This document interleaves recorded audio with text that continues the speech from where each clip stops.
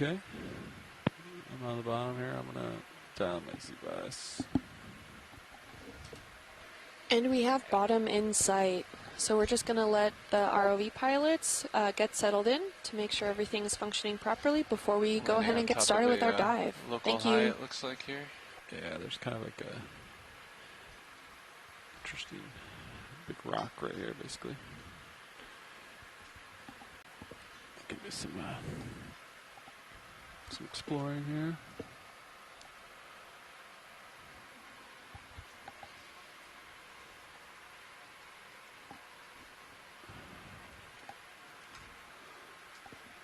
Video, I don't know if you can bring out the shadows.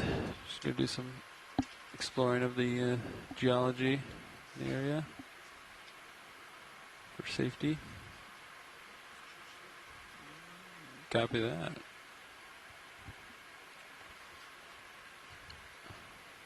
Bridge, ROV nav.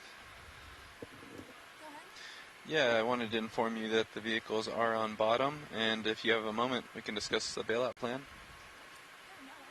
Excellent, thank you. Yeah, we're going to go with a bailout of 180 degrees due south. Roger that. Can we also confirm that the center of rotation of the ship is set to A-frame? Copy that. Thank you very much. Went down.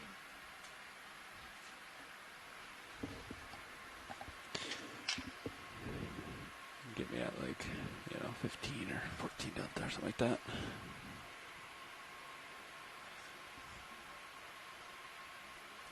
All right, so you still have waypoint. So you said it was like 3.8 or something. What was the bearing? 6.8. 6.8. Ooh, that's pretty far to starboard. Okay. Let me select that waypoint for you again. Sorry. Oh, yeah. That's plenty on you. Or 5.8. Plenty. Come on, yeah, I can stay there.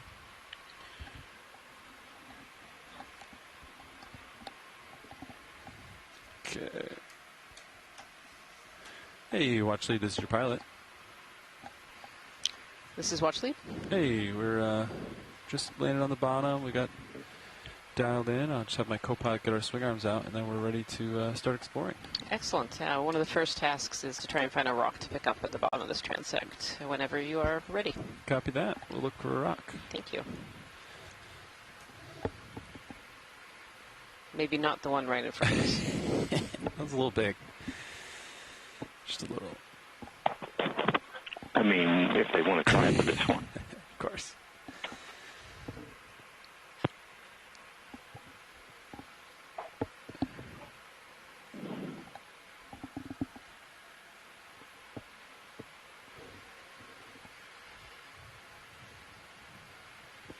So if you've just joined us today, I want to say welcome to dive number 7 of the NOAA Ocean Exploration Expedition, North Atlantic Stepping Stones. My name is Rian Waller. I am the lead biologist on board the NOAA ship Okeanos Explorer. On behalf of myself and my co-lead, Jason Chater on shore, all the scientists on shore and everybody here on the ship, I'd like to say welcome. We are diving today on the Corner Rise 1 seamount. This is actually an unnamed little seamount in between Castle Rock, where we dove yesterday, and an actual Corner Rise seamount, which is just south of us. Sure. And we're starting our dive today about 2,584 meters. We've landed in this rocky plateau. The goals of today's dive are to take a look at a slump area here and moving up to a very steep wall. And we're going to spend a lot of the time today on a wall feature.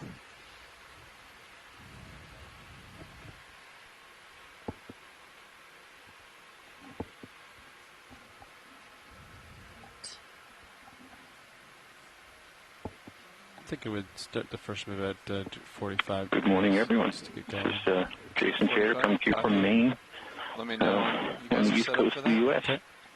Okay. Happy to be joining you on a Saturday, taking a look at this unexplored and unnamed and, before last night, unmapped seamount.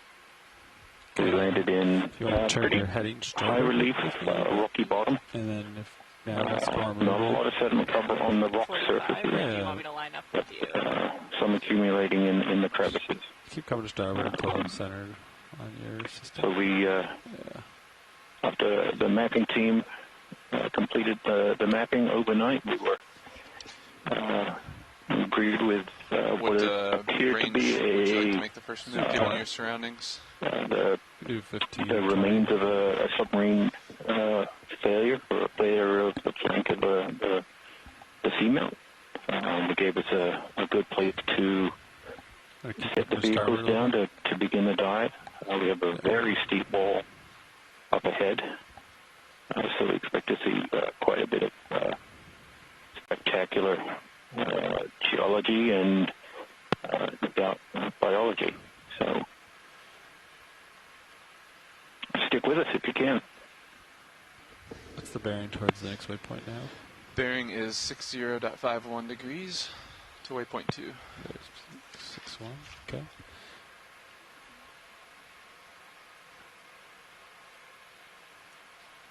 So that would be kind of cutting the slope a little bit here.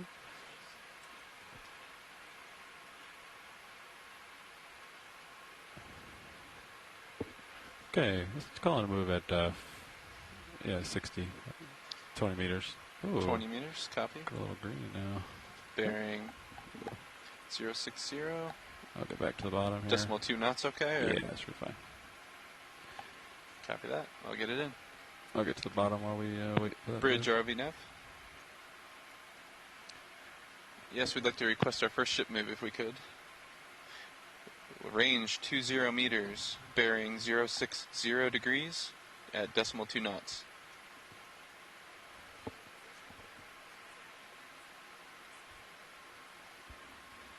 Good copy. Coming down, Copilot. Yeah. We did a lot of focus video, or is it just me? Is it my monitor?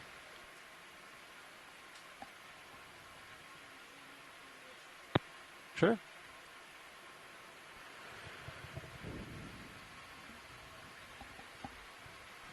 Adjusting your blue view ranging here. Let me know if that works for you. Yeah, looks good. Thanks, video. Okay, watch lead. We got our heading lined up with where we want to head. Got a ship move called in, and I'm back on the bottom. Perfect. This is my heading is going to be the direction of movement. We're going to kind of cut this slope to get to your cliff feature. Okay. I think that looks good, though I'm admittedly not seeing any loose rock material here. This is not the environment I think either of us expected when we chose the dive site early this morning, based on the mapping.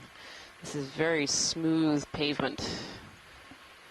Yeah, we'll keep an eye out for a loose rock for you, but yeah, like you said, it's pretty solid here. Perfect. Might zoom in on this white subject while we wait for Yeah. Yeah, the smoothness is not what I would expect from the flow textures that we've certainly been seeing a lot of on the previous dives. Come in on the white circular subject. We kind of try and test the hypothesis that this is an old underwater landslide feature. Certainly a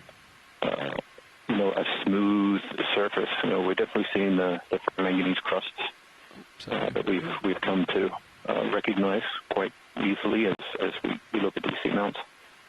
But a smooth surface on a feature such like this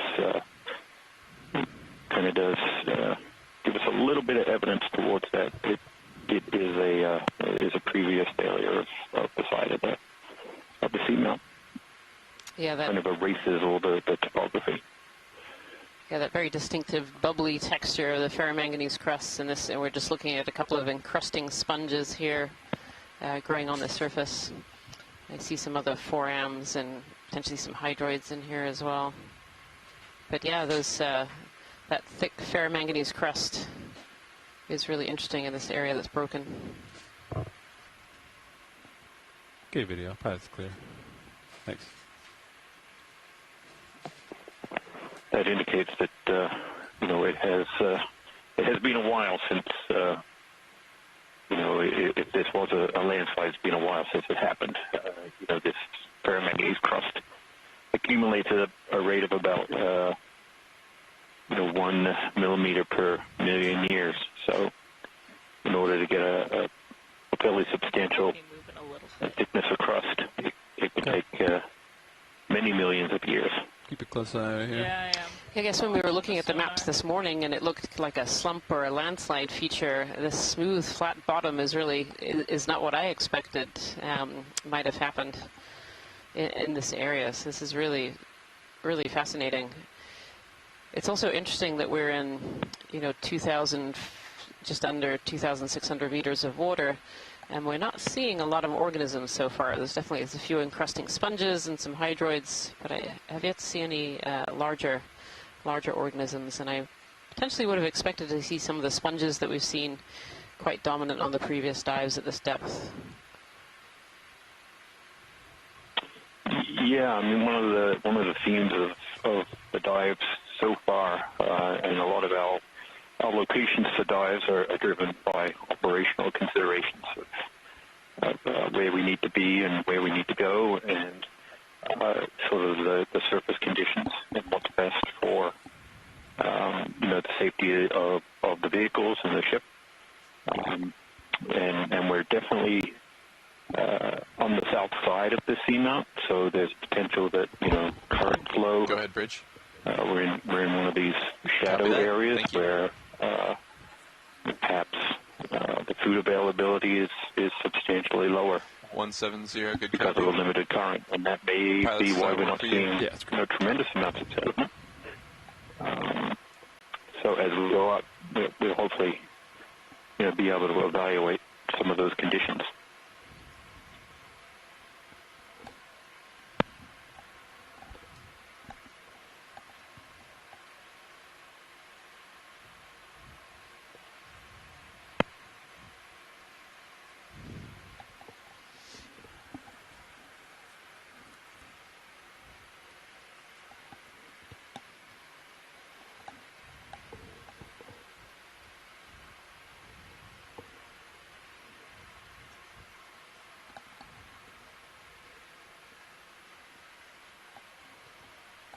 Don't have a lot of tether left, still waiting for Sirius to swing here. Might zoom in on this small white subject while I wait here. That ship move is complete, but you'll have another few Great, minutes pilot. Settling here. Okay. Yes, another sponge sitting on this this edge, this face. You wonder if the sediment on top of the platform here is preventing much in the way of larvae to be able to settle. So most marine larvae that are benthic, that need to settle on the bottom, do require patches that are relatively uncovered, so they would need this hard bottom to be able to grow and to grow well. Need like grippy shoes on the toes. It doesn't seem like there's a huge amount of sediment on top, but maybe it's just enough to keep the larvae away from settling in these areas in large numbers. But these edges, these faces where the sediment won't accumulate, could well be areas where those larvae can get in and be able to grow. Zoom out video. Right. I think I might get a little closer. Make my life a little easier.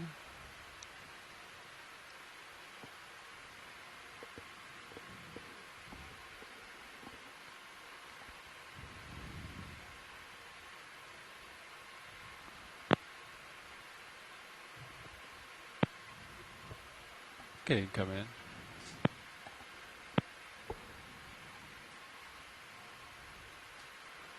Let me know when you think that swing is done, Copilot.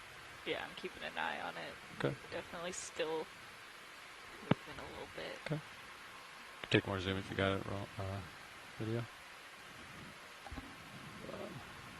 Oh, there's a little... Man. A little man. Little picnic goat, maybe? Yeah, no, I think it's a little isopod maybe, or just hanging from the bottom there. One of these long-legged water walkers, potentially, which is an isopod with just very, very long legs. And we saw one during a previous dive. Go ahead, Bridge. We saw a few in a previous dive. Roger that, thank you. Where they were in a localized area. Nice. All right.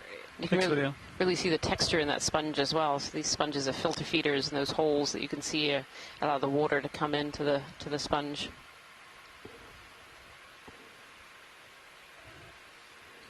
Got a little bit more tether, so I can keep hopping here.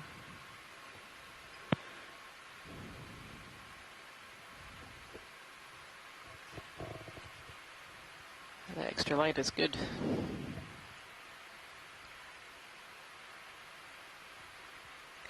The rocks here seem a very different texture to really what we've seen before too. Probably get another move in. Copy that.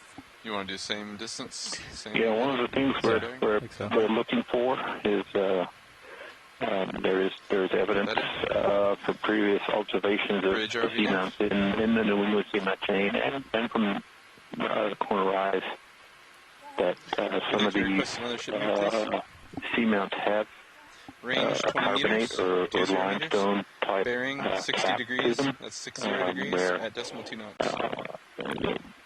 Following the eruption of these areas, they were perhaps somewhere close to the sea surface, and they've been able to accumulate significant amounts of reef type material. And over time they subside, the crust cools. Go ahead. The seamount cools, and they fall below, below sea level. I believe the southern on this seamount's around. Sounds good. 2,000 meters. So, and while it's hard with these ferromanganese crusts to identify the rocks, just because the crust is so pervasive, they cover every exposed hard surface. Yeah, just in this little pond here is good. We come in video partial. We try to look for the textures that can point us towards, confirming or hypotheses like that, or coming up with new ones. So the sediment looks pretty similar to the ones that we've seen on the previous dives. Lots of these pteropod shells, this planktonic sea butterfly, that when it dies, its shell comes down to the sea floor and can often accumulate in areas that are a little swept. Oh, there's a little anemone on the rock there too. Lots of different shell types seem to have accumulated in here. Yeah, so yesterday we collected a little bit of sediment from Castle Rock Seamount, and under the microscope, you look, and it is mainly made up of the shells of dead marine organisms. So it's quite amazing just how these accumulate in relatively thick amounts. Yeah, and we have this we call this a biogenic sediment. Biogenic sediment, yep. Yeah, and there's a little sea anemone. You can see its tentacles sticking out from the rock there. This must be really tiny. It's just in between those little bubbles of the ferromanganese crust there. Thank you so much, pilot. Yeah. Okay, pilot's clear. But let's see what else we see here. Next video.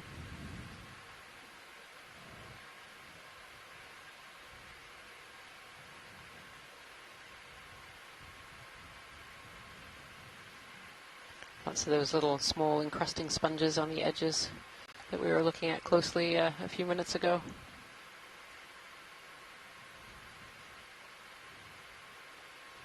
Taking off.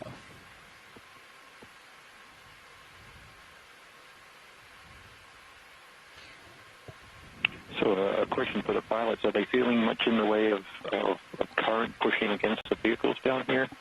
No. Not feeling much current here. Yeah, they're saying not much current at all in this area.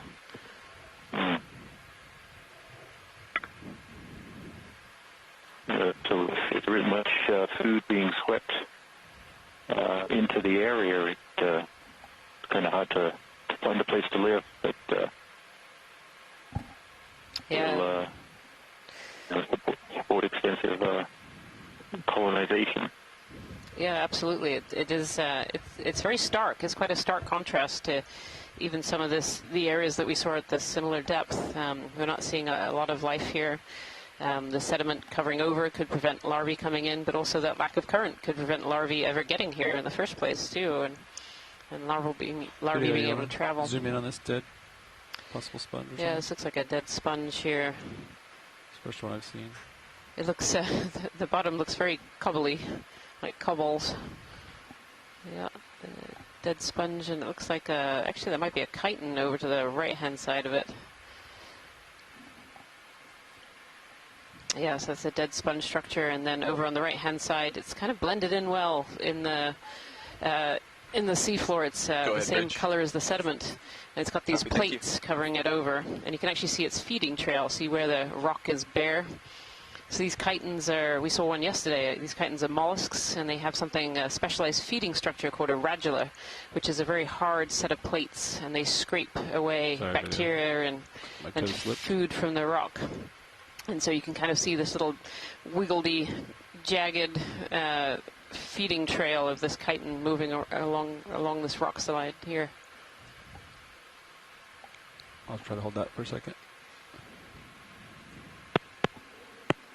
Thanks, video. And as we were talking about a little yesterday as well, these chitins are something you often think about as being really specialized for high wave environments. They stick onto the rock pretty firmly. They're very flattened. And so these high wave, high energy systems, here we're seeing another one of these chitins. There must be enough food down here for that little guy to survive. Yeah, when we cut like this, we don't have to pull up quite as much as going straight up. It's kind of an awkward saddle game. Pilot, watch sleep. Go ahead, pilot. I don't know if there's a loose rock in this like empty little cave down here in the middle that might have fallen down. It'd certainly look. Yeah, kind of the one. Not a rock, maybe a crustacean or somebody hanging out. Yeah, I wasn't sure if in this top off the cliff there, where the one had broken off into this little pit here. Right, straight ahead. Yeah, dead center, right on the lasers there. Actually, is the one that caught my eye as we went by. Video, you want to come in, see if it looks like it's... And it may just be pavement, but yeah, it looked a little potentially loose.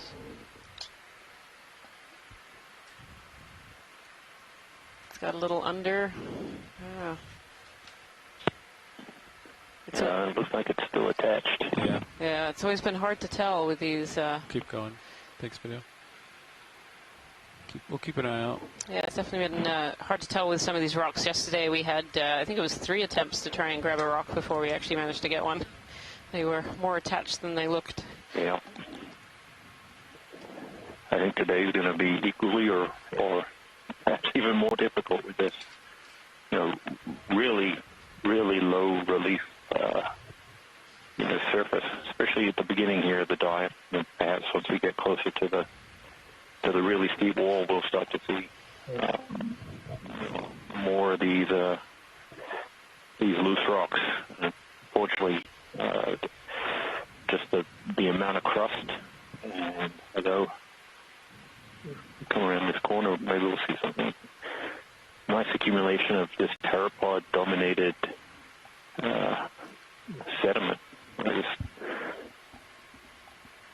sort of break in the slope has allowed the sediment to accumulate relatively thickly, at least in terms of what we've been seeing so far. I think you get another move in. Keep going. Good copy. Same move. Middle center. You green out.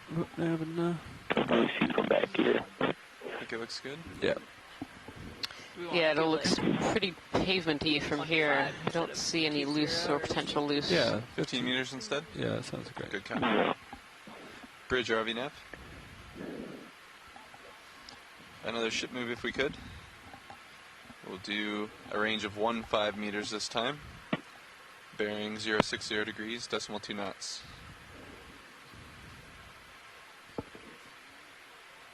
So we really are, really seeing a range of different bottom morphologies from all of these dives.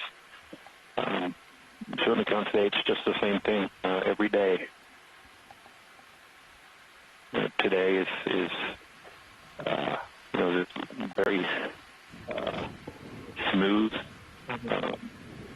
pavement surface in what we think might be a landslide scar here on top of the Seamount. But, in previous dives we've seen, really complicated lava flow morphologies and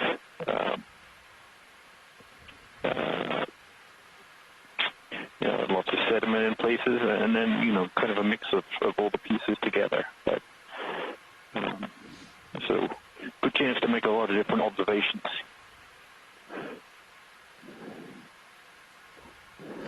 It definitely is interesting how this is very different, and in fact each of our dives really has been different in its own way, different morphology and different types of organisms, maybe different diversity of organisms that we've seen. So each of these dives has been really quite exceptional and interesting in its own way.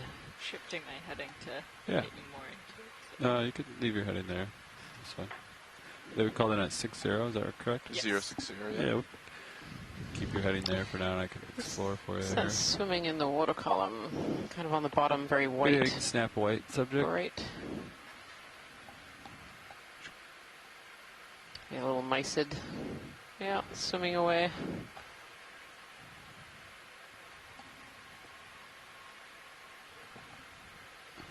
Mysids are relatives of the shrimp. You can see it's kind of got a shrimp-like body there. Thank you, pilot. Yeah.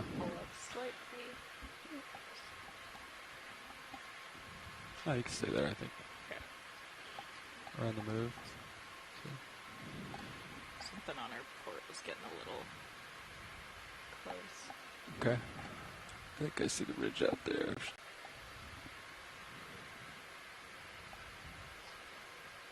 You got me at 52.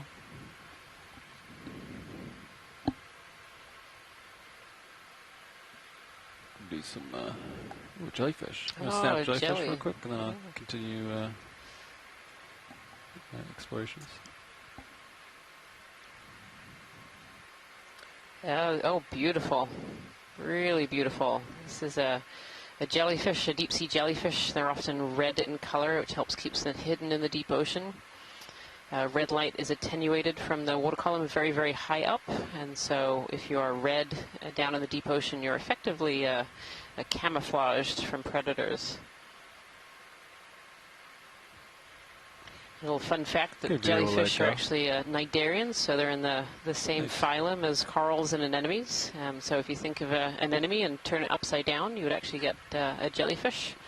It's called the jellyfish are the medusa form of a cnidarian, and the anemones and corals are the polypoid form of the cnidarians. There's something else in the water column there too, another jelly. I want to let this jelly go. Just much wider bell. Seems like most of our biology today in the water column. Yes, yeah. Actually, it's the same kind. It just had its tentacles spread out there. It's determined to get in the camera, pilot. It is. It really is. Wants its 5 minutes of fame here. All right. Beautiful. Beautiful, beautiful. You rotate up a little bit on your camera rotator on you. There you go.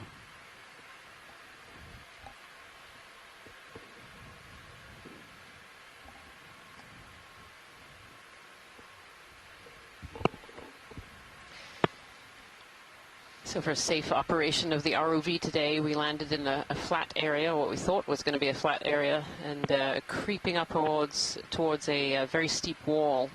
A big objective of the dive today is to explore a wall, very steep face, at least 60 to 61 degrees is what our mapping team overnight had discovered.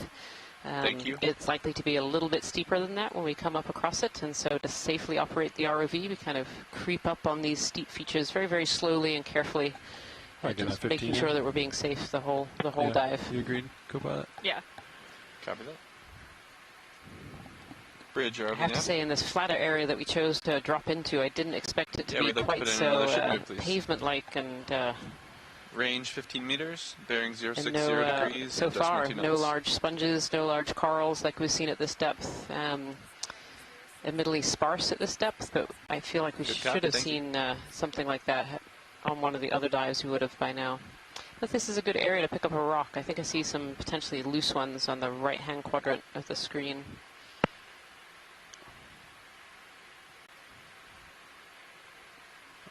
Throw my lights.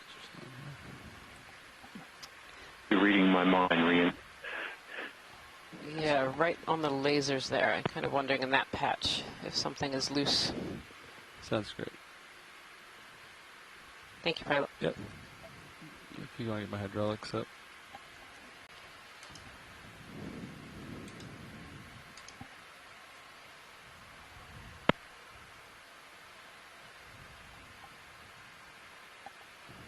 Keep an eye on things now for me. Yep, got an eye on it. So as the pilot's just set up here to try and attempt to collect a rock from the bottom of this dive, we're going to go a little quiet to give them some space to concentrate.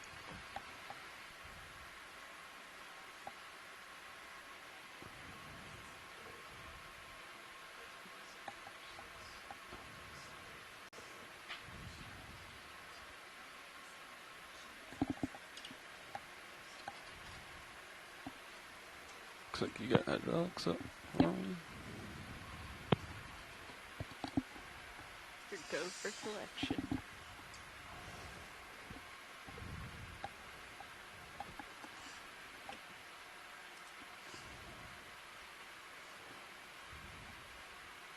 Do you want the mini Zeus up? Sure.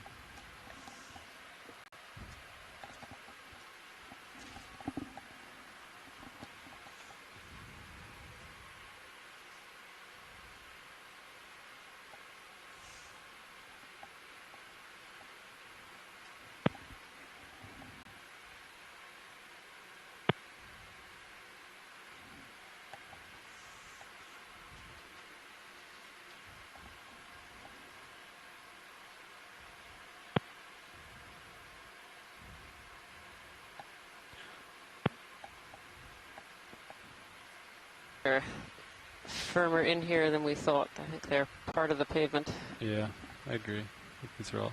Those two are both stuck. Okay. Those are the only two candidates I noticed in this vicinity. I agree. Thank you, pilot. Keep our eyes open. Yeah, it's kind of tricky sometimes to find what is separated in the bog. We're limited. You take your ability to get certain types of rocks, and ones that are firmly attached to the wall are here to stay. So there's a little whip at the top there. I did not see the Brazilian. That outcrop. We can go for the whip. We can snap this video. Copilot Nav, can we adjust the mini Zeus out front? Yes. Oh, this is a sponge, actually. I thought this was potentially a coral, Appreciate it. but I think it's actually a sponge. If we can get in slightly closer.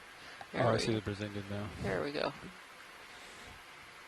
Yes, this is a sponge growing in a very tall pen-like structure. I don't think we've seen one quite like this one before during this cruise yet.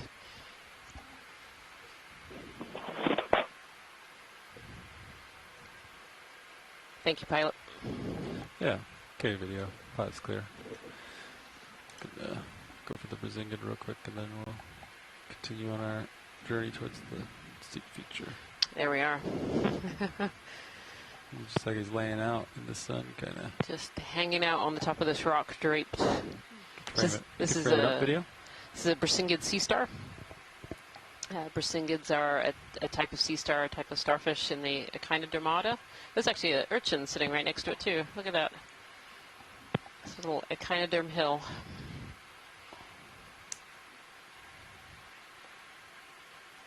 It looks like this Brisingid has recently lost a few of its arms. Thank you very much. When predators attack and take some of the arms, they can actually regrow. So you can see it's got 3 little arms on its right-hand side that are much smaller than the rest and are busy regrowing after potentially a predator attack or some other accident that's happened to this particular Brisingid. This white urchin sitting next to it, an echinid. Okay, pilot's clear. I'm going to keep moving. Keep calling you rolling, Bob. Sorry. Thank you, pilot. Yeah. Okay. See if we can acquire this feature. Hearing from Christopher Kelly on the scientific chat room here that the sponge was likely a demo sponge, likely of the genus Piloderma. And don't think So we've you're seen at one of those 70. yet, so that's a first for this expedition so far.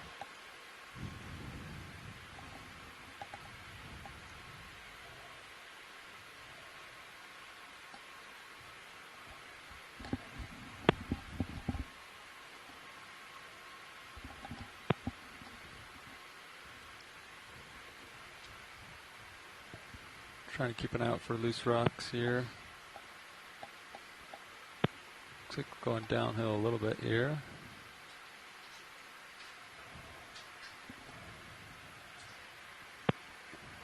How far away are we still now? Okay. Between 60 to 80 meters before the slope on high pack. Okay. Probably get another 15 in. 15 work for both you pilots? Yep. Copy that, I'll put it in. Bridge RV nav. Another ship move, please. Same as last. 15 meters range. 060 bearing. 2 knots.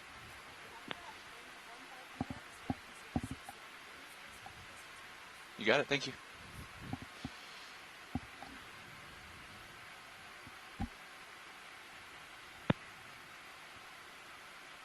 Trying to find you a rock. Watch lead. Yeah, we're watching back here as well, trying to see if any of this is loose, but it all looks pretty consolidated. Is that one? I know, the dark one? I think that's... No, it's up. Yeah, that could be. It certainly stands out a little bit versus the rest there. I can see sediment all around the one I'm looking at. okay. In the little out. Actually, in the top left-hand quadrant, there's like a, arts here as well. A little kind of embayment, and there's like a rock that's sitting right in the middle. I'll splash lasers on what I think you're talking about. Yeah. That one? Right? Right there. Okay. Yep. Seems to be potentially just sitting out there on its own.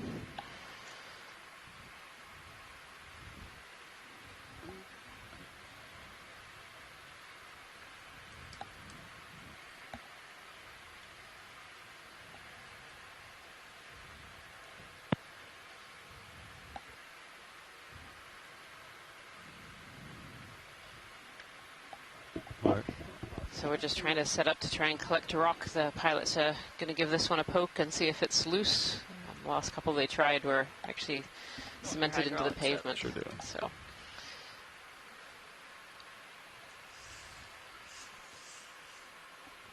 Sweet. And giving you monitor right.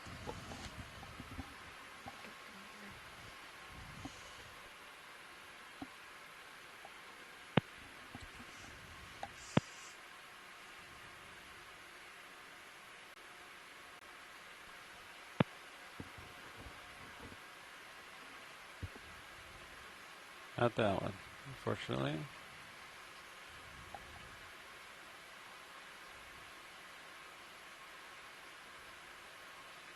Nope.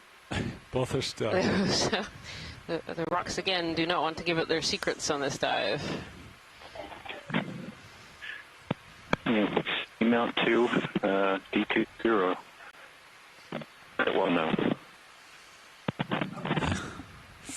All right. Onward. We'll keep searching. Thank you, pilots. Right, disabling HQ. Taking back monitor right. Yeah, the kind of texture of Thank you for the adjusting blue view. diesel changed a little bit where you stopped in this very smooth kind of pavement, but now we've moved into more broken, slightly higher relief rock surfaces. So we're getting there. We'll find one of those rocks that are loose. He believes in us. Yep.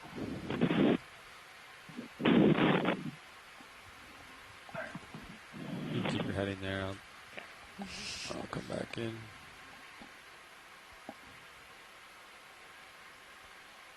Just going downhill gets a little awkward dance for us, but.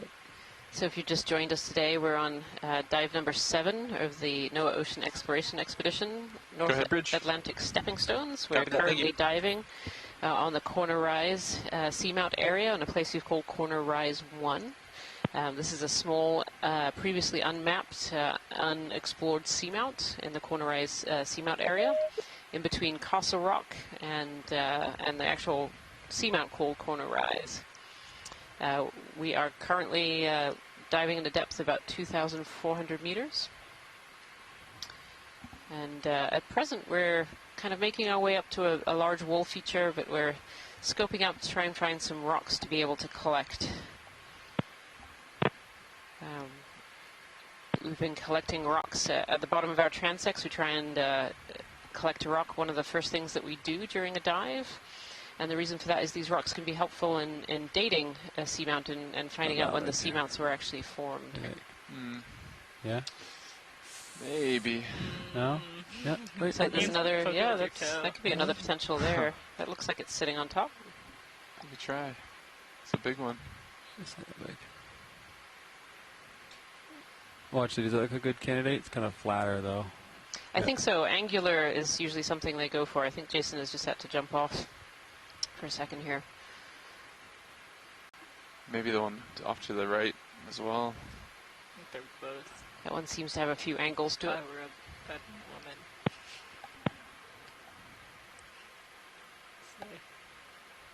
They're stuck.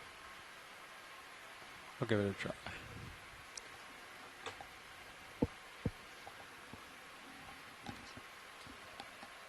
Has that ship moved down? Completed at 15:11. Cirrus is probably moving for another 2 minutes. Okay. So you have hydraulics up? Hydraulics are up.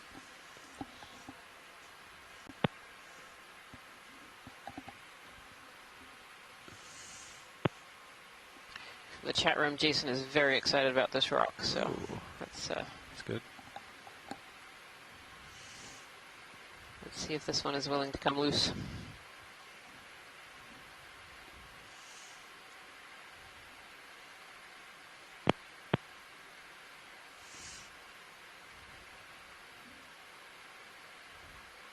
Oh, nice stand. There we go. We have a winner.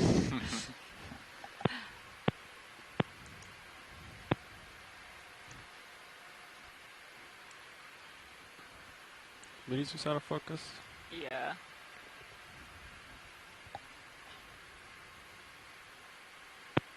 Ooh, is that too crumbly?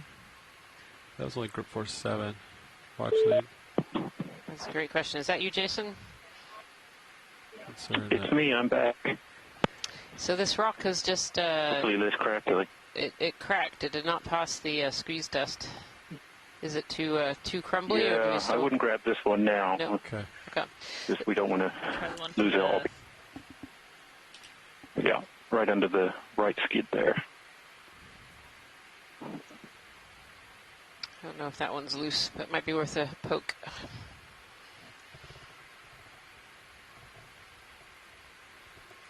I need to reposition the vehicle. It's kind of below me. Stand by one. There's kind of an awkward rock in my way.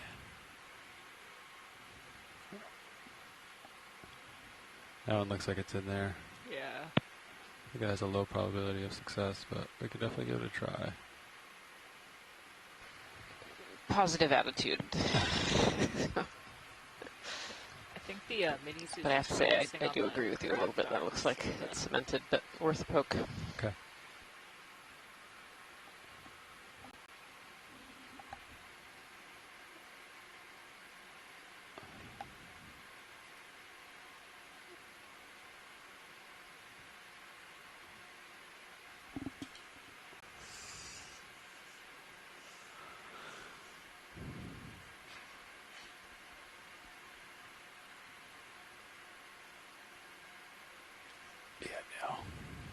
Sorry. Firmly in there. That's okay. Thank you for trying, pilot.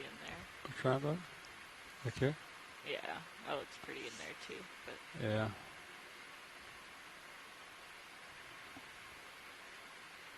Gets out of my reach, but yeah.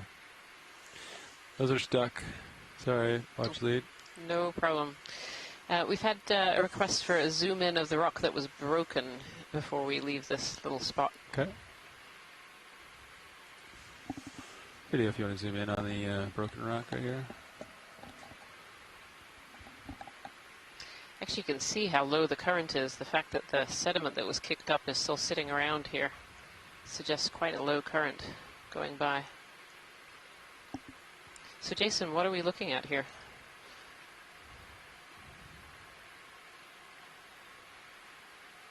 Kind of whiter in color.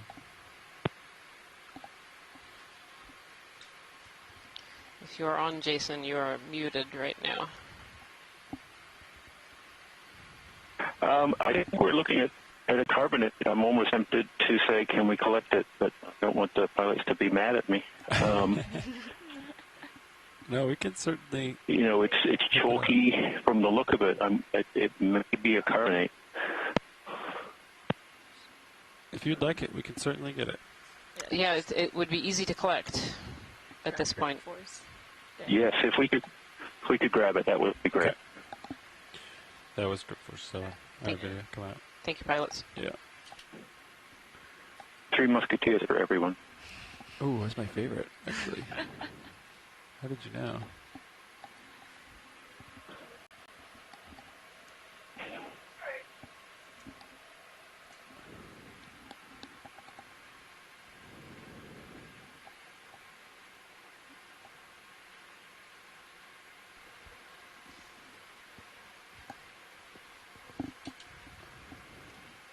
You got hydraulics up still, I assume? Yes. You want to bring my port rock box on board, please?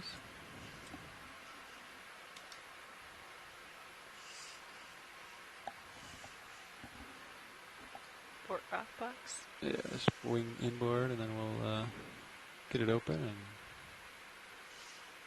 There you go. Thanks, Bob.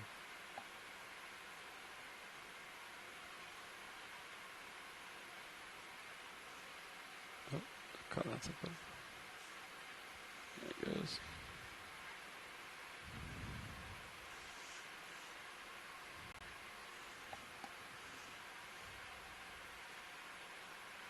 I'm going to reduce my grip force so I don't crush it. Tracker force 5. 7 broke off the smaller piece, but if I get a more straight on grip, it might not break.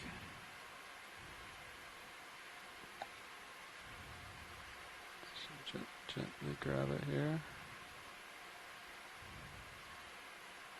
Watch it. Did you need additional zooms of it, or can I go right for the box? See, it's kind of crumbling on me. Yeah, let's just get it in the box, I think. Okay. We take good images when we get it back on the ship. Okay.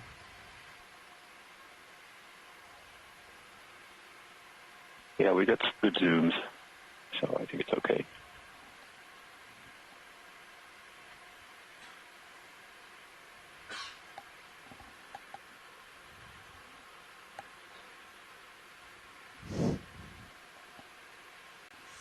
Excellent. Thank you so much, pilots. Yeah, no problem.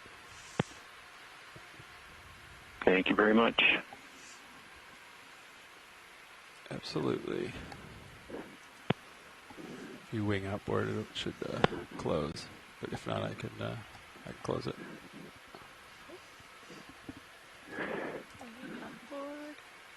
Yeah. So for the folks at home who are wondering what happened there and why we went, we went back to this rock after we initially decided not to pick it up. What we ended up seeing when we zoomed in on it was very white color, and for a volcanic rock such as a basalt, it would not have that color. And one of the sort of objectives of the dives from the geologic perspective is really to try and substantiate and, well, hopefully not quantify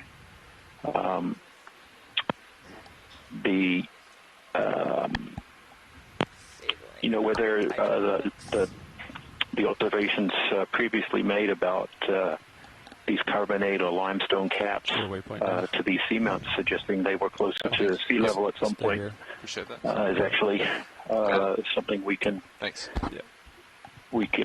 investigate further. So finding one of those type of rocks in white color indicates that the material is chalky, or so almost like chalk that you would find on a blackboard, which has in the past been made out of calcium carbonate, and that's going to be a really valuable sample for looking at that, and probably the first sample during these dives and any on the corner ice to actually collect a carbonate or limestone sample. So exciting. Very big boulder feature, looking like it's coming up here.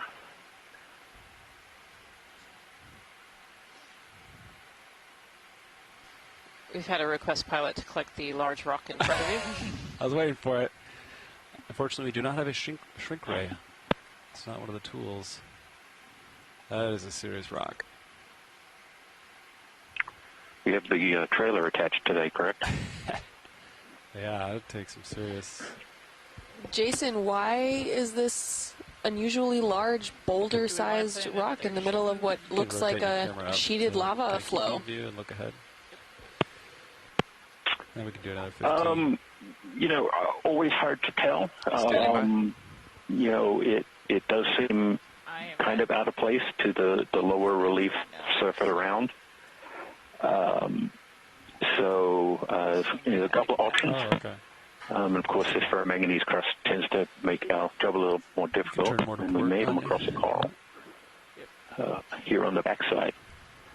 So either this is in place and it's just a piece that didn't break off, or it erupted here, if these are volcanics, and it's just sticking up, or it has moved down slope from up above, and we think we may be diving in a landslide scar feature from a past bay or at the flank of the seamount, and so big pieces can come tumbling down when those failures happen, and that may be what this is. But I definitely think we're seeing for the coral. some sort of coral here. Maybe a black coral. Do a floating shot here. I haven't seen this one yet. Yeah, it's actually the first coral of this current dive today. And it looks to be a Bathypathes.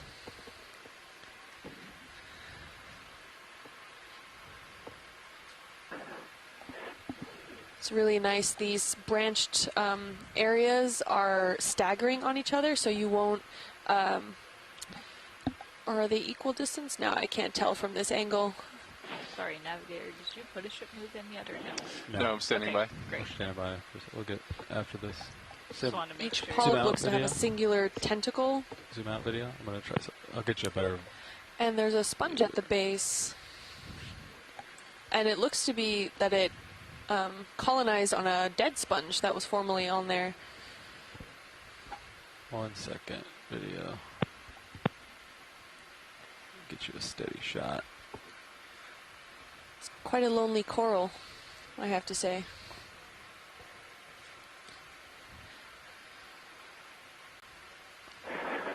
We call it a black coral. Obviously isn't black. The polyps and tissue are not black. They're kind of orange in color here, but the skeleton underneath is actually black, and we may see that as we zoom in. Oh, and it looks like there's a little intruder on one of the branches there. Christopher Kelly said that the branching is opposite, so it does look to be a Bathypathes. We have quite a few what look like worms on there, but I'm not entirely sure. That kind of whitish area on one of those branches, and then also the purple-white that's on that main stalk there. You ready for I'm wondering if that's some type of I guess so. animal or damage to the tissue. What else did you see on you? A biological or? Kim and I are clearly not deep sea biologists. Okay. and we have a chat room of scientists from around the world who can chime in and make us sound more intelligent on biology. Yeah, so Dougal Lindsay said it's possibly a gammarid amphipod. Unless that was the critter that was floating in front of the camera before.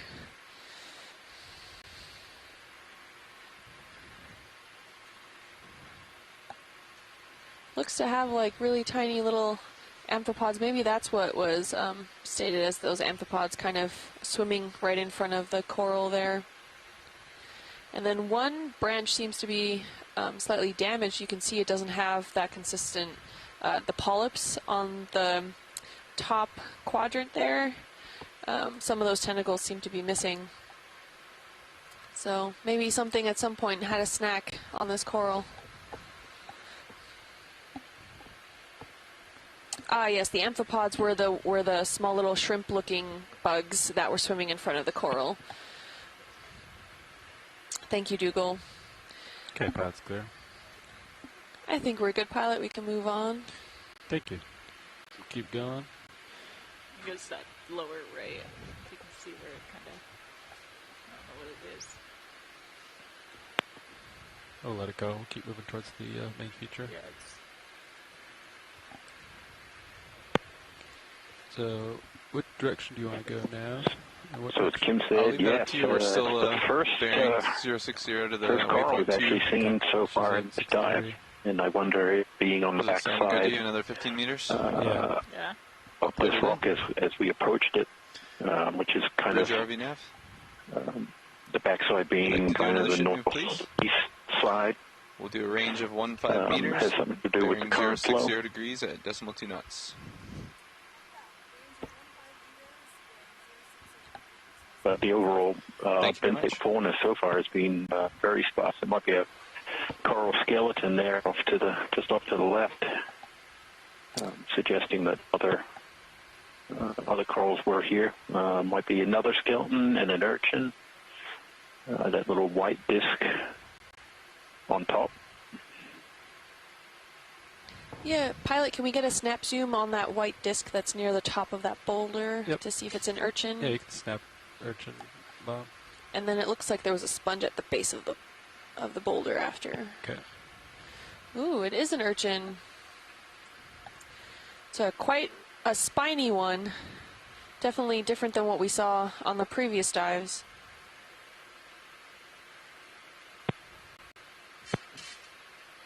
Not want to encounter his spicules. Is that what they're called? Spicules? We are seeing on Yes. the Okay. blue view about 25 meters. Really out nice some bigger white color. features. Copy that.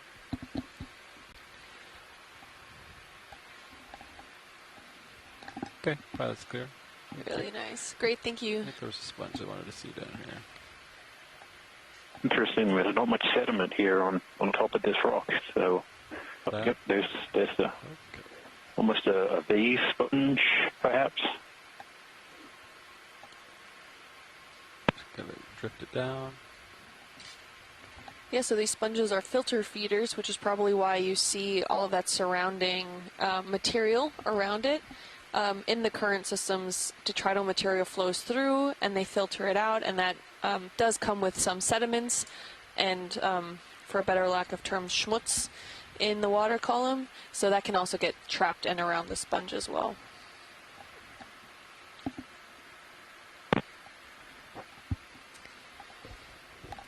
Chris Kelly says that this is a rosalid vase sponge. Crinoid on the side of it. Okay. Do you need closer views of anything? Watch later, or did you keep moving? No, thank you. That's good. We Okay. can keep moving. All right. Next video. Can we have the lasers on? We sure can. Thank you. So these lasers are 10 centimeters apart, so that helps us put in perspective the different sizes of things, because not only through the water column, but through the video, perception can be quite misconstrued way down deep. And the lasers give us a good reference point of how large or small certain organisms or features We'll go are. for the fish video. I'm gonna watch my swing arm on the rock.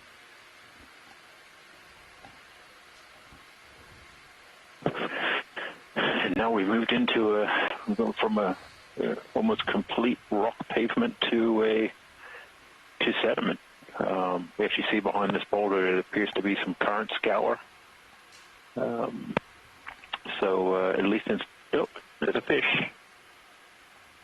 Yeah, can we get a snap zoom on the fish? Yeah, absolutely. Video, you can zoom in as I get closer. Watch my tether on the rock. I'm going to take a wild guess and call this a halosaur like we saw yesterday, just based off the color and the general shape, but we have to get closer to verify, and hopefully we have someone in the chat room that can verify that for us. Oh, Chris Kelly says halosaur. Good job, Kim. Thank you. We're improving. We're getting from fish to slightly more identifications. That's right. And is it me, or is that a dorsal fin on top, or is it missing a fin on the other side, on the side that we're closest to currently? I don't see a secondary fin if it's meant to have one. There's like a dark spot where it could have been, maybe. Take more zoom if you got it. Yeah, it does not look like it's complete. Yeah, there's a little stub there, I think. Oh. But clearly, as I limit myself to fish in my identifications, I'm not an expert. So thank you, Bridge. Chris Kelly is saying it looks like it got a bit munched, so maybe it was a targeted prey by something that it just barely got away. Some battle scars. Yeah, exactly, pilot. Battle scars. things can be tough down here in the deep sea. Go ahead, Bridge. Absolutely. Life is Copy, not thanks for easy. that. Zoom in on the, Okay, video. those rocks actually look like there's some coral twigs, ferromanganese coated coral twigs in there. So perhaps as we go upslope, we're gonna see some more coral. Absolutely. I wonder if we could zoom in on that kind of rocky mass Yeah, to the left there. that looked quite interesting. That kind of, it almost looks like a table. Yeah, that is. Frame it up. That's making me think that we're seeing carbonates here. You can zoom in, frame it up, video. Definitely looks So like far, it's it. been unusual to actually see a hard surface without a ferromanganese crust on it. So Yeah. anytime we see it, it's unusual. Okay. I need to keep going, video. I gotta I'm check out this feature. We'd like a closer 100%. zoom, actually, if that's okay. Yeah, we can snap it real quick and then I'll get going. Thank you. Identifying rocks in the deep sea is extremely challenging. It's extremely challenging on land sometimes too. But yeah, I think this is a carbonate, kind of like a limestone.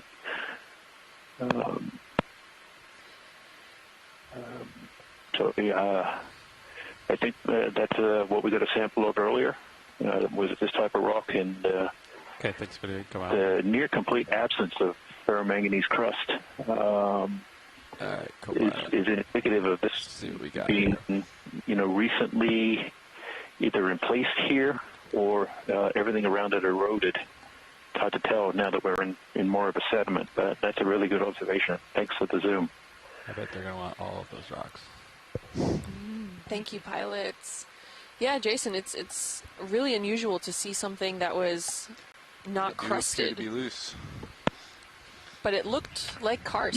Yeah, and as we've been saying, this area looks rotate like up. it was a submarine landslide scar feature. So at some point in the past, we got another fish. Video, if you want to snap the fish, I can get closer to him.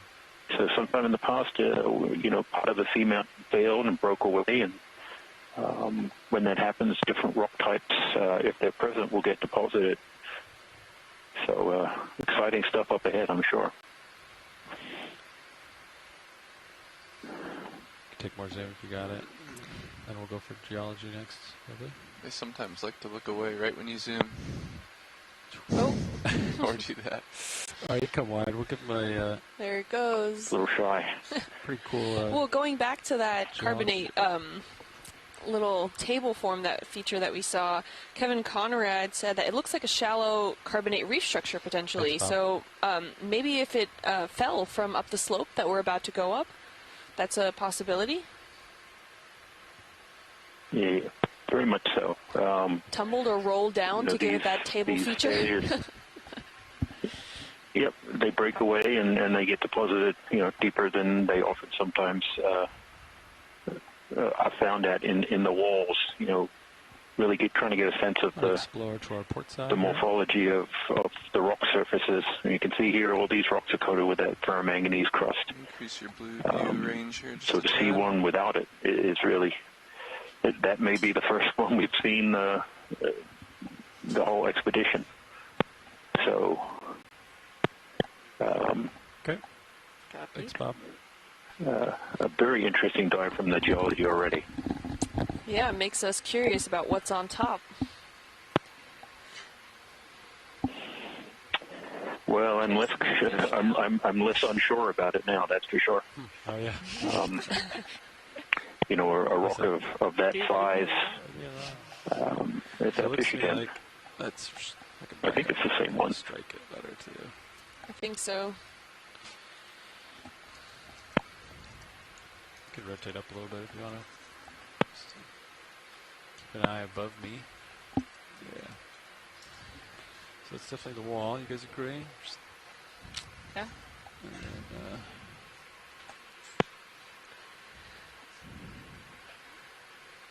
definitely a very serious feature. So keep going onward and upward here.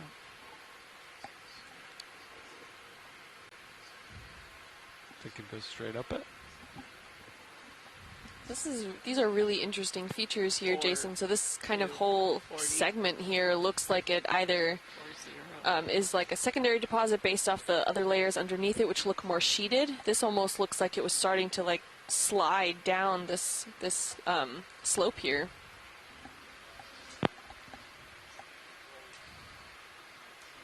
Yeah, it's certainly something we're going to be now looking at, and I don't know if we're seeing here or some of those desmophyllum cup corals underneath this kind of overhang here. I wonder if we can get a zoom.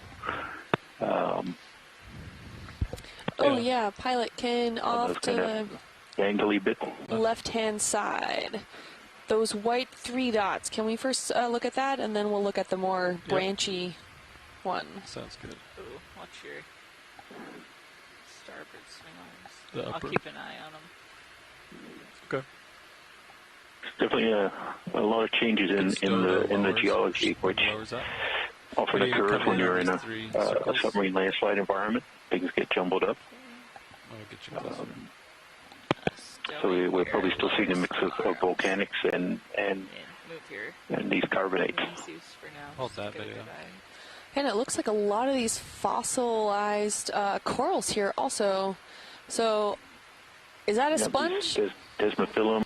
So Rian did her PhD work on this type of coral, and unfortunately she's at lunch. So I'm sure she'll be back soon, and we'll have something to show her. But there was a lot of them here. So at one time, there were certainly, the conditions were conducive for their growth and success. And then something changed. I'm not seeing any live ones. Yeah, I would have to agree with you. I don't see anything live. But also those small, like, tubular structures. Oh, absolutely. Yeah, I wonder if those are worms. Yeah, they look like worm tubes that have then since crusted over. Is there a live one just to the top right? Oh, yeah, those little antenna. I snap it, Roland. I'm floating, so I'll do my best. Right, yeah. It's a pretty small feature. Or are those sponges that have, what is that? Is that a polychaete? It's a polychaete worm. Trying.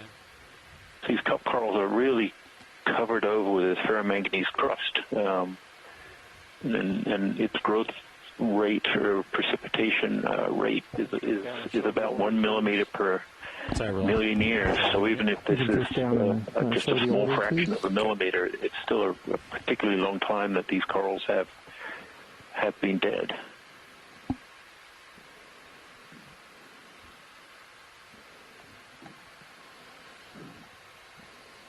Looks like little pieces of sponge have started to grow over the dead corals.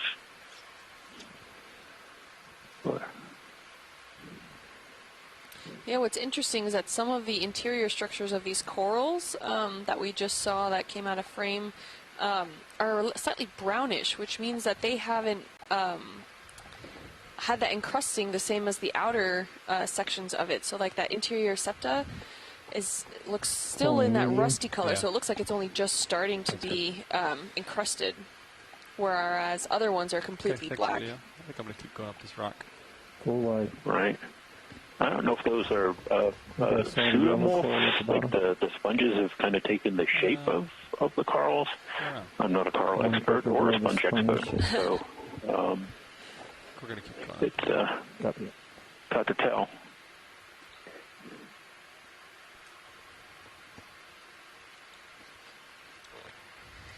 Yeah, so Scott France is confirming that was a polychaete that we saw with the tentacles coming out of that tube that we zoomed in on.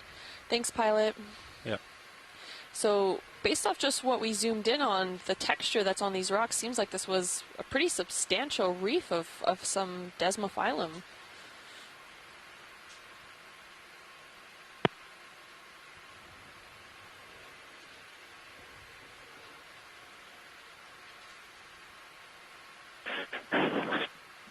Well, we've certainly only seen one live black coral. Was the only coral we've seen live so far.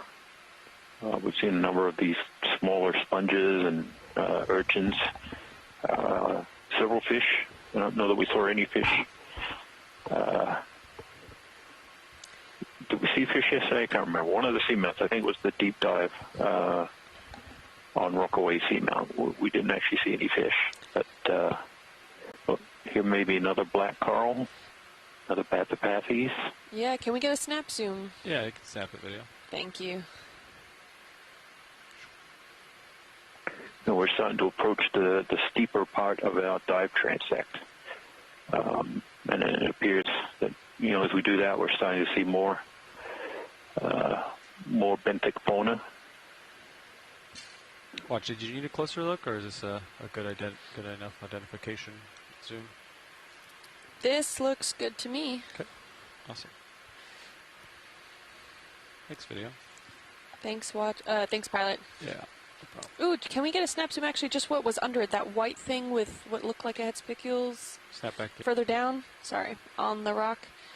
Now, a little bit out, right there. Oh. Ooh, is that a holothorian? Take it. It's a little baby holothorian if it is. Very small. Oh. Very, very small. Yeah, very small. Do we have any biologists on the line that can tell us maybe what this is, if it is in fact even a holothorian? Sorry, Roland, I'm trying. It's just really small.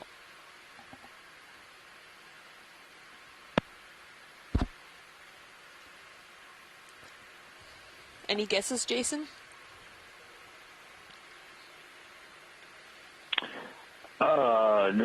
None that would be anywhere close to what it actually is. But maybe holothurian. Oh, look at that! It is. Scott France, one of our onshore biologists, has chimed in, and Chris Kelly has also agreed that it's a holothurian. Yeah, we can see from the lasers just exactly how small this is. So this is about 5 centimeters long, so it's quite a tiny holothorian that we're seeing there. Thank you, pilot. Yeah. Is that rock crevice to the right next to the bathroom? All right, we're starting to move up now this steeper slope. And the highest slope for this transect is expected to be around 61 degrees. Subject. Oh, look. Is that a bryozoan? So partially green, partially white matrix. Huh. Max zoom. Max zoom, copy. Watch, do you need a closer look at this or keep moving? That's fine by me. Thank you. Okay. So I think we're pretty stationary Scott here, France. and you're stretched out. So Scott France Yeah. did say that it is a bryozoan. 5 meters. So What that's direction? good. I guess, right? 5-0. Yeah, 5-0. Copy. Yep. Stand by. I'll put that in. 5 meters. Seeing quite a few still of those encrusted sponges around. Looks like that's pretty, right? Ooh, that is quite a steep slope there. Bridge ROV nav. We'd like to put in a ship move, please. We'd like to move 5 meters. Yeah, that, I mean, the range 5 meters. change in where we landed, which was, very, very smooth, almost continuous rock pavement, very little vertical relief. You got it. And basically, we've traversed up to the base of this steep slope, and it's going to get steeper even than this. We had a little patch of sediment there, but now we're just seeing almost continuous, rock wall with ferromanganese crust, and just kind of almost like pillow-like texture. Again, really hard to tell. These crusts seem to be quite thick. So we may still be seeing volcanic morphologies, but we definitely know that carbonate is above us at some point. So, and maybe this is a big branching bamboo with another bath of pathies just going out of the bottom of the screen.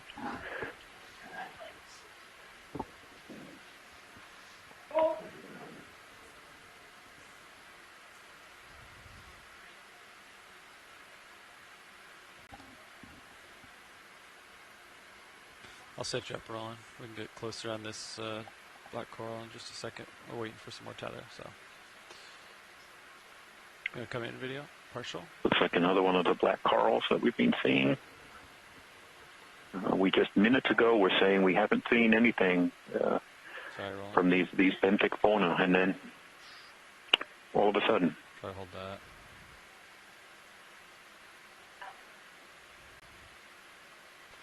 Well, I should have gone to lunch earlier, apparently, because that's apparently when all the corals appear. Yeah, we saw a whole bunch of dead cup corals again, so.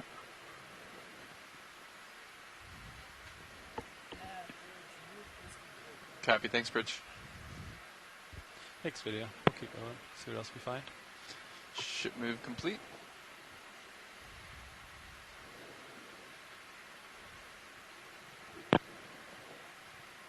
A little bit of tether.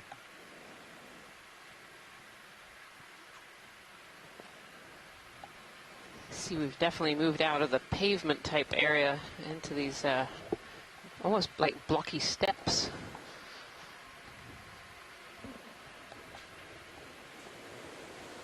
Yeah, we're going to be pretty near as vertical as can be supported by the geology, so it's going to get pretty spectacular, I think.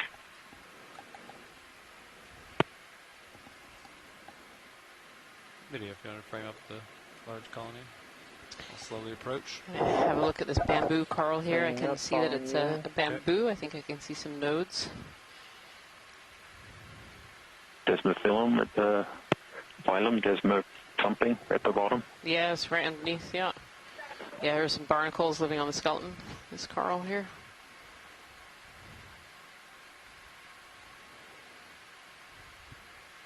You can see these barnacles are taking advantage of this little nub that doesn't have any tissue on it to grow.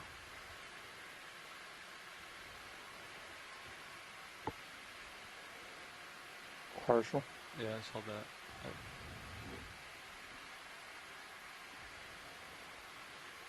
Just gonna keep floating, rolling. Just keep kind of panning around. So as filter feeders themselves, the barnacles are simply just taking advantage. Something else looks like it either chewed it or broke it away, and they're just opportunistic, I guess. Yeah, absolutely. You know, the larvae, they have a swimming larvae, and so the larvae are in the water column, drifting with the current and swimming, and then whenever they come across a substrate that's suitable for them to settle on, that, you know, they can settle and grow. And so these particular larvae of these barnacles have settled on this empty piece of skeleton. We see them on some of those dead skeletons as well, those black branches that are coming out of that are attached to the rocks. And then we've seen them on these coral skeletons before as well. They're actually quite commonly associated with some of these corals. But they seem to have to land in areas that don't have any tissue left. The coral tissue is enough to deter the larvae from being able to settle. From Scott France in the chat room, this is potentially a... Oh. Sorry, Jason. Oh, go ahead. I was saying from the chat room, Scott France says this looks like a J-clade, which is related to a Jasonisis. Bamboo coral here. Beautiful bamboo. Which isn't related to me, apparently. Not related to you, I'm afraid, Jason. No, Jasonisis. I believe it was named after the ROV Jason, which was one that first collected it. See, this is another coral here on the side. Nav, how long ago did you put that ship move in? Definitely a bit different. Ship move was put in at 1548 and completed at 1550. We've been done for 4 please. minutes. Okay. Squat lobster. Is this a Chrysogorgia? Yeah, this looks a bit like a Chrysogorgia, I believe, with its squat lobster living in the center there. Very, very fine polyps, especially compared to those that we've just seen on that bamboo coral, that Jasonisis. No, I'm floating, so it's kind of in an awkward position. Beautiful. You see those fossilized fossilized Desmophyllum dianthus. You can just kind of see their distinctive skeleton shape in the background there and underneath this colony. This area was obviously once a pretty thriving area for cup corals, these Desmophyllum dianthus. It must have looked really beautiful back in the day. Pilots, would you like another 5 meters, or would you like some of these fossilized corals have been dated back 10, 20, even 100,000 years ago. I think 5 meters is okay. Sounds great. 5 meters, I'll put it in. Bridge ROV nav. We'd like to do another 5-meter ship move if we could, please. That's a range of 5 meters. Bearing 050. Terrain. I was wondering what was going on. Definitely very, very steep. And if you look in your live stream number 3, you can see on the bottom right-hand side there's a little screen called Blue View, and that gives you the front-looking sonar that the pilots are using to help orient where they are. And those really white, bright returns show very hard returns, so hard rock. You kind of see this steep area right in front of us here. I think there's a coral right below that sponge on the left a little bit, kind of blends into the background there, pilot. Okay. I think it's another Bathypathes. Yeah, we're seeing another Bathypathes. Kind of the dominant coral so far. And yeah, lots of cracks and crevices and small shoots and other things. Again, not much in the way of sediment accumulating. When we tend to see cracks like this, we often find that they trap sediment really well and end up funneling that sediment down slope. Erosional features, little channels and chutes that show up. We'll keep an eye out for that.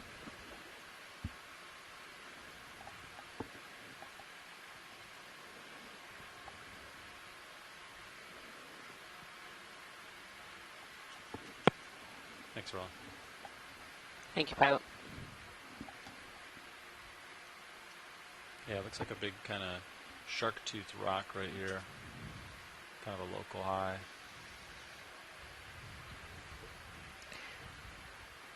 You can snap the star, see if you're interest.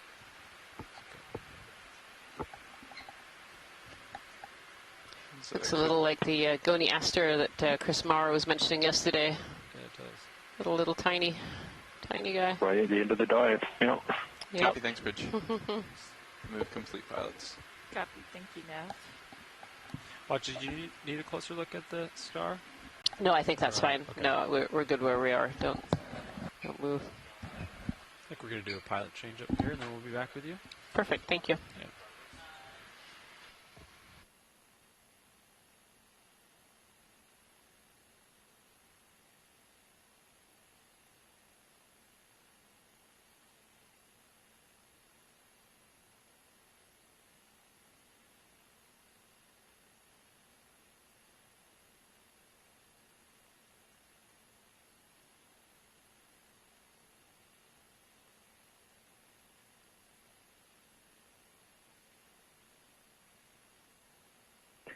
Big sponge showing up.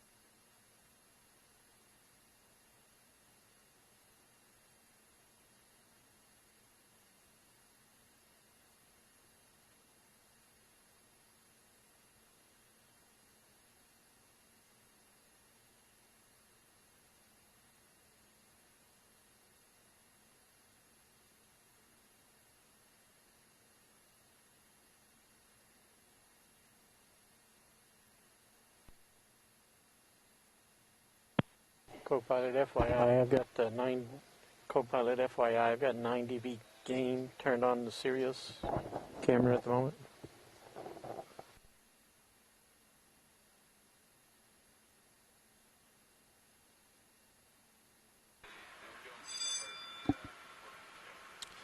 Hey, Watchlead. This is Pilot. We just had a quick pilot change. Is there anything specific in this area you want looks at, or should we keep maneuvering upslope? I think we're good to keep maneuvering upslope. That would be great. Copy that. Thank you. So, co-pilot, how do you feel about starting with a 10-meter move to move you closer to this feature? I think Nav can verify, but we're all stopped right now.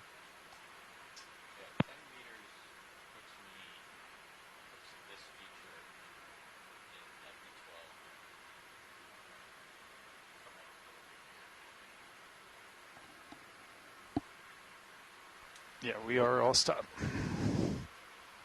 They've been doing 5s for the last couple at 050.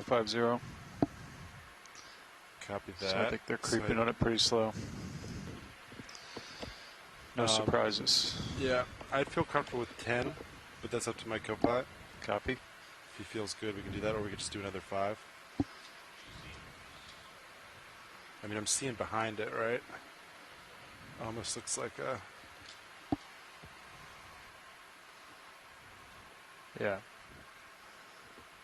Sirius, you got good lights. You can see everything.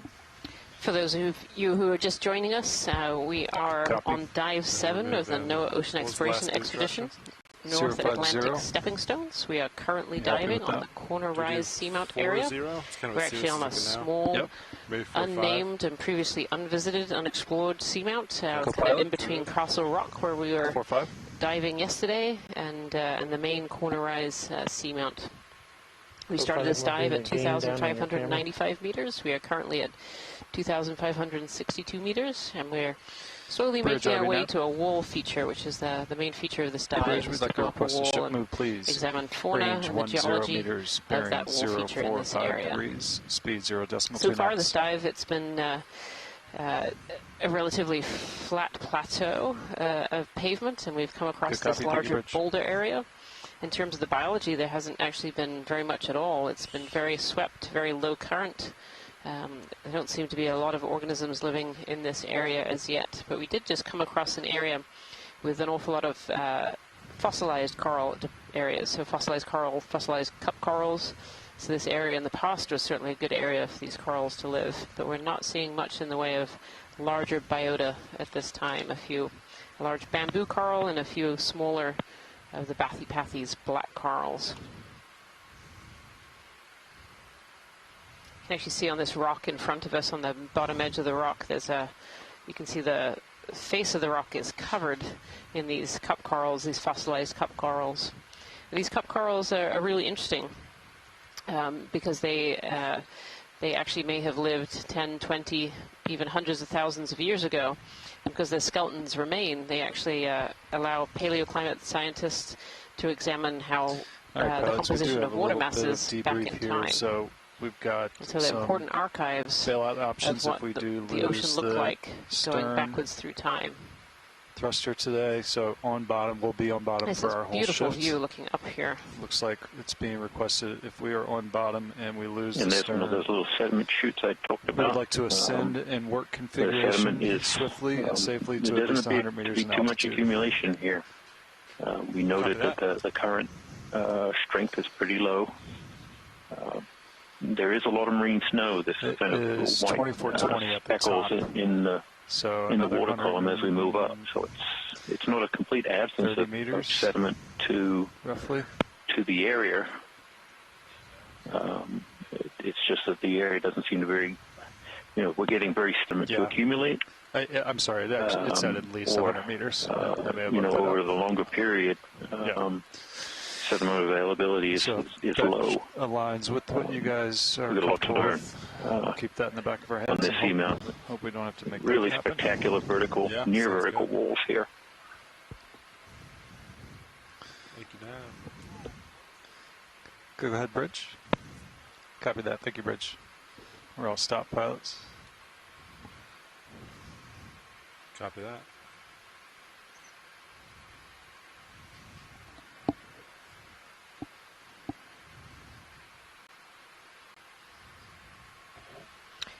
Essentially, this side of this feature very much looks like what we first landed in, this kind of pavement type surface, just at a very steep slope. It's not if we lose the stern thrust, it's if we lose the starboard screw.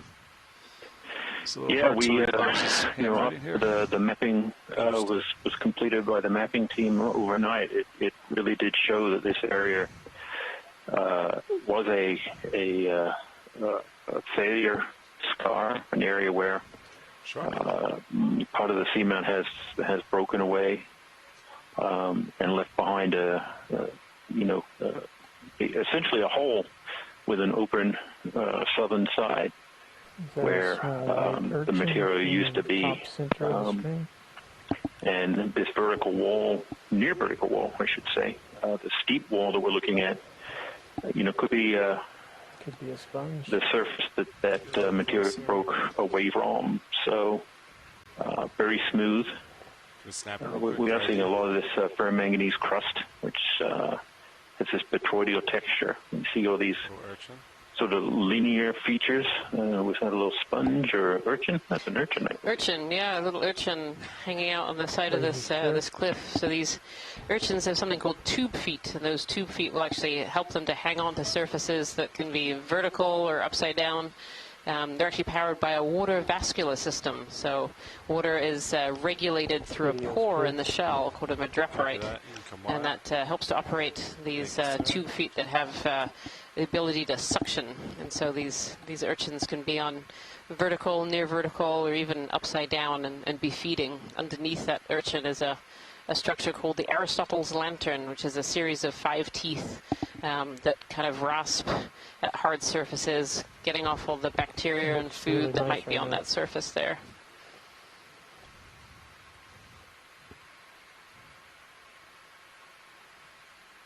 It's interesting, this ferromanganese crust has this petroidal grape-like texture, and it appears to have some sort of orientation to it, almost like it's forming these linear lines of the grapes, we'll call them. So we do see that the sediment has eroded little channels into the surface. So you know, as we kind of crest this top, we see this. I don't think we've seen this coral before. No, I don't think so. I think this is a new coral. Yeah. Do you want to snap on this? That would be a snap, please. Would be great. Thank you. Copy that video. Go ahead and snap. Syncing for it. Very spaced out polyps on this this particular coral.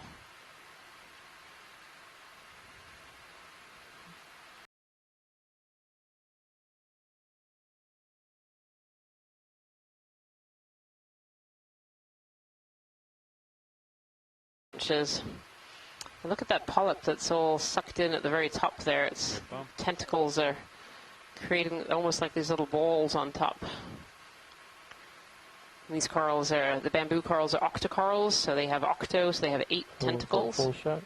And you can see those 8 tentacles sticking out towards us. And each of those 8 tentacles has lots of these little fuzzy called pinnules on them, these little branches that sub-branch out. Beautiful.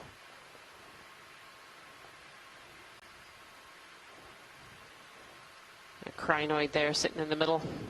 Yesterday's dive was definitely the crinoid dive. We haven't seen so many today. But here's our first one sitting on this bamboo. Sounds good. You come wide. Thank you, pilot. No problem.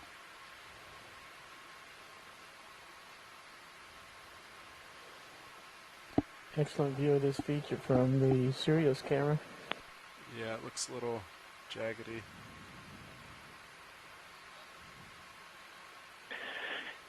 Yeah, I'm wondering the fact that we went up a little slope and then it forms this crevice behind it, whether what we're seeing there is a big blocky piece of the seamount that broke away and really didn't move very far down slope. Sonar, but I can tilt down while I look at and you know, we start to see this smaller rubble being dammed behind it. So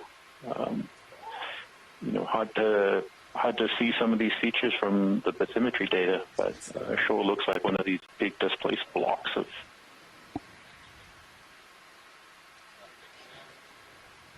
Yeah, so that rock seems to be the next an area behind it where sediment's accumulating.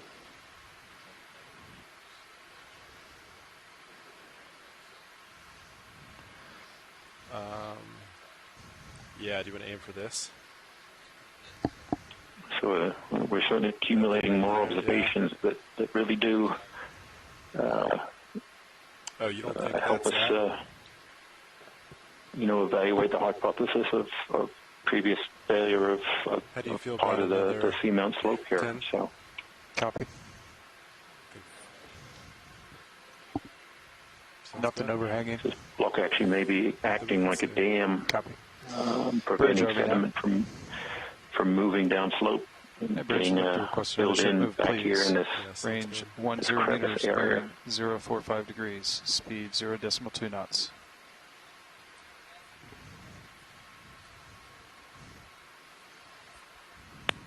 Good copy. Thank you, As Bridge. Jason pointed out earlier, there just seems to be a lot of particles in the water, this marine snow. And this marine snow often accumulates on these seamounts areas. They can, it forms a very vital food source to animals that live in the deep ocean.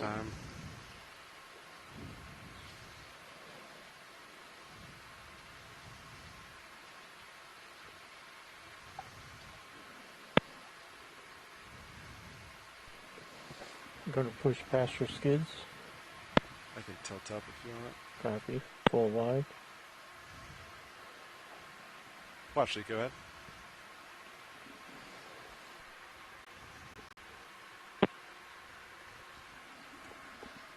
Loose rock, understood.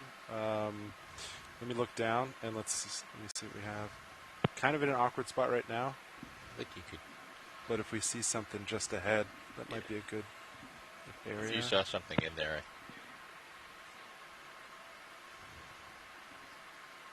Yeah, copy that.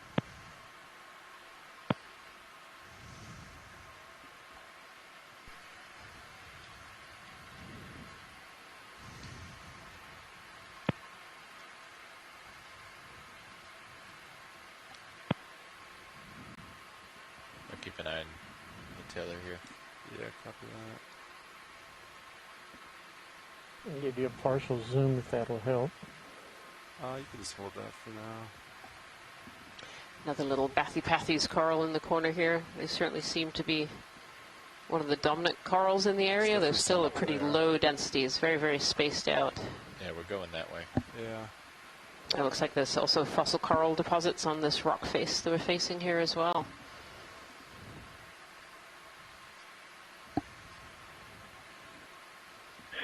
Yeah, well, you were just talking about how old some of these fossilized corals might be.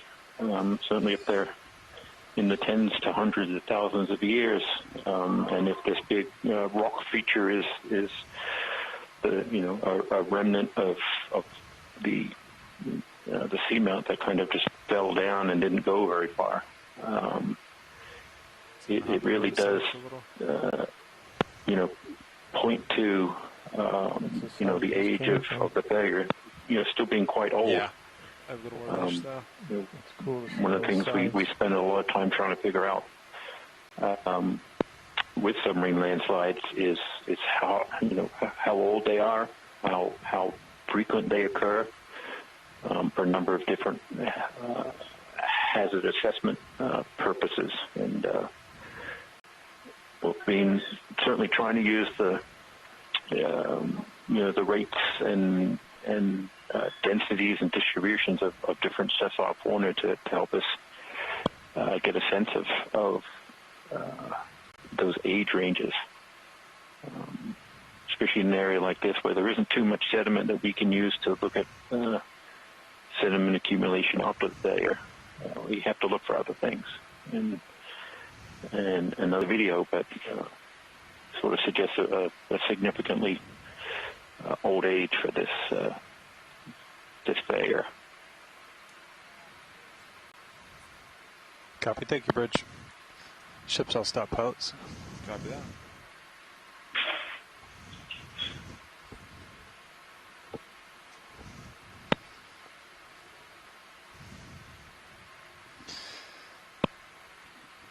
So, Sean, when we reach these intermediate little highs, we have a dip on the backside. You always try to take those over the highest point, right? You don't try to come around beside them.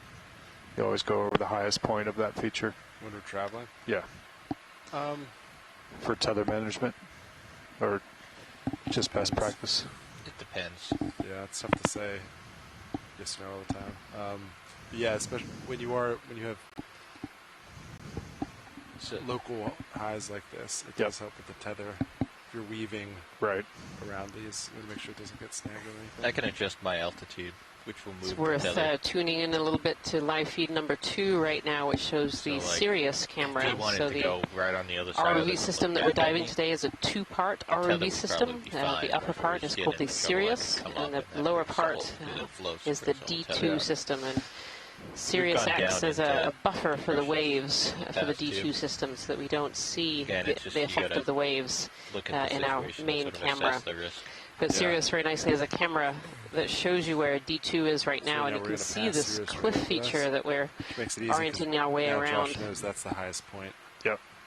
So if he maintains above that, the pilots have to very carefully weave us in between these high features to make sure that we don't get our cords tangled, and we stay safe throughout this dive. Yeah, and I'm a little bit low because I'm trying to get a nice shot with D2 and the Sirius lights.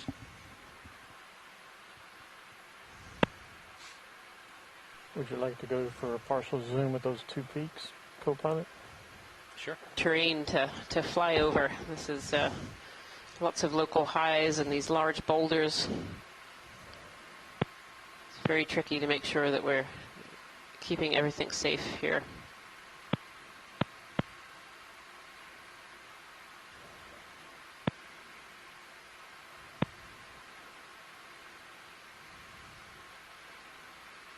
Can you turn my aft? Actually, I can do it. You want it on? Yeah, let's come on out, Rowan. Yeah, it just helps as I go down. See my shadow a little better.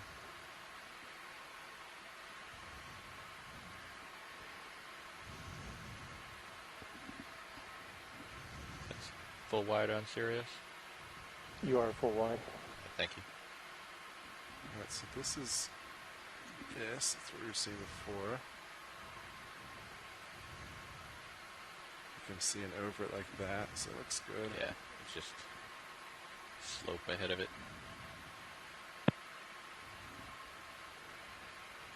How do you guys feel about another 10 meters?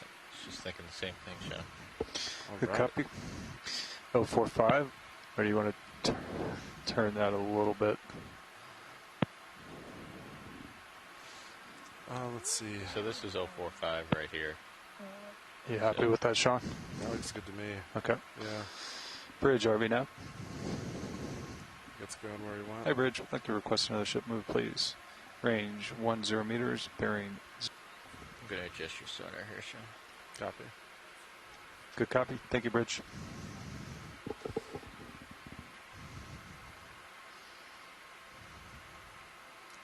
Like, that's a little unnerving. Yes, you can see. It's got to work with the two views. Yeah. It's right there. That looks like, right? You're on it. Yeah, the wide angle is misleading. Deceptive. Yeah. It's a great operational camera. It's like, especially without having anything, like you got a little bit of frame in there, but you don't have any other reference. It's like, I mean, the angle on that is like. This looks like potentially either a hydroid or a sponge on top of this rock, just perched right in the middle. If we can snap zoom on that pilot, if that's safe. Absolutely. All right, video, you want to snap zoom this? Copy. I think it's where the nice position. If you yeah, this is a hydroid. Copy. I'm approaching it. Beautiful. So most of the hydroids that we see in the deep ocean are actually colonial, so have multiple polyps, but this is just a single hydroid living on this stalk. They look almost alien-like. They have these long, flowing tentacles, and usually some shorter little tentacles in the middle, which I think we can just about see. And the pink area in the middle there is actually a gonad, so that's where the eggs and the sperm are produced to create the larvae that will allow these hydroids to be able to travel and colonize new areas. There we are. Beautiful.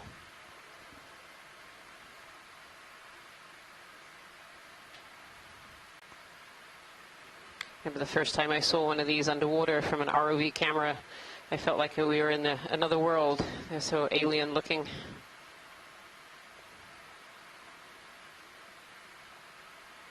They have a hydrostatic skeleton, so they don't actually have any hard parts, these ones. They're all filled with water.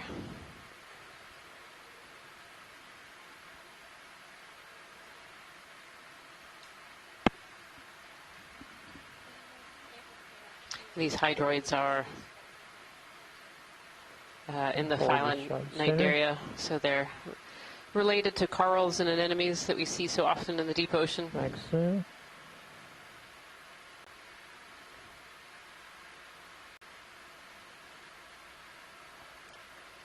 Looks like it's got two little backwards turned tentacles there. I don't know if that's from damage or potentially from feeding or something coming along and knocking into it. Go full specimen. Copy. Beautiful. Thank you so much, pilot. Keep tilted down.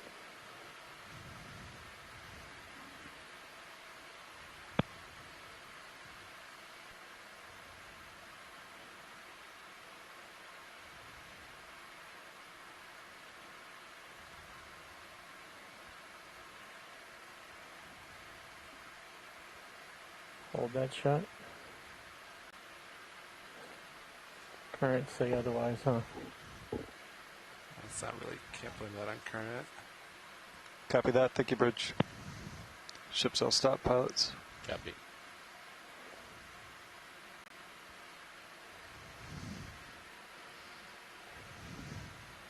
Video's clear. Okay, copy that. Here from Scott France in the chat room. This is a Corymorphidae hydroid. Beautiful. Thank you so much, pilots. Yeah, absolutely.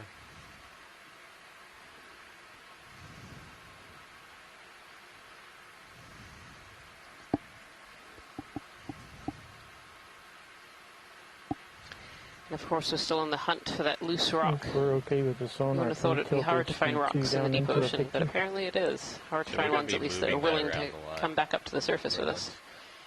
Just so we can scan. But when I'm not scanning, I'll bring it down for you. So Yes, we certainly have an abundance of rocks. Just at like 50 just meters. that nice loose one that wants to be picked up. We earlier got one that we picked up and then put back down, and then picked up again. I might switch the bottom. That ended up being from what we could see one of these carbonate or limestone type rocks that is really going to be helpful in understanding and evaluating the previous observations of limestone caps on these seamounts that suggest they were the tops were much closer to the sea surface at a previous time. Bridge nav. So we'll try to find a volcanic rock which will ship move, please. Range help with 10 meters, bearing 045 getting an age for degrees, the seamount when it was erupted. But those ones have been hard to grab so far. Good copy. Thank you, Bridge. Been seeing a lot of sediment here.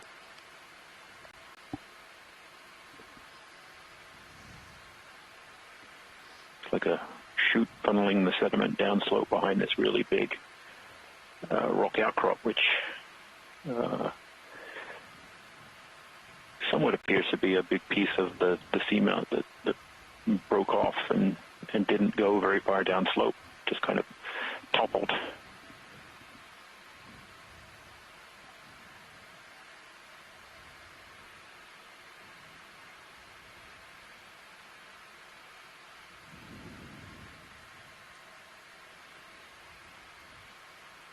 Is that another bathypathes on this rock here on the left? Certainly seen a few of them so far this dive. That's been really great.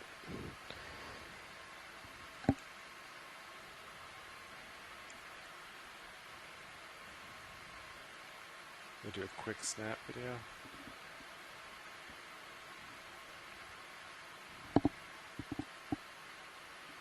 There we are.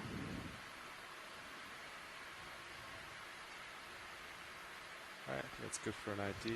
Come on. Thank you, pilot. Perfect. No problem.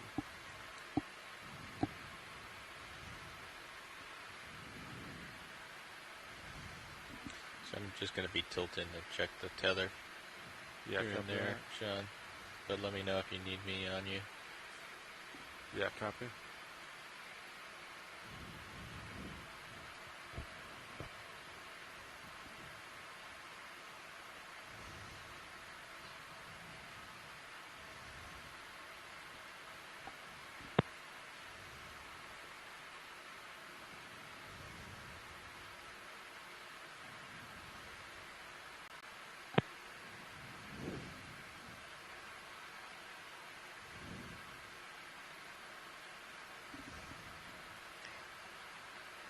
Might be some rocks. Maybe there are some loose rocks at the base of this this feature here. It's so hard to tell the ones that were the loose and the ones that are off in the sediment, firmly cemented. Is that one? Yeah, it's centered lower. It's almost like just at the border center of the screen, an angular one that's sitting there.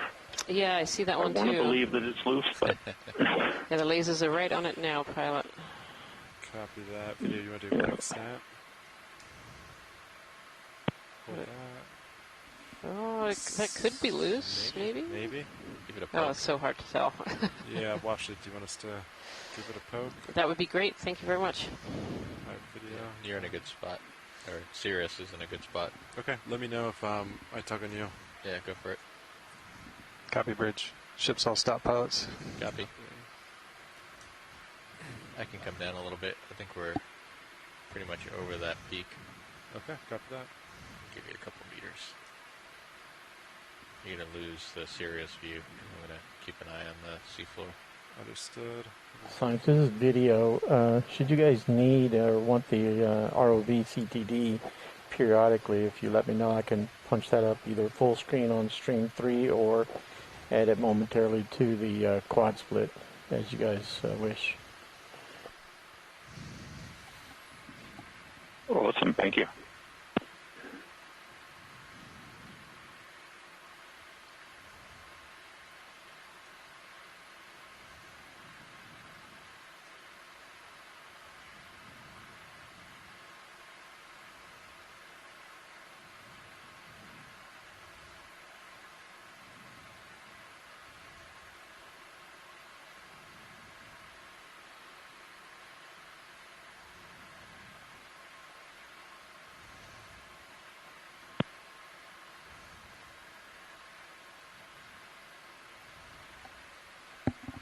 Alright, looks stable.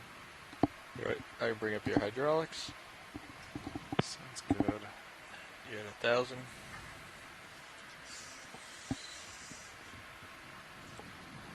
Right. Got your mini Zeus? Only if you feel comfortable putting it to the small screen. My arms come left, 3, 2, 1. Arm is live.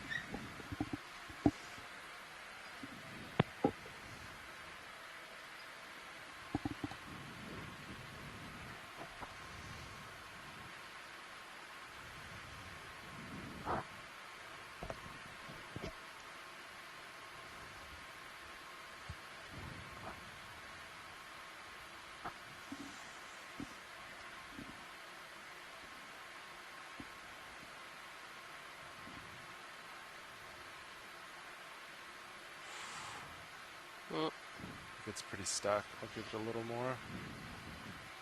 Yeah. That one's I'm willing to come home with us. Get it from the other side just to be sure.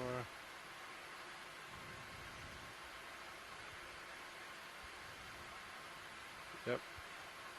You can see how it's just kind of moving the RV around. Yep.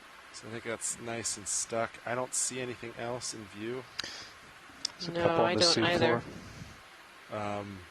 So watch it. Unless you see something, I'll just get back up and keep looking. I think it's good to keep going. No, Thank you so much. The only one. Yep. Point out over there. Yeah, there's ones on the seafloor off your starboard. Yeah, that's what I was thinking of earlier.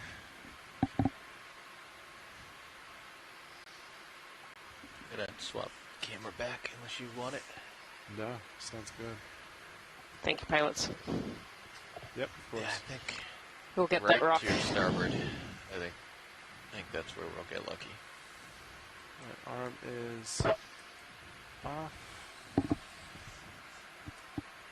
You're gonna leave your hydraulics up. Yeah, sounds good. Thank you.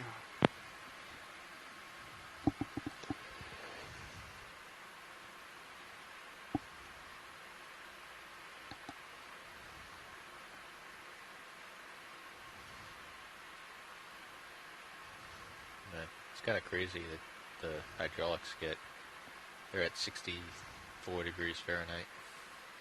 Yeah, it's a lot of pressure.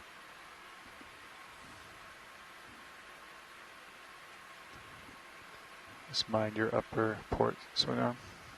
Copy that. Thank you, Nav. I can stow for you if you want. I think you're clear. Oh, what about that one there? Actually, yeah, right at the bottom of the screen. Yeah, let me. I think there's a few options down here. Watch, Lee. That looks loose to me. It does. Question, is that one too big? Yeah, I think this has to go in the. Let's go to starboard. Has to go into starboard. Yes. I think that's fine. Yeah. I can't see how deep it is. The one on the left, I think, is good. Yeah, watch it. I think they're probably going to want the one on the right. Yeah, the one we're on right now. Mm-hmm. Is that what you want me to try to? That would be a really good one if we can get it. Yeah, copy that. I think that looks pretty loose. Looks very angular. I think it's within our size limit. Yep. I have our confirmation from our chat room that bigger is better. So, of course. Yeah, it doesn't look too bad for the mini. Yeah, I mean, it's 20 centimeters across, maybe 25. It's long. I don't know how deep it is. It's at least that deep. I guess it helps for me to walk away.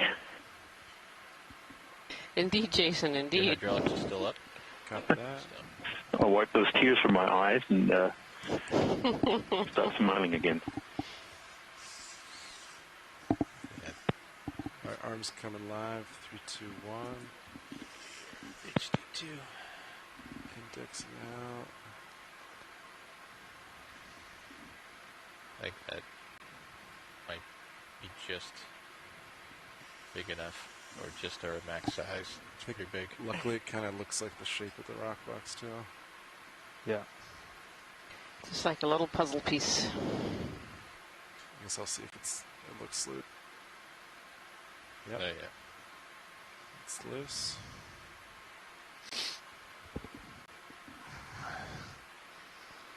Little wiggle there.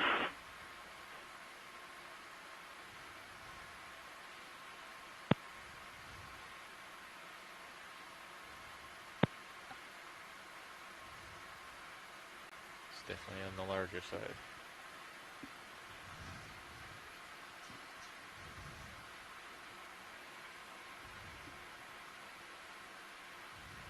That looks good.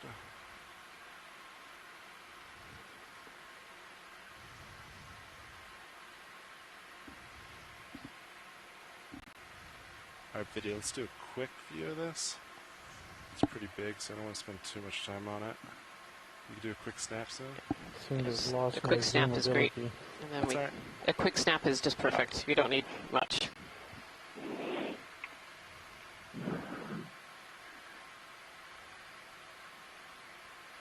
Alright.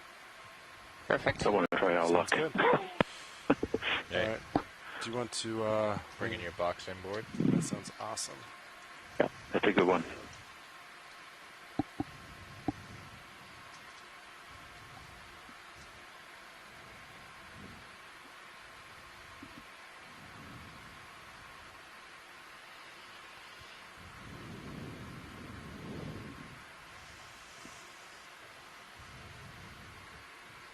Thank you.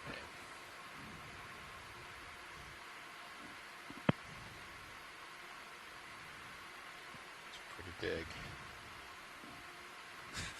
Can you tilt down a hair more on the minis, please? Yeah. Can you actually inboard my? There you go. That looks way better. That's great. Thanks, video.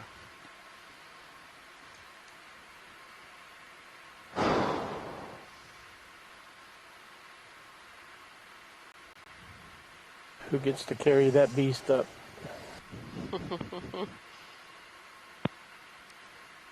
We'll leave that one for Casey to get out. It's pretty snug. Is the scale big enough to weigh that one? There we go. Perfect fit. Look at that. It does fit pretty well in there.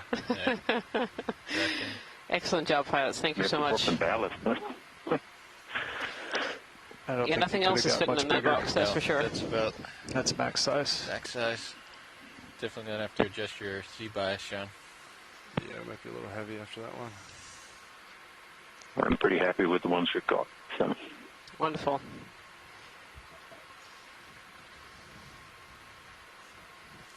Alright, arm is coming off. 3, 2, 1. Arm is off. Nice sample. Yeah, I'm gonna kill hydraulics. Lots of interesting debris there in the sediment. Yep. Bits and pieces of crust and rock and coral skeletons. There's even a desmophyllum coral skeleton buried in there. A couple of them. We'll look underneath where the rock was to see what the sediment's like. Certainly, I'm hoping that this wall that is now very, very close. Yep. Oh yeah, look at that desmophyllum skeletons right there. There's 2 of them. More tilt down. These what we're calling desmophyllum skeletons are skeletons of cup corals that lived probably a very long time ago. You can see they're all covered over in ferromanganese crust.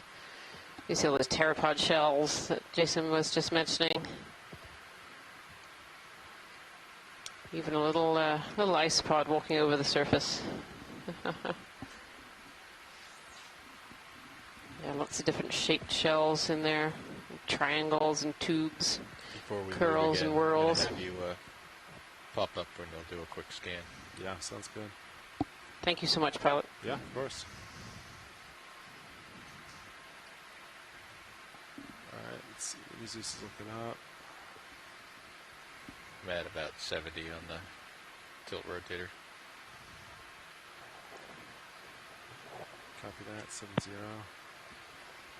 So if you're just joining us today, we're on Dive 7 of this NOAA Ocean Exploration Expedition, North Atlantic Stepping Stones, and today we're exploring a seamount we're calling Corner-Rise 1. This was a previously unmapped and unexplored seamount until the early hours of this morning.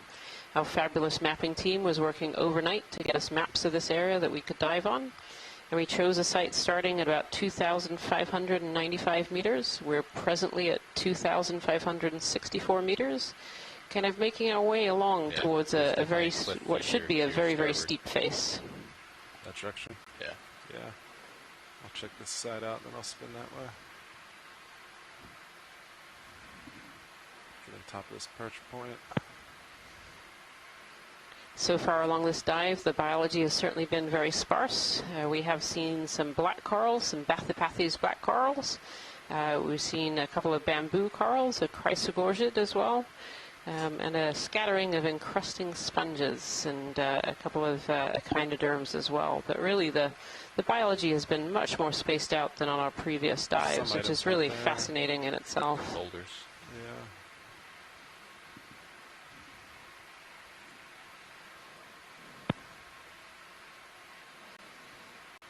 The geology of the site, too, appears to be pretty different. We landed on quite a pavement of rock, very, very smooth, with very little loose on it at all, and some sediment cover, and just some kind of pillows that had broken in, and that's where those encrusting sponges seem to live. And now we've made our way through a boulder field as we're coming up towards this rock face, coming closer. So that's about, let's see, 30... We're going. I don't see too much there. Let me look. See that? Starboard. Oh yeah, this one. What's that? Yeah, see the shadow behind it? 40 meters out. There might be another sort of like boulder feature. Boulder. Yeah. So it's interesting. This actually looks a little bit more what I expected us to land in. More of kind of a flatter area with sediment ponds and sediment cover. Yeah, that sounds good to me. I think same direction is pretty good. Copy. Bridge, ROV now. I'm looking this way. I don't see... Hi, Bridge. Like to cross the ship move, please. Range 15 meters, bearing 045 degrees, speed decimal 2 knots. I don't see any big shadows. Yeah. Good copy. Thank you, Bridge.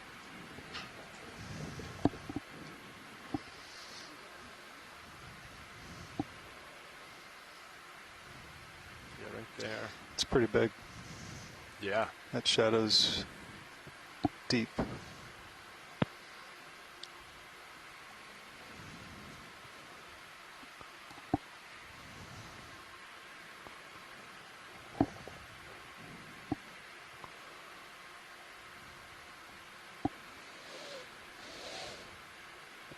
Really starting to, on the height back map on Stream 3, but you really don't see anything the contours of the seafloor that we're currently on. It's in the top right-hand corner. Yeah. It's what we call the height pack map. Oh, thanks for the zoom. Awesome. You can see there that the contours are very close together. So we're approaching, we're at about 2,540 meters, and we're looking to get on top, which is at 2,420. So, a little over 100-meter high, steep cliff here. And we're just at the base of it now. So, we're going to see here, I think, pretty soon, some pretty steep features. And I'm wondering if the bottom type has changed a little. Below the sediment seems to be some more of that carbonate type material that we collected a sample of earlier, and we saw a kind of displaced boulder. So I'm wondering if this material is falling down. So are you trying to have neutral, or are you trying to have a little negative? It depends on the pilot. Or whether this entire cliff up ahead is so it's got a lot of this material in it. So, set, but some pilots like to be a little buoyant. Yeah. Really hoping we see some transition from the different rock types. Perfectly neutral. It's also, It helps when you're doing the when you can't set down. Yes. You're trying to get a nice floating shot.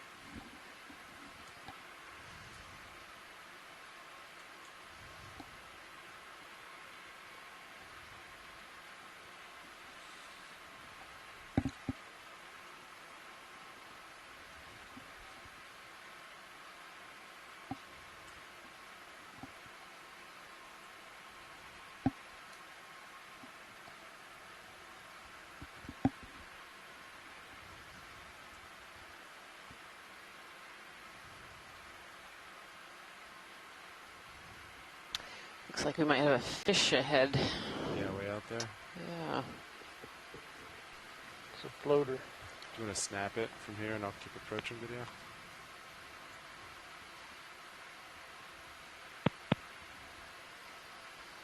It's nice and still, huh?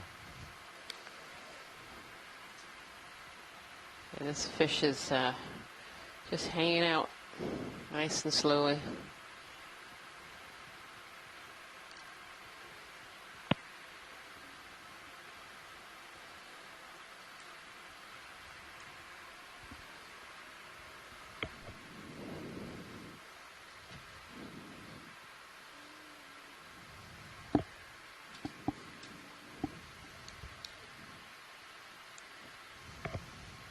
Run the lasers across it once.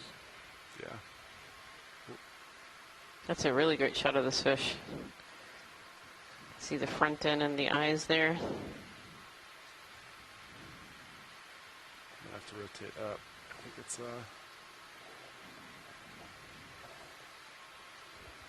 yeah, I think it's a little far out. The lasers are just going underneath them. But it shouldn't matter. Those lasers are 10 centimeters apart.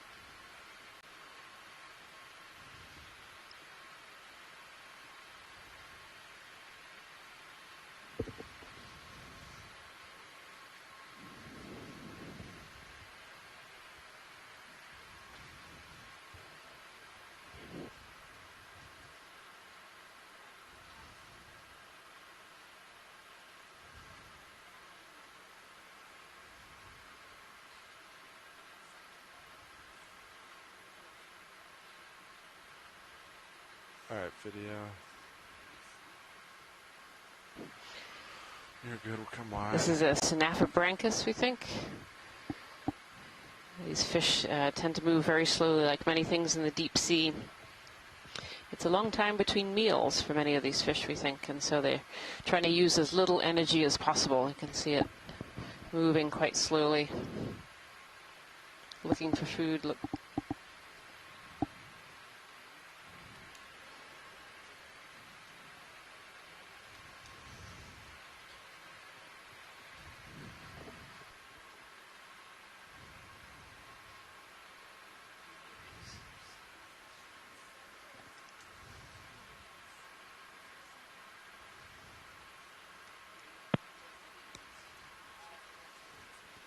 Copy. Thank you, Bridge. Ships all stop pilots. Copy that. Thanks, Nav. There's another There's fish video. another fish on the bottom there. This one kind of hanging out on the bottom.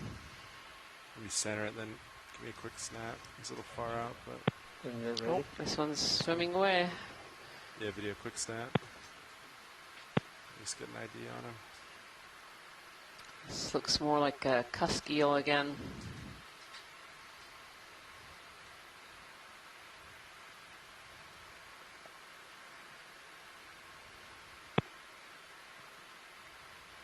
Yeah, that's a great sight on view.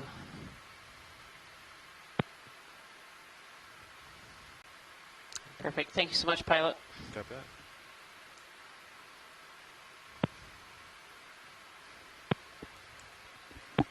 Hey, goodbye. How's it going? Good. We have a ship move going ahead, 15 meters. We have this feature. You'll stop well before it, so we're just slowly approaching it. It's about 30 meters out now from D2. Seeing a good amount of sediment here with some ripple marks in there, suggesting you're so good right now. There has been some relatively strong current flow. It's able to shift the constituents around and into these ripples. Usually the orientation of the ripples tells us on the direction of the flow. Feature up in Sirius now. About 45 meters out. Kind of at the base of this steeper slope here.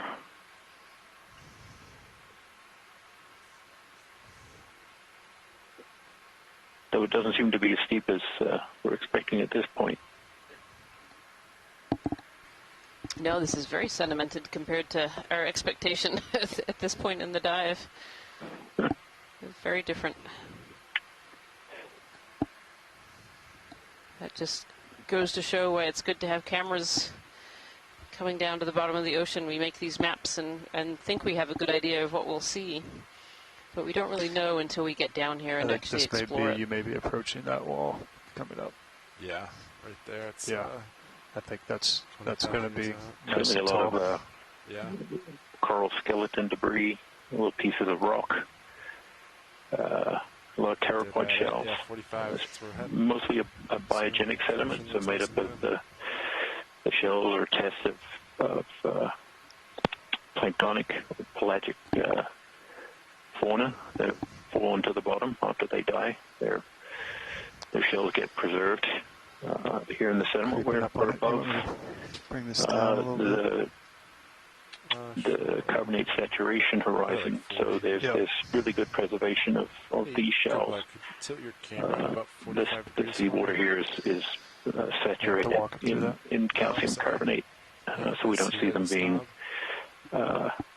dissolved on our dive at Rockaway Seamount, where we're actually quite deep, around 4,200 meters. We didn't see the large pteropod shells that we're seeing here. So, interesting contrast between the two seamounts that are not too far apart, but the different depth horizons. We see different things on the seafloor.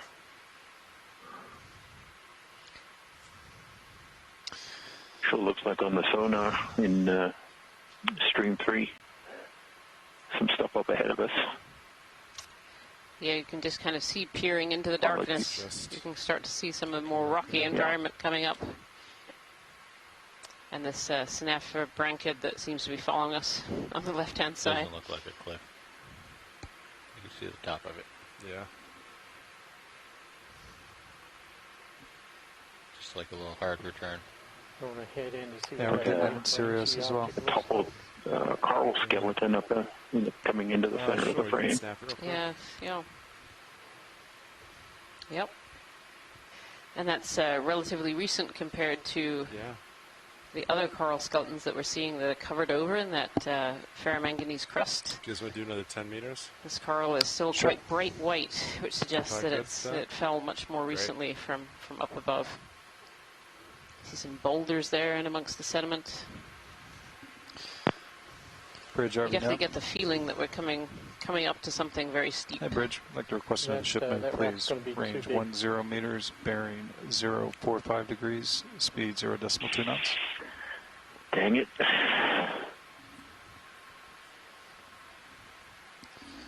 Good copy. Thank you, Bridge. We struggled for several hours to find a good rock to collect. Now we have an abundance of them. Now they're everywhere. Yeah, it's pretty big. But we like the ones we have, and we thank the pilots for keeping on trying for us.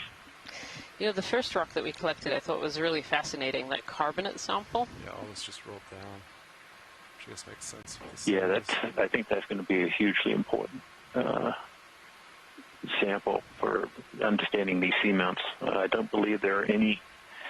Well, the seamounts, the cornerite seamounts are really poorly sampled. There's another coral skeleton. There is. That really does suggest a lot of material falling off this. Snap in the secondary. One real quick video. Definitely exciting stuff to come. Yeah, excited to see this wall as we come across it. But, yeah, that carbonate sample, as I was saying, there aren't any rock samples other than the ones that are on the ship right now and on the vehicle from this area. So, you know, every rock sample is extremely valuable to tell us about the composition of these seamounts. Looks like the same species or something very similar. It does. It looks very, very similar. Similar skeleton. Gain up at all in the Sirius view? We're starting to see the seafloor get a little steeper here. More detail to be able to pull out of it. Copy that. I was just curious. Yeah, if we look at the blue view radar, which is on live stream number 3, in the bottom right-hand corner, you can see this something very steep right up ahead of us, which is hopefully the beginning of the base of this cliff. So, up to your starboard. The geological question has always been something I've been thinking about. Yeah, and I think it's down here in the ocean really bottom, steep does it slope. look similar with the currents as it does on the surface, where you have a mountain range that, depending on the weather direction,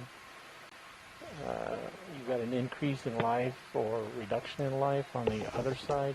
based Copy on that. Thank you, the Bridge. weather flow? Ships all stop pilots. Is that anywhere similar in the ocean? Copy that. Thanks, Nav. It's actually extremely similar. You know, where you on land where we see these rain shadows and other patterns to change as they cross over.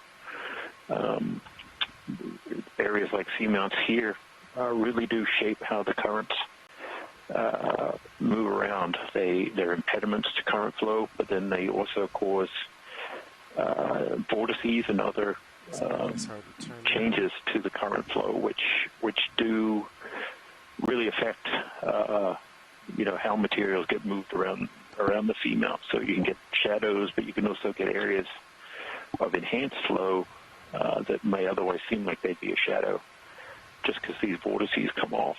So it is very similar in that respect. Thanks, that's real cool.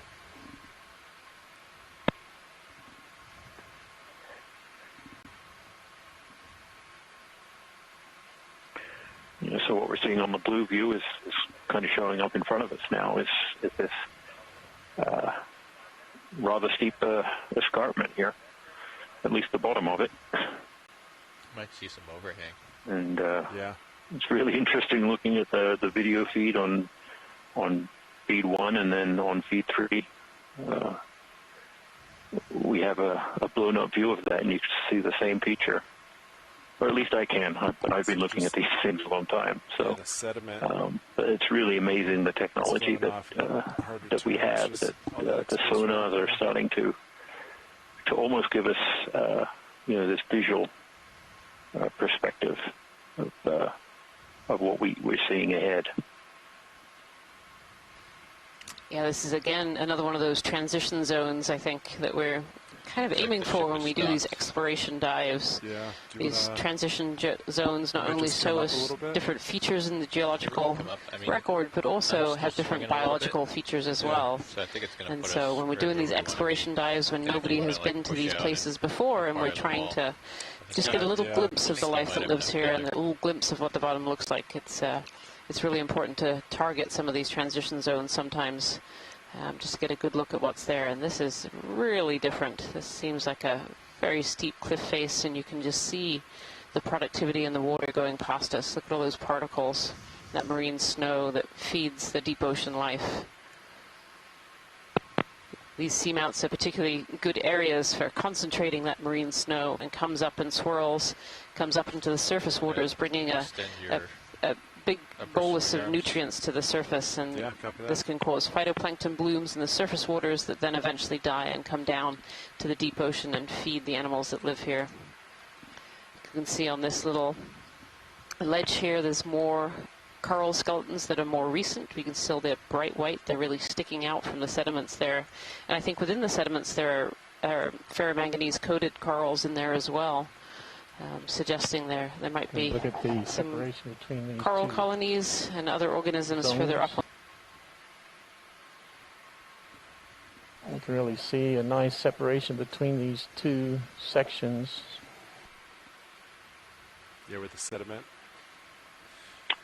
Yeah, we're seeing some maybe some changes in the flow pattern if these are continue to be volcanic rocks, where we're seeing some differences in flow texture, and then the really sharp contrast between that sediment and the rock face.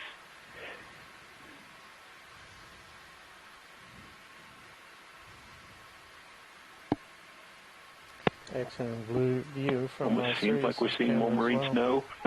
I don't think we're seeing more, but it just as we pulled away from the seafloor a little, we can really see that material. It seems like a lot compared to our previous dives. There does seem to be more here, and yet there doesn't seem to be quite as much in the way of biology, at least on this particular transect. All right, Nav, when did that last move end? And one of the really important things I think we have to remember when we do these exploration dives is we're really exploring just a very small piece of the puzzle that is this seamount. We're getting that very first look at what lives at the seafloor. Are you happy where you are? 1 second, let me just take a look at it. Yep. Just deploying your lowers. Oh, yeah. Go for it. Not sure why they when not deployed. I think when we were in the other terrain, the previous pilot told me I just left him in. So do you want to come up and look a little bit, and then we can maybe put in 5 meters? Sure. I'm about at the tip of the spear here. Start rising a little bit if you want to follow.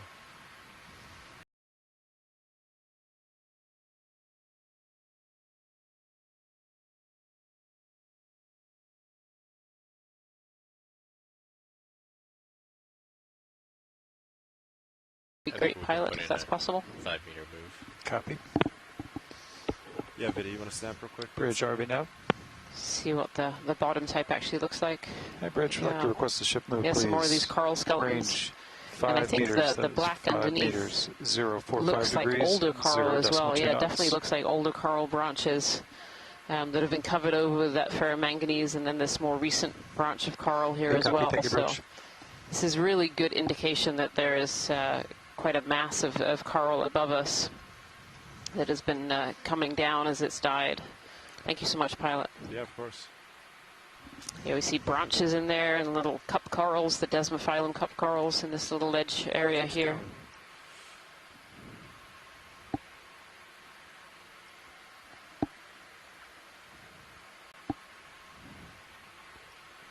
So it certainly seems like we're creeping up on an area that could have quite a few filter feeders utilizing these ledges.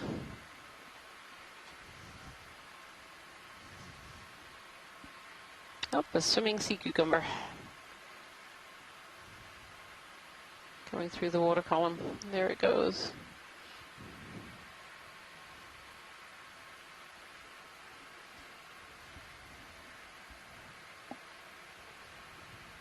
Want to give us a view directly below you, pilot?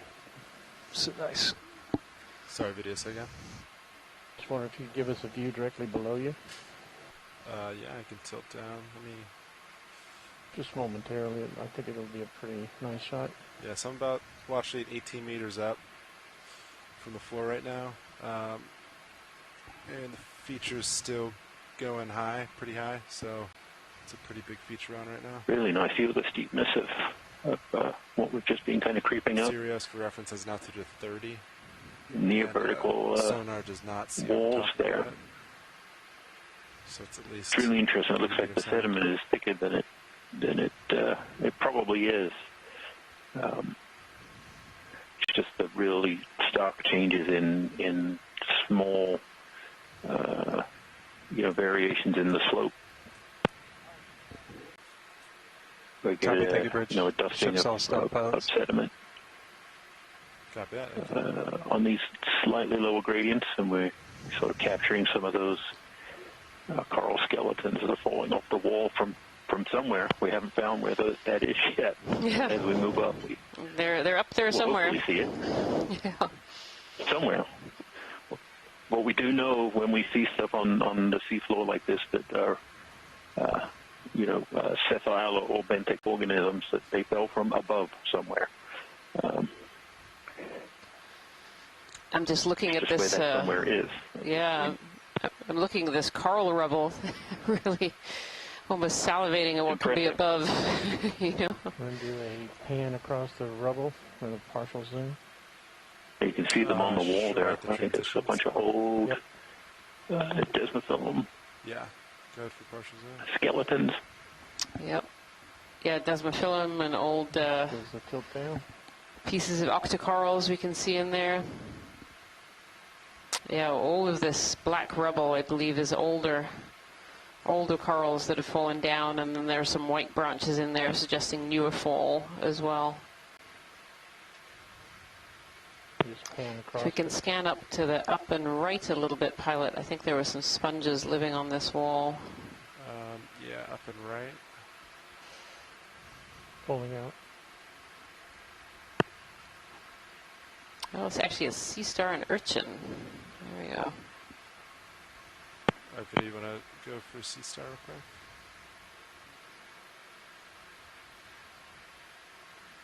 So I'll sea urchin there, down below. And I think Horizon. Above that sea star is actually all cup corals. Look at that. Yes, there's a little white sea star. It's actually a little different from one that we've seen before, but right above it are all of these fossilized coral skeletons. Might be a little far out, huh? You okay, Copilot? Yeah. What's that? You okay? Yeah, I'm good. Position? Copy. Keeping an eye on the tethers and ship heave. Yeah. All right, so let's see. Nav, when did the last move end? 3 minutes ago. Copy. Get back to the tip here. Just heard from Chris Ma from the Smithsonian Natural History Museum that is in the same family as the slime stars. That little starfish that we just saw that had kind of a different edge than we've seen before. Now, having seen that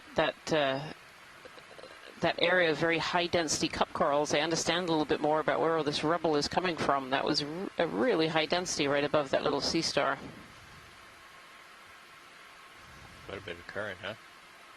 A little bit more. Yeah, the higher I come up.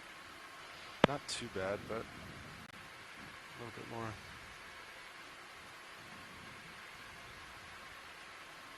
Might rise a little bit.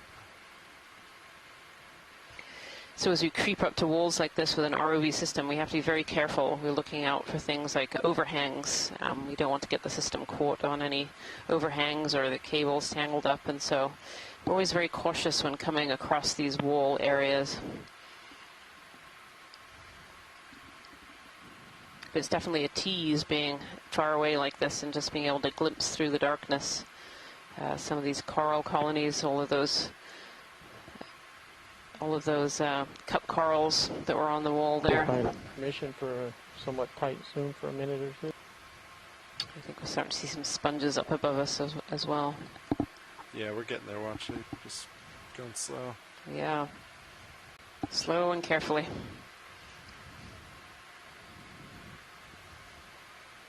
Nice angle.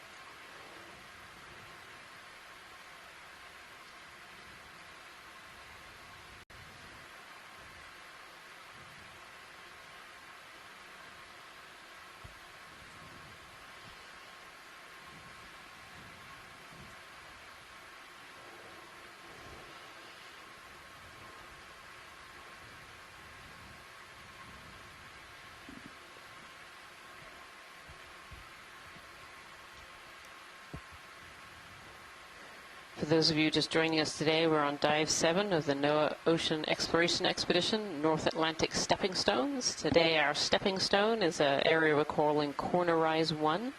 This is a little seamount in between Castle Rock and Corner Rise on the Corner Rise Seamount platform.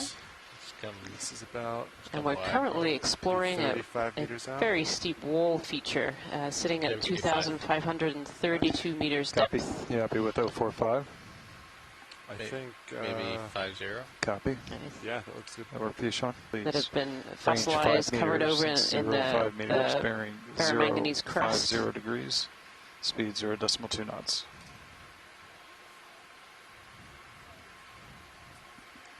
Good copy. Thank you, Bridge. So, I don't know if you've been on a tall cliff like this before, Chris, but see a Bathypathes, actually a couple of Bathypathes black corals in there. Well, it's doing it and make sure it actually only does 5. Copy. Because if it starts overshooting that, we need to react pretty quick. Yep. That's a good point. Thanks, Josh. Yep. Yeah, the DP's been really good recently, but years ago, for whatever reason, the DP wasn't as accurate. Yeah. And, you know, people type in the wrong thing. Doesn't happen often.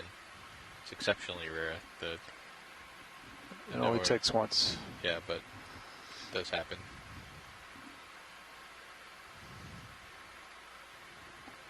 but they're very good about it. Yeah, that being said, everyone on the bridge is excellent.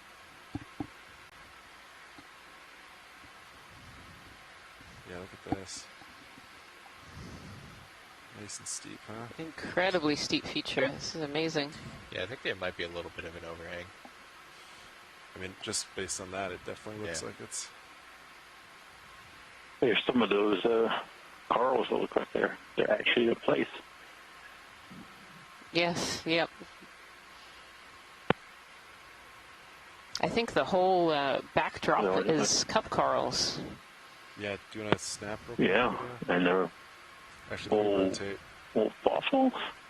I'll get you better lighting. How about there? You want to snap some of that? Yeah, look at that. All of those. So where the backdrop looks pretty mottled, these are all fossilized cup corals. Most of these, I think, are Desmophyllum dianthus, which is a species of cup coral that does still exist today. And these were pretty prolific in this area about their last glacial maximum, which is about 20,000-ish years ago.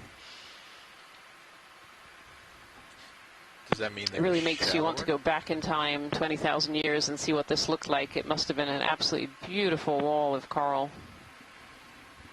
Look at how dense they are, all growing in amongst one another. Science, do we know what the average lifespan of these cup corals are in general? Yeah, so these particular cup corals grow pretty slowly. Kind of an average size one might be about 2 inches or so long, and that would be about 100 years of growth. So there's some kind of slowly rising here. Yeah, here's some sponges. I believe these were growing on an old skeleton of some kind. We see some zoanthids in there, a couple of different kinds of sponges. Much closer, Sean. You got a little bit. Yep, there's the old branch coming out of the wall there. Very covered over. Just in case there's a extreme overhang. I got a good shot of you. Very covered over. Oh, yeah, it's starting to come out, huh? In ferromanganese crust there, that black coating that, as we've learned through these dives, accumulates at about 1 millimeter per million years.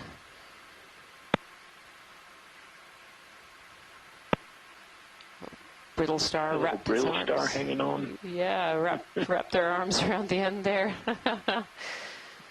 Real tight. Yep, along with these zoanthids.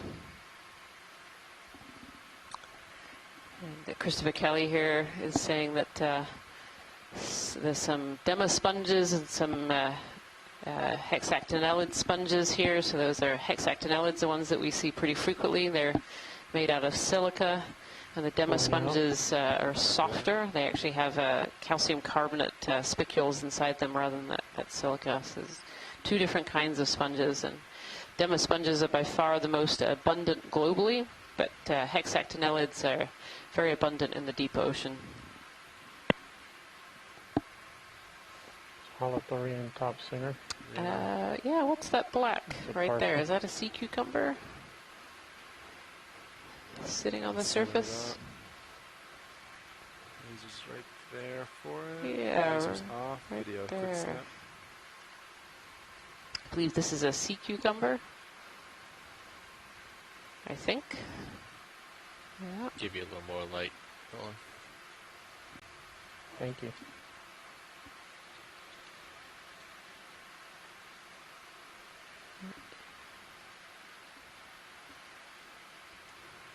Yeah, this certainly looks potentially like a type of sea cucumber, not one that I recognize. Yep, Christopher Kelly confirms this is a sea cucumber. See it moving along the rock face there. Thank you so much, pilot. Yeah, of course. Laser's back on. There's some conversation in the chat room about how all of these cup corals died off. You know, we're seeing these massive walls of cup corals that are no longer alive and lived much longer ago in that last glacial maxima. And there are various theories out there. thinking about changes in current direction in this area over time, when we're talking, you know, tens of thousands of years, might have made this area uninhabitable for these particular cup corals. Every organism needs a certain kind of environment to be able to live and to thrive. And if that environment changes over time, as it does through tens of thousands of years in history, suddenly these water masses can not provide the things that these corals need to survive: the nutrients, the food, the temperatures, the salinity. All these things would have changed. If we could snap zoom on some of these tall corals that are sticking out, it'd be great to get some IDs, pilot. Yeah, of course. Thank you. Video, let me just move a little closer. I'm just a little bit floored by this entire wall of fossilized cup corals. It's really amazing.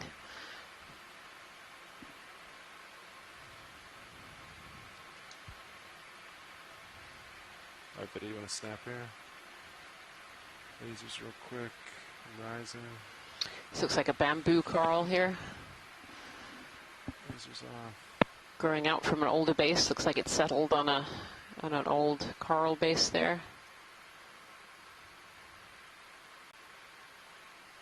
See some nodes in the skeleton.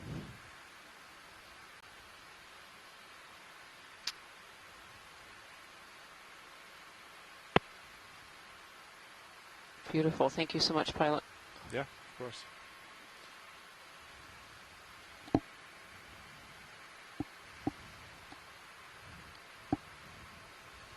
See some more bamboo corals there, and that Bathypathes black coral. Scott France confirms that that's a J-clade, the Jasonisis, that we had seen earlier. I'm going to snap right there, video. Lasers on. The Bathypathes, I think I saw a bramble type of the bamboo corals, the bramble form that we'd seen on a previous dive as well. And again, just that backdrop of old cup corals that have been covered over by this ferromanganese coating. Yeah, that looks like a brambly bamboo if ever I saw one. Look at that.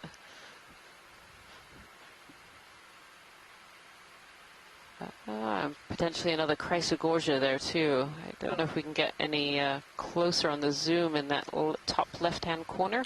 Top left, copy that. You can just see it through the darkness. It's like that little fuzzy. Yeah, video snap. Yeah, right there. We don't have great lights for these distances. Yeah, it's far away. Yeah, this looks like a Chrysogorgia, and we can see the little squat lobster in there. Thank you so much, pilot. That's helpful. Got that? Right, you come wide video.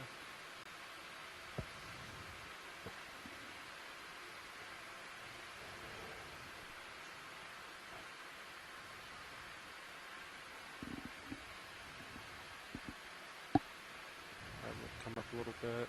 Co-pilot. Fish. There's another Snaffabranchid eel I can see swimming down this wall. Snap it real quick. I say another. Of course, it could be the same one that's following us. Very square nose on that particular one. Whoop. And it goes behind the corals. Copy. Come wide video. Thank you, pilot. Looks like he's got to back out. He got himself stuck. Oh, yeah, you could almost not even tell where the rock starts and the coral begins. It's amazing. Or the rock stops and the coral begins, vice versa. It is absolutely amazing. I don't think I've seen many places that have coral densities like this. It's really phenomenal.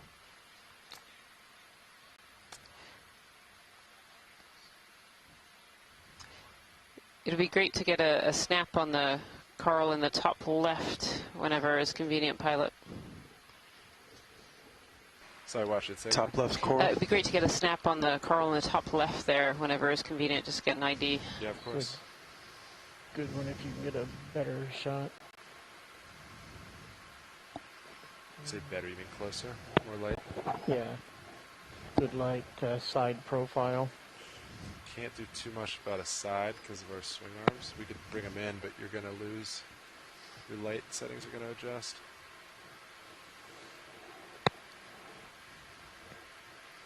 I could inch in like this. Do you want to come on in, video?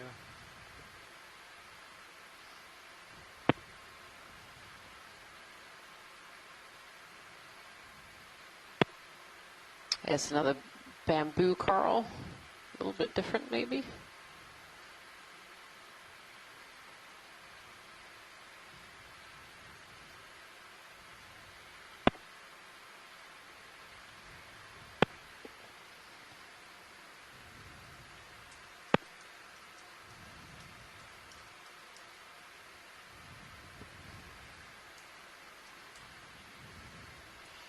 That angle. Scott Francis is suggesting this is a J clade, the Jasonisis again.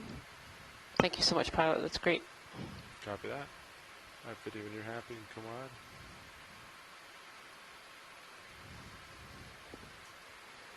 The red thing, just up to the right of that coral. You just take a look at that. Yeah, let me rise. Just right next to that coral. Do I come partial? The top edge of the screen. Copy that. Center is up. Feel free to zoom in. You can see among all of these fossilized cup corals, there's lots of organisms living in amongst them. You can see a little brittle star. Its bright red arms sticking out here from underneath. Even when these corals die on these walls, they still provide habitat. We call a lot of these corals ecosystem engineers because they're actually creating habitat for other organisms to be able to live in. They create a habitat that sticks up and interrupts the water flow around them, creating good places to feed and to live. And that continues long past the time that the coral is actually gone. We see all kinds of organisms living amongst these fossil coral deposits. I can see some anemones and some brittle stars, some sponges. Yeah, it's a little gives lots of little habitat, lots of little holes for organisms to live and to thrive. I'm sure if we were able to actually look inside some of these corals too, we would find worms and smaller crustaceans living in amongst them. There have been some studies that actually suggested some of these fossil coral deposits and old dead coral skeletons can actually harbor more organisms than some of the live corals do. Starting to see it break off there. That's pretty cool. Yeah.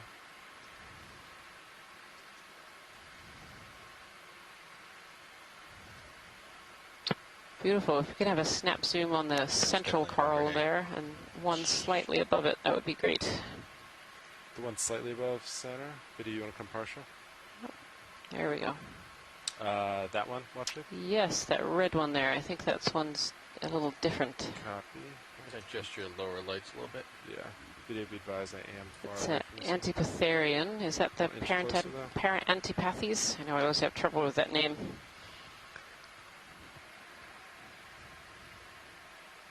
It certainly looks like that to me.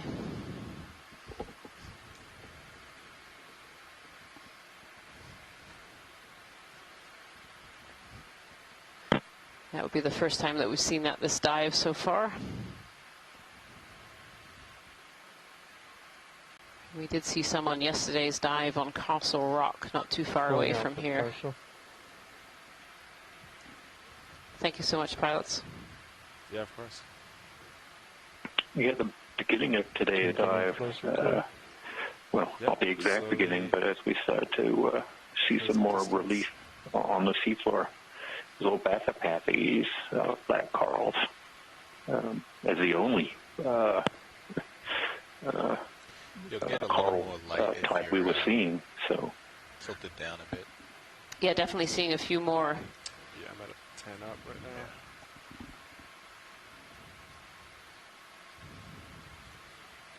And then you got to get pretty close to the cliff.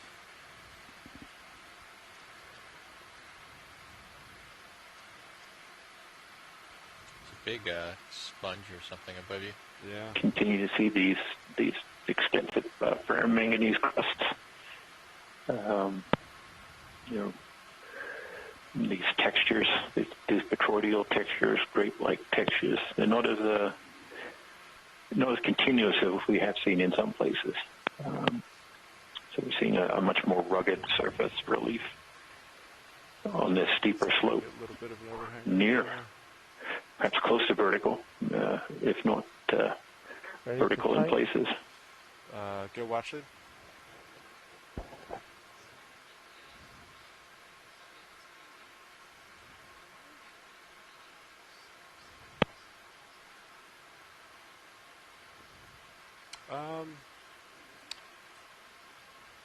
That is possible. So what we would have to do... You do have altitude lock. Yeah, we'd have to... Yeah, let me look around a little bit. There might be a spot that's a little more friendly for us. But yeah, that is possible for us. Could also, we can stow your swing arms and you can plant your brow. Well, we'd still have to come in XY to get the...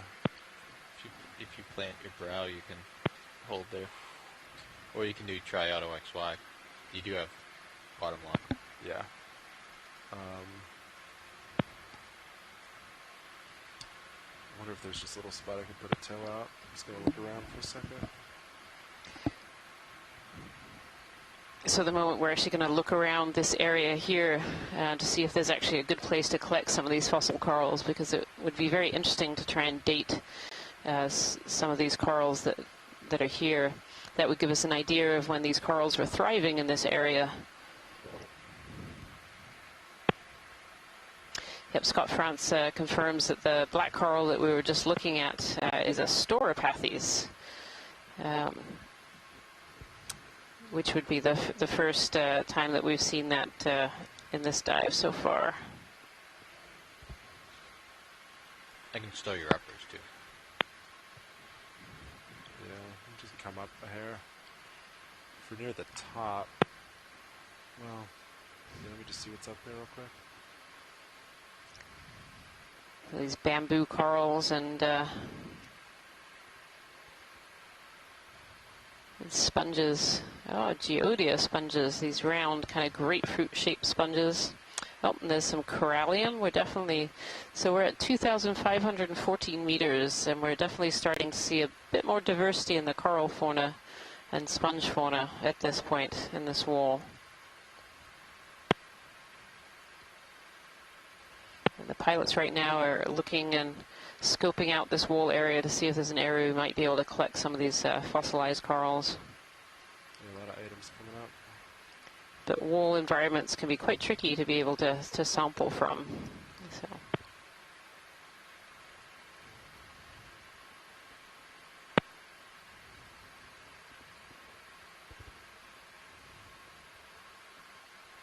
You're watching, I'm just surveying to see if there's an ideal spot. Absolutely. Thank you.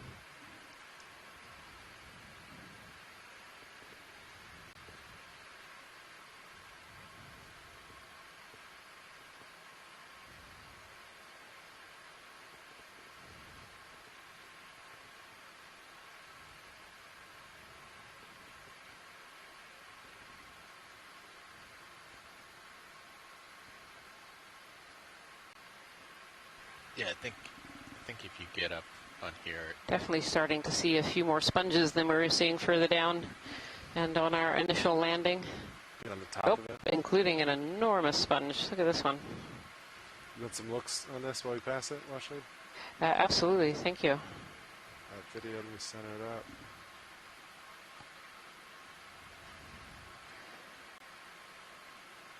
Swing by it. This is beautiful. This is great, actually, at this zoom.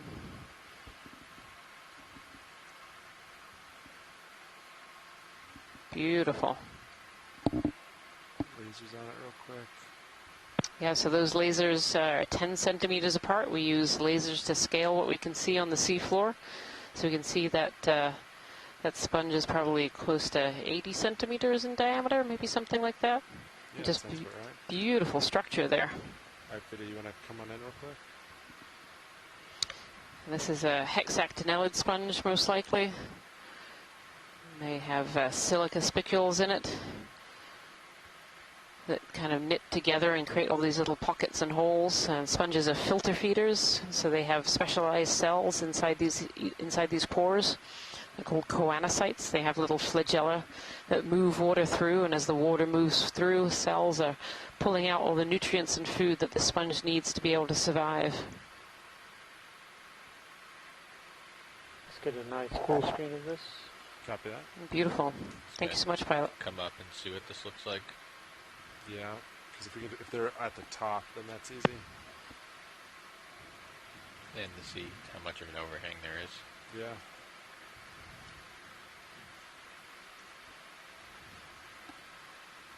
Slow.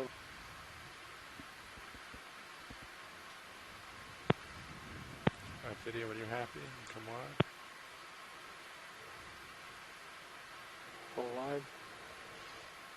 Alright, Washley. So, it's not impossible for us to sample on walls like this, but the easiest thing, I'd like to just come up some, and assuming we don't lose what you're looking for, getting it near the top might be a little more convenient for us if that works. Absolutely. We can wait a little bit here as well and continue our survey up this wall and just sample as we get closer to the top, if that's best. Yeah, sounds great. Perfect. Thank you so much. Yep.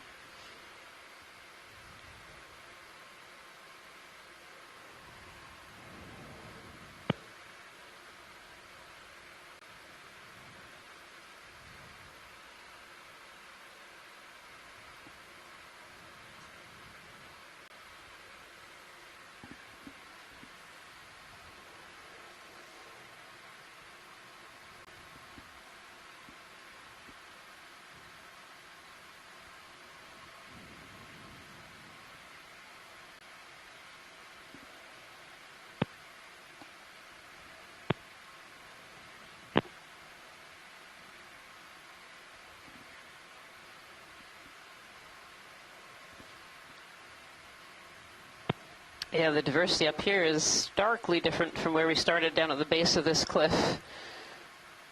Really starting to see a much greater diversity, several different kinds of bamboo corals. We've seen a couple of different kinds of black corals, and we can see different kinds of sponges here as well. And again, still on that background pavement of these fossil corals.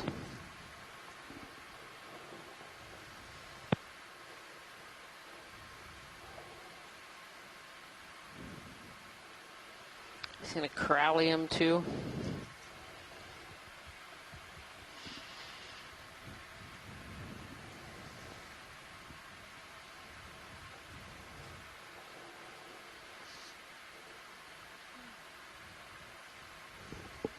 Yeah, and Washley, for reference, D2 is now at an altitude of 55 meters. So that's a minimum, the height of the structure, and it's still going up. That's great. From the maps, we estimated it would be between 80 and 90 meters. So that's really good to know.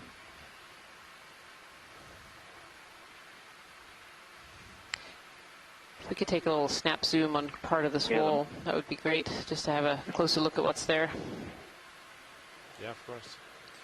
The maps are also indicating these slopes would be around 56 or so degrees. Do you want to come on in? They tend to average that out a little bit. So we're certainly seeing these near vertical walls. We go up little steps. 5 meters. Yeah, I know. Yeah, so we're still definitely on that platform of these cup corals, these Desmophyllum dianthus. This little accumulation of life here is living on those old coral skeletons. Sponges, lots of sponges, some really small, some larger. It's going to come up in the ground. Yeah. Formation, the bramble type.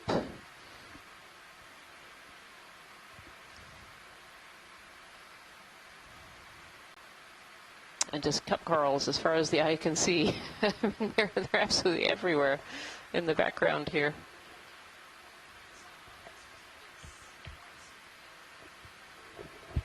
At some point, this must have been quite some reef. That's been really phenomenal. 55 meters of coral. I mean, that's quite a mound. Straight up. Of potentially all Desmophyllum. Yeah. Coming back down. Really? I would wonder also how deep this extends to, because they tend to grow also then one on top of the other when they die, no? They are, absolutely, yes. So this wouldn't have all been alive at one time. It probably a period in time that these were growing and growing on top of each other as they died. This looks like a large corallium up in the top right corner here. It's good to have a little wide angle sweep of this area just to see what's around.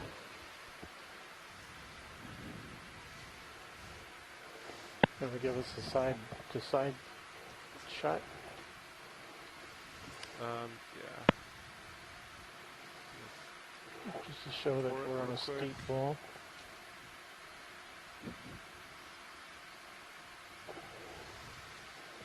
It's a good view on sonar. Yeah, all of them.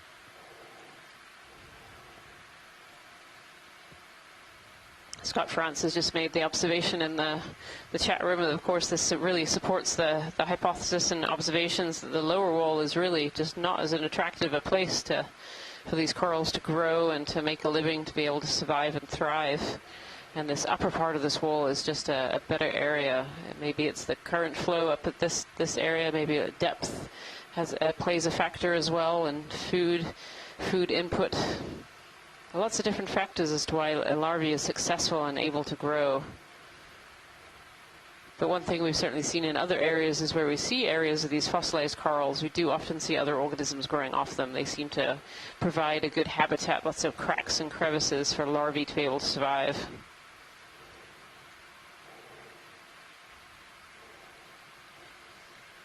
Look at these large sponges, corallium.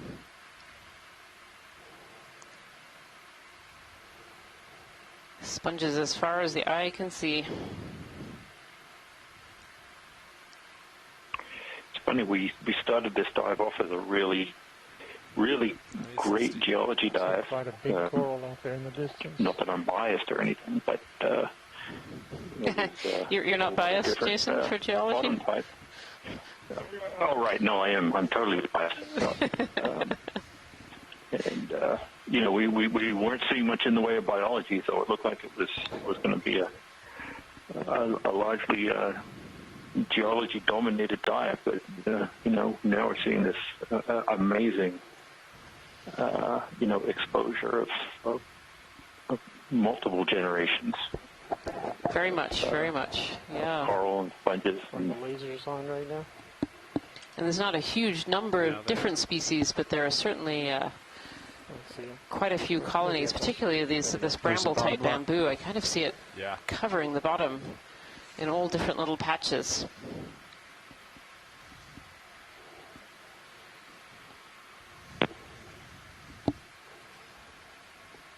Now the Bathypathes black coral there, nestled in there. We've seen those actually throughout this dive. There are some of those on the lower slopes as well.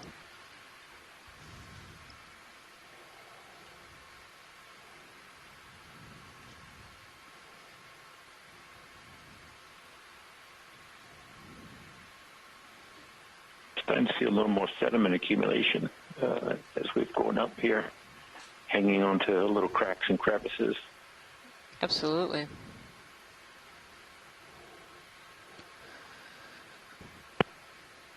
No big contrast right there. Just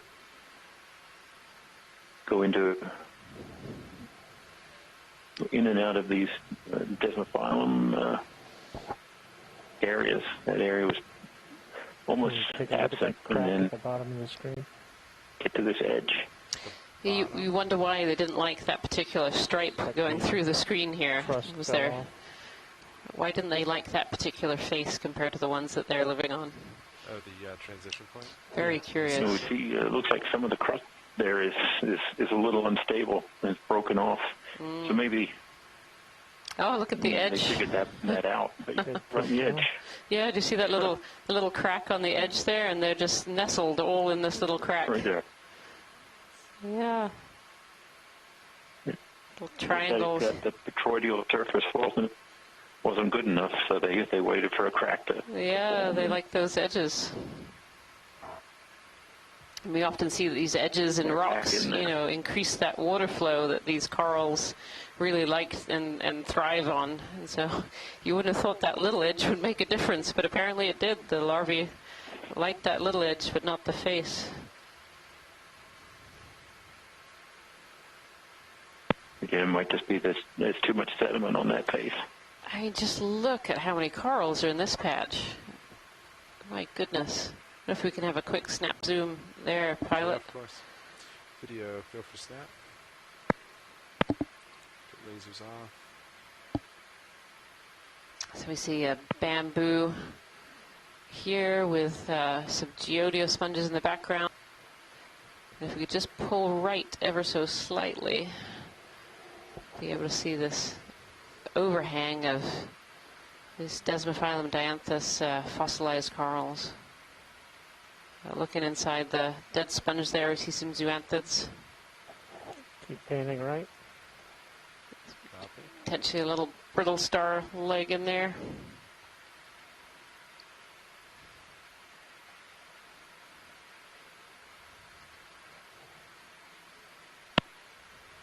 That's great. Thank you, pilot.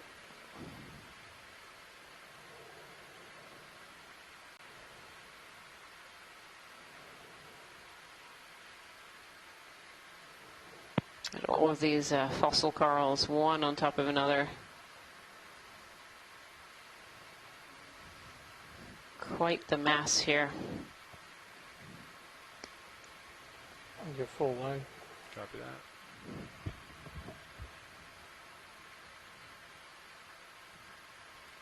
Thank you, pilot.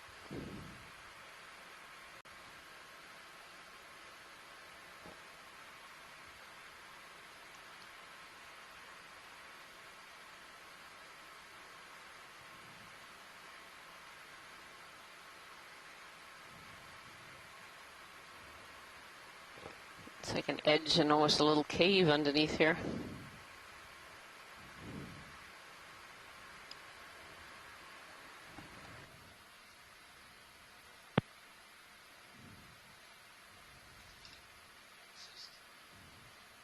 It's actually a great view in the Sirius cam, which you'll find on live feed number 2 right now, or in one of the boxes on live feed number 3. You can see this edge that we're looking at. This edge is absolutely covered in life, both life that was there a long time ago and has been covered over with this ferromanganese crust, and life that is there now and thriving, these bamboo corals and these sponges. Josh, something interesting floating This below area has you, obviously HB2. persisted over time. Oh, we have a little octopus. Josh, HB2. Is it a little Dumbo? If we can quickly zoom in there, pilot. Go ahead, Roland. We missed Octopus Friday. Apparently it's Octopus Saturday.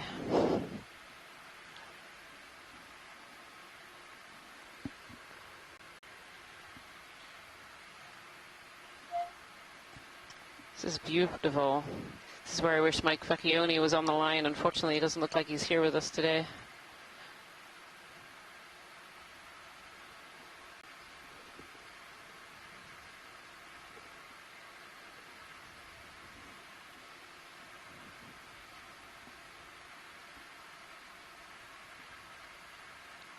It is so wonderfully graceful when they swim. They move these Dumbo ears gracefully through the water. Stable enough, we can go for the eye. Yeah, go ahead. We often see these Dumbo around areas with cold water corals and cold water sponges. Presumably they're a really good place potentially for feeding. Lots of associated life. You want to lead it? Trying to. I'm really bumpy here. Beautiful. Yeah, you're nice and heavy. Yeah. Sean. Very red and transparent. Screwed up our buoyancy here. I'm going to try to come in on it a little bit. Copy, full wide. Watch that overhang for me, Sean. Yep. Very, very long tentacles.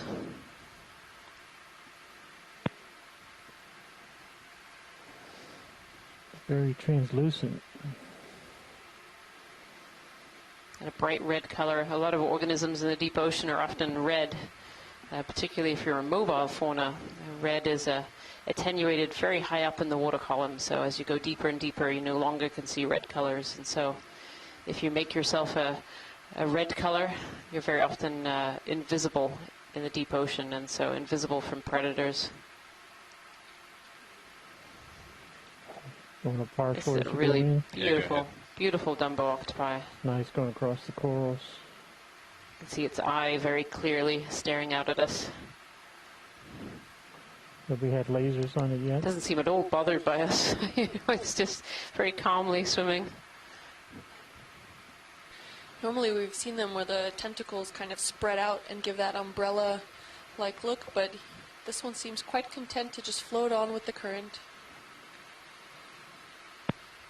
Transparent head there. Deep ocean, you're transparent. It's very hard for other organisms to see you. So this combination of a bit of transparency and a bit of red probably keeps this this octopi very hidden from predators. Wonderful. And very little is known about these Dumbo octopi. Nice They're friend, Josh. very rarely brought up to the surface as specimens. They're very rarely observed underwater. We really know very, very little about these Dumbo octopi.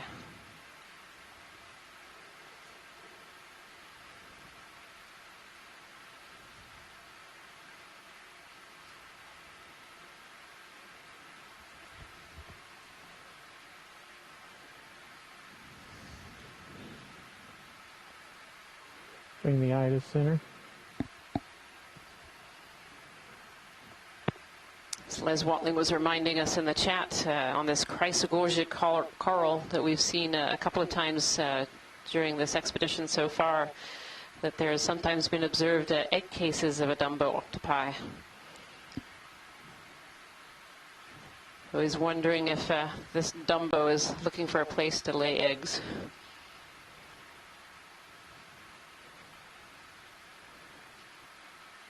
Oh, beautiful detail on its tentacles there.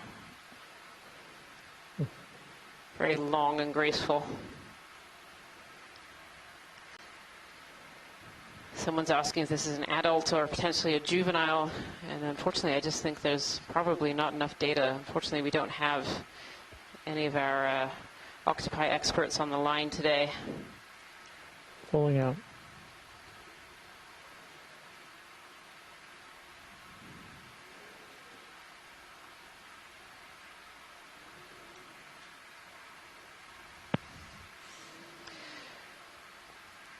If it's possible to put the lasers on this guy just to get an idea of size. You're right, full wide. And I've got lasers. Clear video, full wide. So the lasers are harmless. This just gives us a laser scale underwater. The lasers are set 10 centimeters apart. It's very hard to... Hello, Okeanos. Hello. Who are we talking to? Hey, this is Mike Vecchione. Oh, Mike Vecchione, thank you so much. Hey, I just got done driving, and I just checked in on my cell phone to see what you guys were up to, and I saw a serrate octopod drifting by. It's just beautiful, absolutely beautiful. Is there anything you can tell us about it? Well, I can tell you what it is. It looked like a Starodussis circensis. There you go. It's 10 centimeters. Yeah, we're just getting a size size right now. Looks about 15 to 20 centimeters in length. They get pretty big. I've caught them where they were probably, well, at least 2 meters in total length. Oh, wow. So this one is potentially a juvenile. Well, I'm sorry, not 2 meters, 2 feet in total length. Okay, okay. So. Just closed his eyes. So it was a nice looking specimen. But they're actually the most common serrate in the western North Atlantic. So it's not surprising that you'd come across one. But they are cool animals. And Unfortunately, I can't watch the video while I'm talking to you. I don't know what it was doing. Was it doing anything when you first came up on it? It looked like it was close to the corals. No, just very, very, to the bottom. Yeah, very calm, very our field of view, so we're not able to watch it anymore. But yeah, okay. Very calm. It didn't open its tentacles, its legs at all. So. Yeah, they usually swim just by flapping their fins, but they can pulse water out through by opening and closing their arms, which will slowly sort of squirt water out from the web, and can give them an extra little bit of speed when they want to get away from something. But it looked like it was pretty calm. Didn't seem to mind that there was a submarine there. It did not seem to. The reason I was asking was because they lay their eggs in corals. So I was hoping maybe you had seen some kind of unusual behavior, but just seeing it is pretty cool.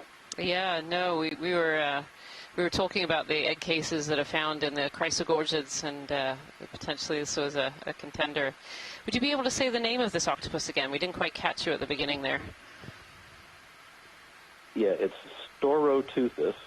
Storoteuthis. That's the genus. Stauro. Can you? Perfect. Well, thank you so much, Mike. I really appreciate that information. Stow uppers, yeah. Did you have any other questions about it? I don't think so. Unfortunately, it's swum away at this point, but we really appreciate you calling in.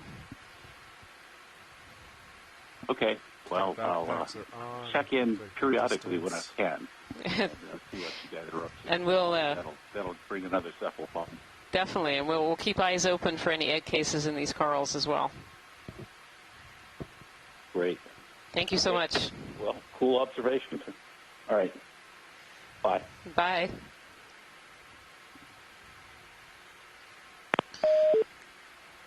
Sean, looks like you're just starting to see over the top of it. Yeah, it's slowly getting thicker.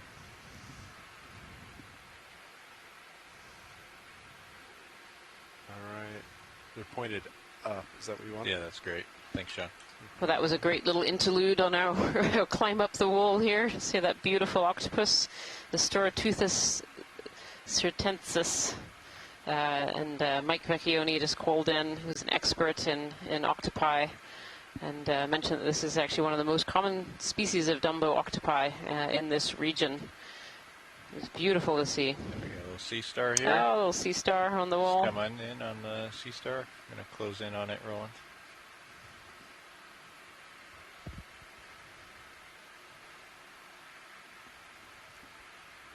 Laser's clear.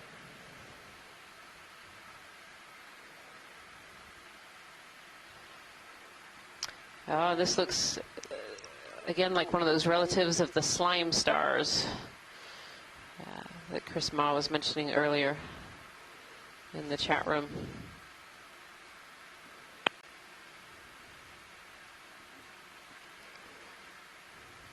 Pterasterid, relative of the slime star. Thank you so much, pilot. Okay, it's coming up. Definitely, as we're climbing this wall, we're seeing a lot more life up here in the further reaches. See a sea urchin on the coral there, probably having a munch.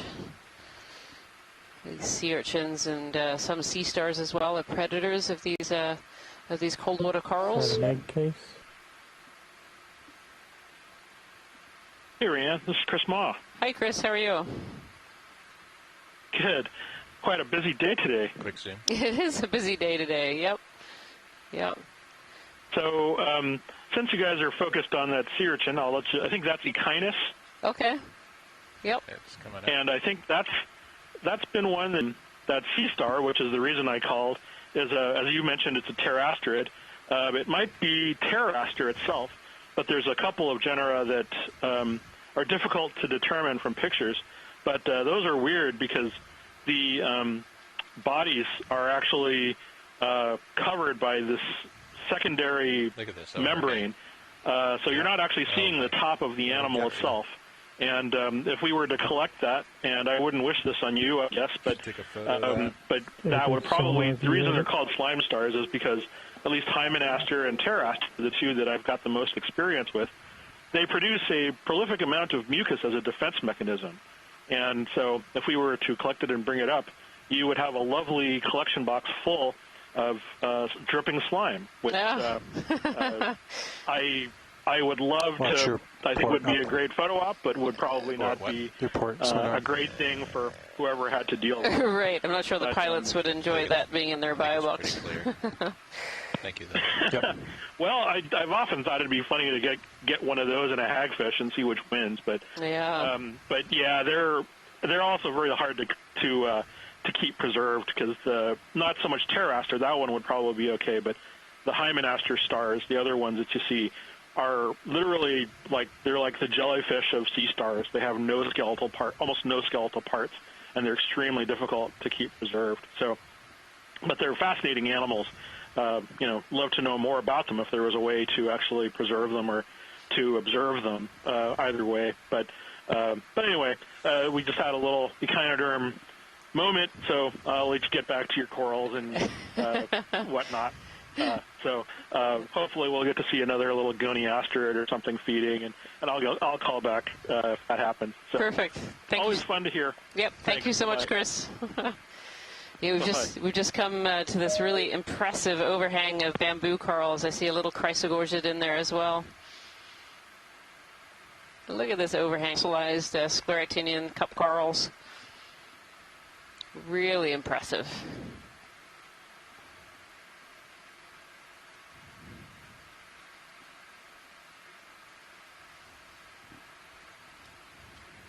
Actually not sure what's holding it together, whether it's all the fossilized coral or... It's so hard to know. Is it all coral platform that's built onto each other, or is there some underlying rock drip feature here? A little bit. It is really hard to tell. I'm not seeing much rock. It might just be this crust, and everything else is gone. Go on to live stream number 3. You'll be able to see there's what we call the quad view, and there's different views from different cameras all over D2, and you can just see how impressive this feature is. It's really beautiful. Yeah. Yep. Coming back. Now we're going to sweep back the other way, this overhang. Oh, could we zoom in on the, it looks like an anemone? Yeah, down low. Yep, down low, bright red. Thank you. Just checking that is an anemone and not a live cup coral. I think it's an anemone.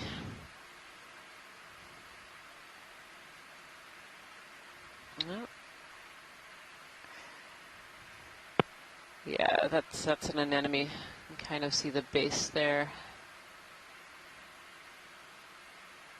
Thank you, pilot. It's great.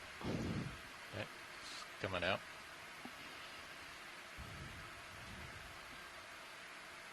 Continue our sweep along this impressive overhang here.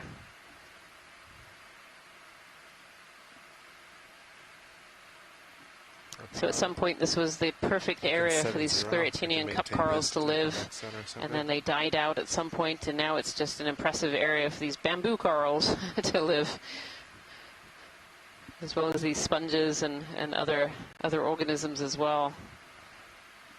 I think Les Watling really put it best in the chat room here. This is a confusing array of bamboo corals, and it truly is quite a confusing array of bamboo corals.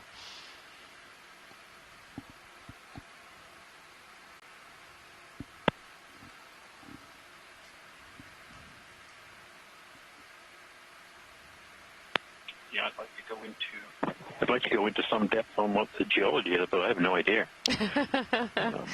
It's buried under all of this biology. I thought I'm going to slowly rotate back to 5-0. Yep. Copy. All this biology is hiding the rocks, just to make it hard for the geologists. That's all right. They'll all become rocks in millions of years. So. That's true. Very true. This is really stunning. Absolutely stunning. Another bathypathes here amongst all these bamboo corals. And starting to see some bare rock here. I don't know how close we are to the top of this feature. I think we're pretty close. Yeah, it's growing on top of these botryoidal nice deposits in general, certainly along this wall face.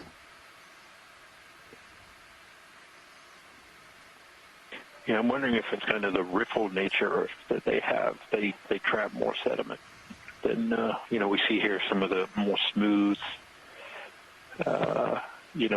texture there, and then the vertical faces aren't trapping as much sediment. So it might just be as simple as that. Yes. Yep.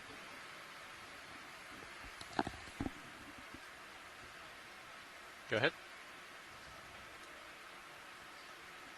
That's where, of the same mind, exactly what I was looking for. This might be an ideal spot up here. It's a little flat I can set up on and then reach out with the suction sampler. Excellent. Thanks so much, pilot. No problem.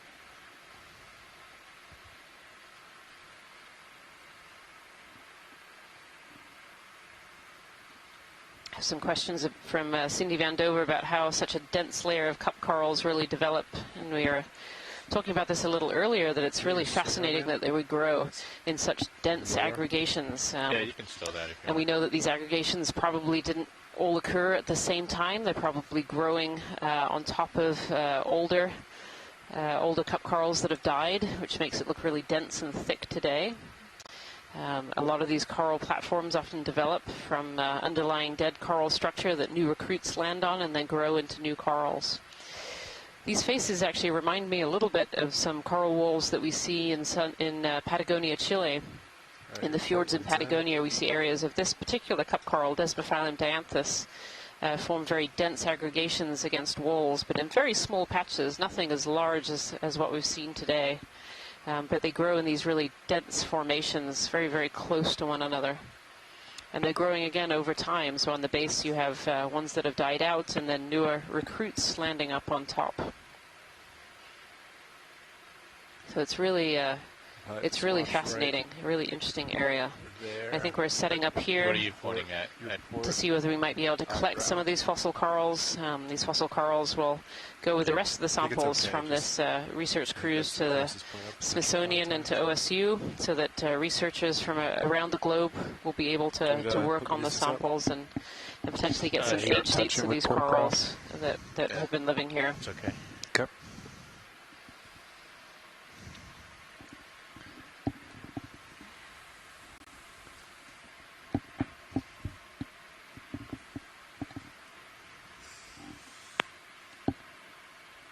So we're going to go a little quiet here to let the pilots have some room to concentrate as they look for a potential sampling opportunity of these fossil corals, these fossil scleractinian cup corals. All right, pilot, so I need to extend the drawer. Yeah. Ready for that? Yep, go ahead. Hydraulics are out. Valve packs are on.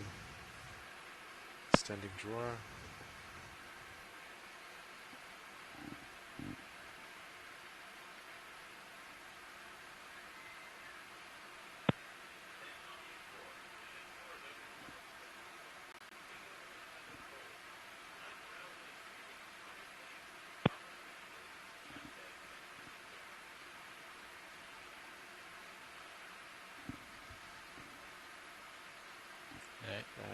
I think that should be good. There. All right. Do you want to leave this camera as is, or do you want me to follow you out?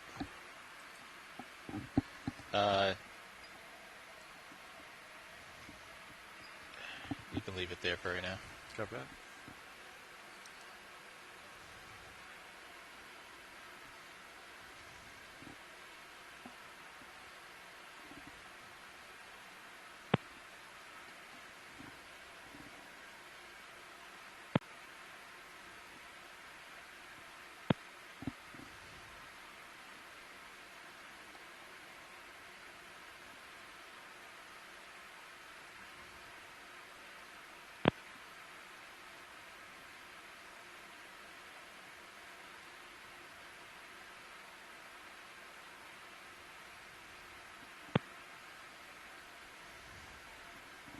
Okay, you tilt up with the Mizus.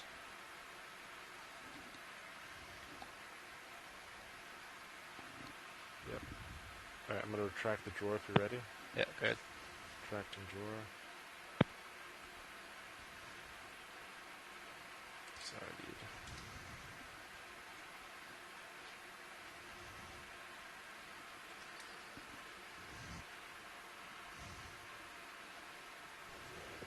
You want to zoom on HD2? Alright, tilting out.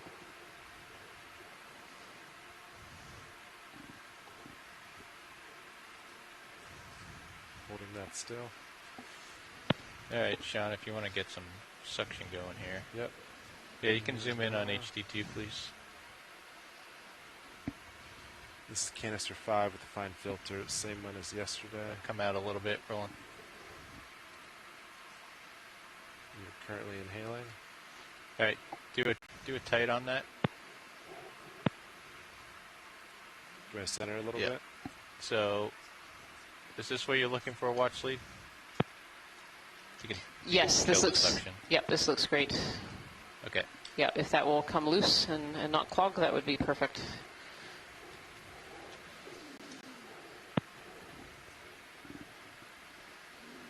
Alright, you can start the section there. Alright, you're inhaling. Okay. Definitely have some.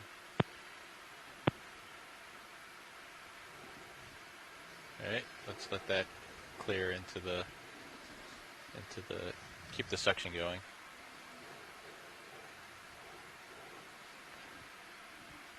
What do you got for suction right now? Just 1,000 RPM. Oh, that's way too fast, so slow that down. Yeah. Back down. Go 500. So maybe try to get some more. Come out a little bit on the mini Zeus.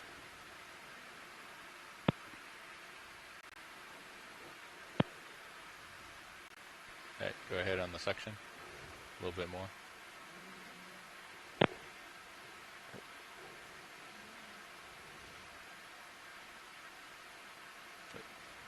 Oh. You might have a little bit of a clog there.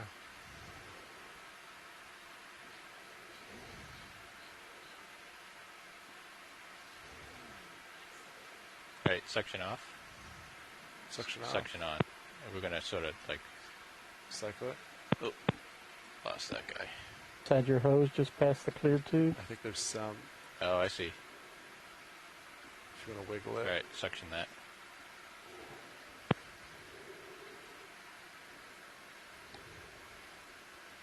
Did that make it all the way in? I do see a piece in the bottom. There's a lot in Yeah, there. But give it some more.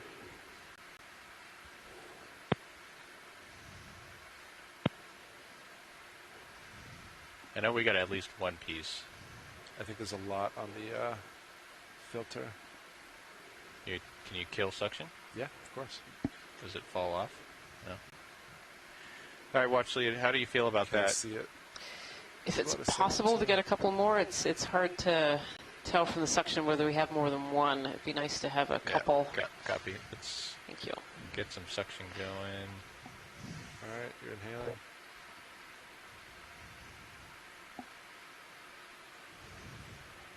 Try to center mini Zeus.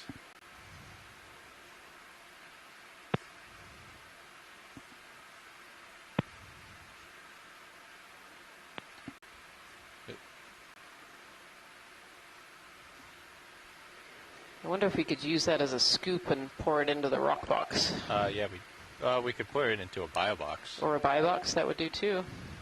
Yeah. And that would be a perfect sample right there. Suction. I'm going to bring this back. We're full wide on the Zeus, correct? Correct. You are full wide on all cameras now. Okay. All right.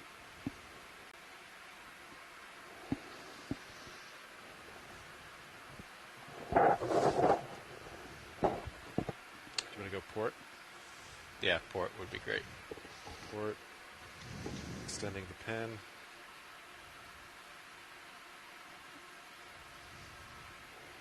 Keep an eye on the angle of that hose. Come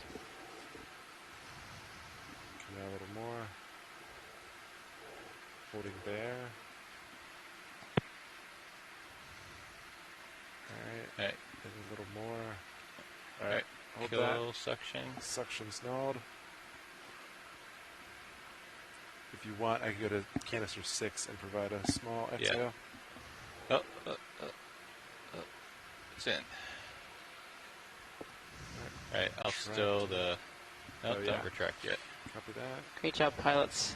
Just so you're aware, I've had a request for collecting the sponge that's up ahead of us as well, so... Understood. Just before we put everything away.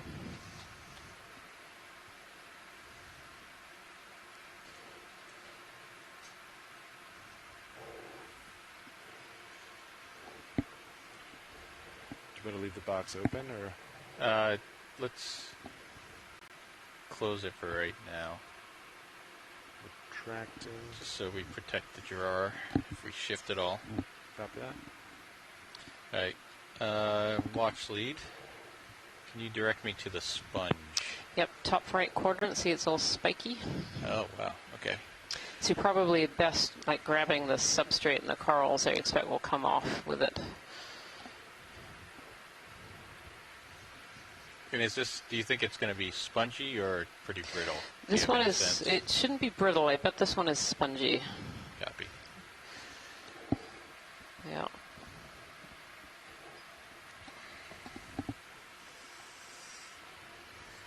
All right. You ready on the drawer, Sean?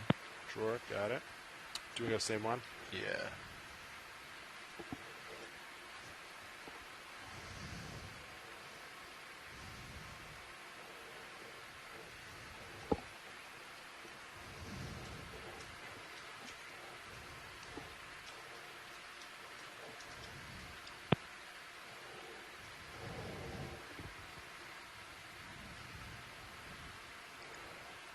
Alright, you can open the drawer and get it ready.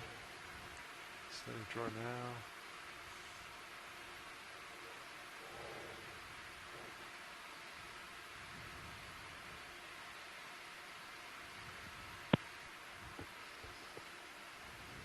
I can go a little more, but I'll wait in case I nudge you.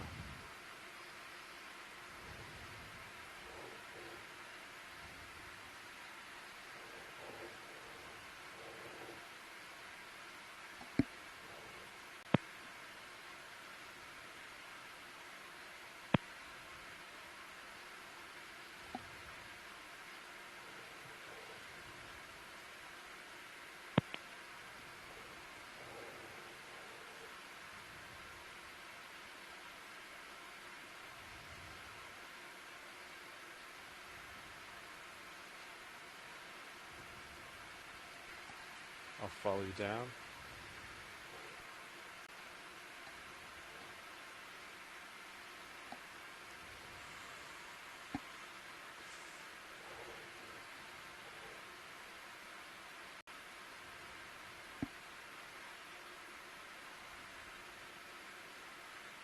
Yeah. Don't drop it. Oh no.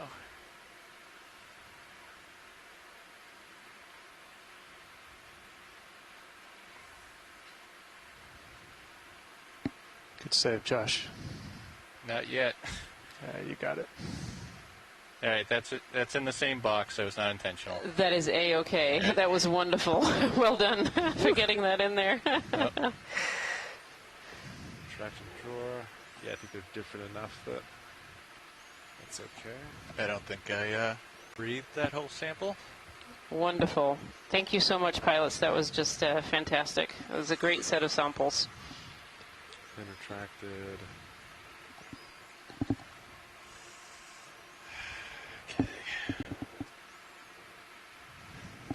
Okay. All good? All right. That was a good one. Appreciate that watch lead. That was a lot of fun. That was really well done. We're very impressed. Got a little bit of adrenaline on that one. Nice. All right.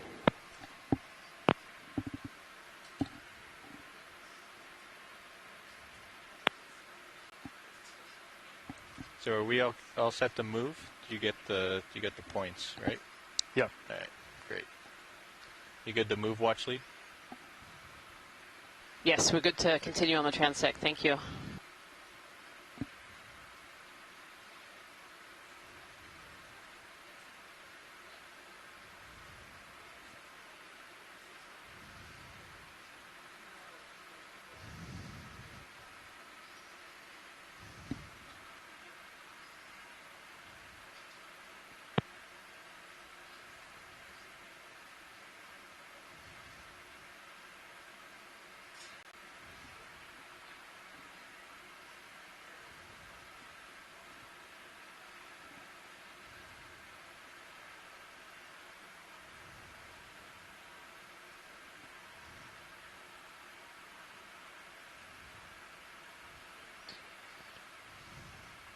Nice work, Sean. Yeah, same to you.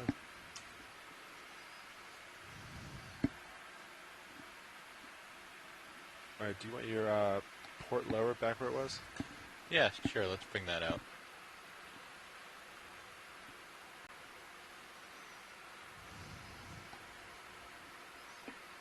Well, we've transitioned again back into ferromanganese crust exposure with not as much give us a attached fauna as we were seeing just below here. All right, that's about where it was. Valve packs off. Except that these little edges are relatively thin sheets of the crust to come off, but right along the edges, these corals like to just attach. That's because they're just not accumulating any sediment at that point. See these little erosional channels where sediment has come down and If I just grab a quick eroded away Right, I'm on part of the crust. 6. Can I run some fluid through the section? That is a great idea. Still in this really steep section. You can do it from here too, right? We're approaching the transition to the. Okay, just so you know. All right. This transition to the somewhat flatter top of the seamount. Before the dive, we're wondering, how long we'd be spending up on top, the wall, or continue up onto the top slope, and we shouldn't have had to worry. We spent a lot of time looking at the really spectacular. Job thinking about that. high slope, almost vertical walls in this almost 100-meter section of this dive, 100-meter vertical section. Of this more Actually, this is now. Now. So we have about under an hour left of the dive.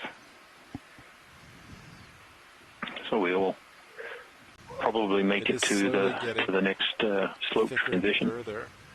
Still seeing a lot of different coral species. You want to do, this is 5.5. Yeah, sounds good, yeah. 5 meters at 5.5. Yeah. All right, Nav, when you're ready. Copy that. Thank you, sir.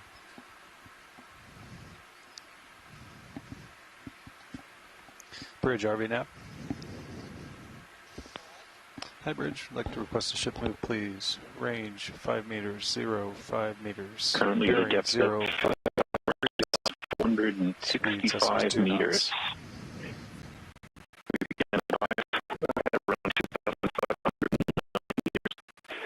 So we've actually range of 5 meters at 0.55 degrees. We haven't actually gone up too much. We've seen so many different environments. We started in a very low relief, rocky pavement, almost smooth. We think we're diving within an old landslide scar here on Corner Rise 1 Seamount. Doesn't officially have a name. Yes, the D2 lost out to block at like 60. And then we were able to pick up a sample of what looked to be carbonate limestone type material, and saw some other pieces of that material we think carbonate is actually forming a cap on top of this seamount. And once we can get those samples back, we'll be able to know a little bit more. Actually, just closer to 100 meters at this point. Yeah. You're at 2.6. When you say an old landslide in geological at the base terms, of that. how long do you think that may have been? You caught me hedging the number. One of the really big difficulties we have, even on landslides that are in sediment areas closer to shore, they're very hard to determine the age. When we drive over them with the mapping systems, they look like they could have happened yesterday. They look so fresh and sharp. But they actually often tend to be, tens to, at least tens of thousands to much older. Here on these seamounts, essentially while they're still being constructed by volcanic eruptions and other activity, they're also falling apart. Once you get water intrusion into some of the cracks and the weaknesses that form just from the construction process, they tend to start self-eroding, and so this landslide feature we're climbing up now, because all the rocks we're seeing, except that one interesting little table carbonate rock that we saw towards the beginning of the dive, everything else is largely covered with ferromanganese crust, and we know the rate of that precipitation of that crust is about 1 millimeter per million years, or thereabouts. Again, once the samples collected from this cruise get back to shore, many experts, including my co-geology lead, Kira Meisel, who will start narrating some of the dives tomorrow, they'll start looking at those crusts and trying to figure out some rates for the precipitation. So, because the rocks we saw had these crusts on them, we know that they're probably, pretty old still. Again, pretty old in geologic terms. Is probably tens to hundreds of thousands of years old.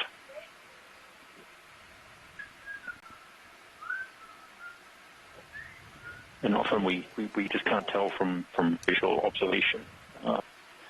Those kind of details requires getting samples back and working on them in the lab, pulling out, certainly for volcanic rocks, looking at particular minerals that are conducive to doing some of the different geochronology tests that get done. For sediments, we look for the critters, the shells of the dead marine organisms that accumulate in the sediments to figure out how old those are using radiocarbon and other methods. So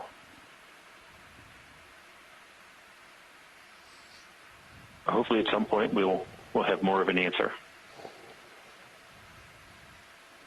Looks like the coral rubble is starting to fade away. Density of the benthos here has changed. We're not seeing as many of those desmophyllum cup coral skeletons as we were below, but they're still here. These might be bamboos or brambles. Lasers on that. Is this one of the firework corals? Graceful Gorge. Looks like it. An iridogorgia. This spiral, though, seems a bit wonky. It's not as curled tight.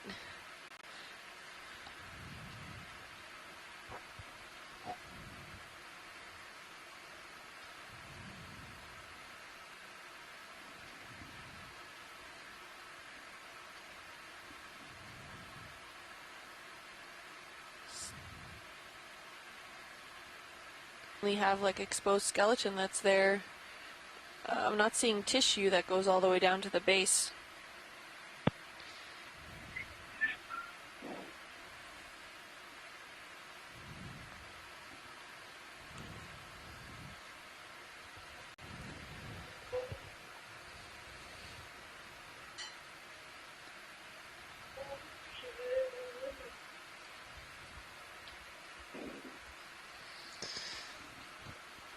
This thing just keeps going up.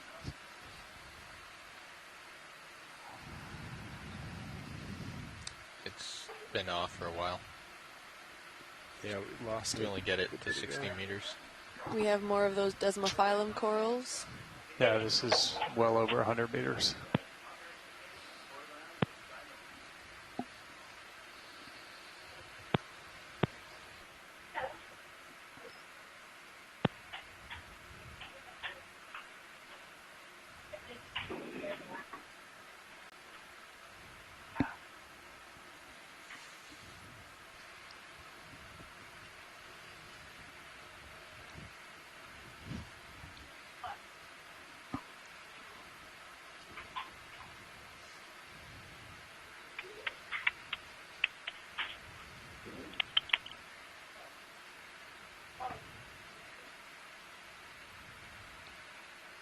There's a nice shot of that coral in the distance. Liz Watling is pointing out in the chat that this is actually a little deep for the Iridogorgia, those large spiral corals that we're just looking at, and so maybe by a couple of 100 meters below their usual depth range, and so maybe that explains why they weren't looking quite as healthy.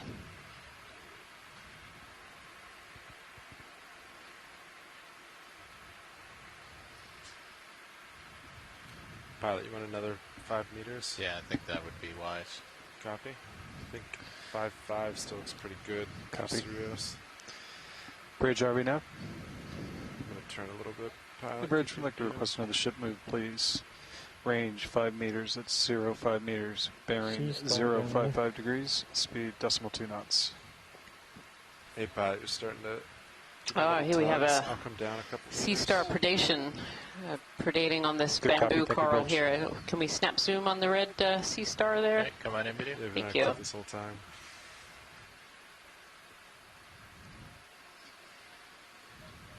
So the sea star has wrapped themselves around this bamboo coral, and it's likely the reason that there are no polyps found on the area where you see the sea star. The sea star is likely eating those polyps, predating.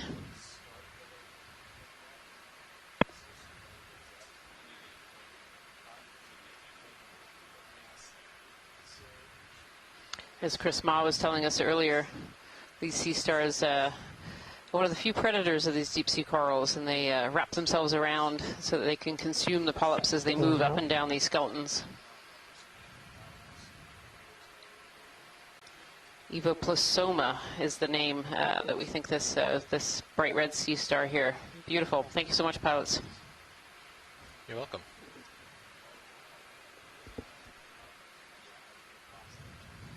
What was this Bathygorgia here?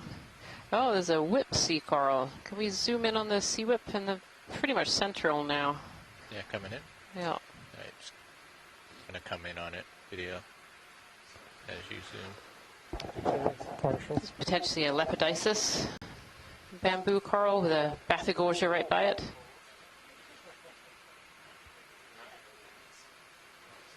Laser's clear. And unless we saw some just now when I was taking a little break, I believe this is the first Lepidopsis that we've seen so far on this particular dive. And again, more of those fossil corals everywhere. They're all collected in the sediments there. Thank you so much, pilot.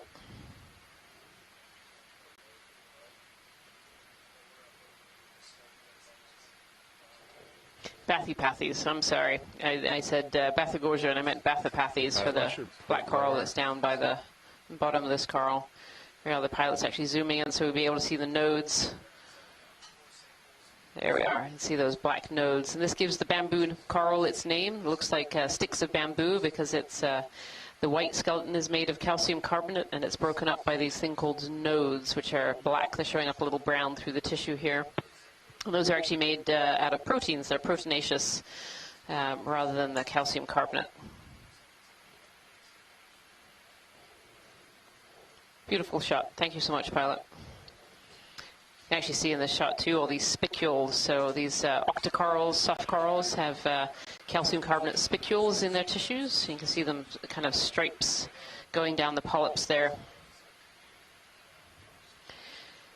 And those spicules give the polyp some structure, some strength, but they're also a really useful taxonomic tool as well. So when these corals are collected, they're brought back into the laboratory, and we look at their spicules on the inside, and it's the arrangement, shape, and size of these spicules that help us to elucidate evolutionary history and relationships between different species, as well as many other features on the coral, I should say, things like the nodes and node distance, the overall morphology and sizes as well.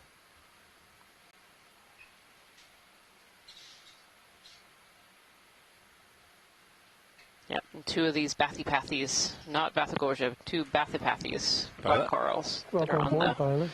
the What bottom can you here. show me in the next hour? It's quite the cliff feature, huh? Cool, pilot. Yeah. Pilot. I think you're muted. Yeah.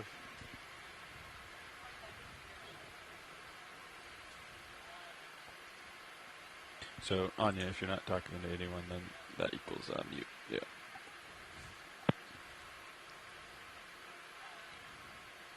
Looks like that moved.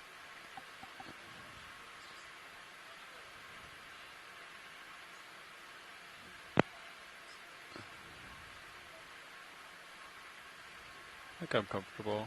Sea urchins sitting on the rock face here.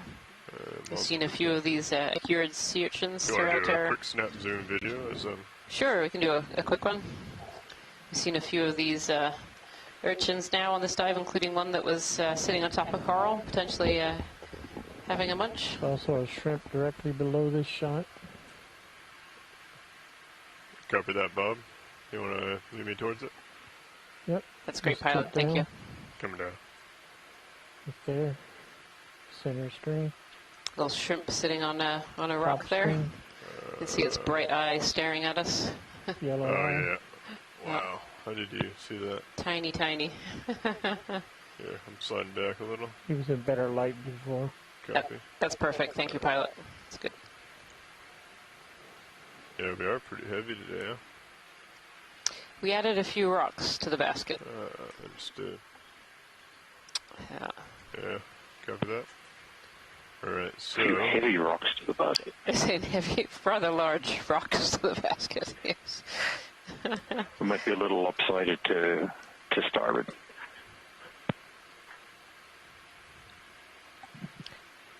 Large, but also perfect size, right? Perfect size. Fit absolutely perfectly in that basket.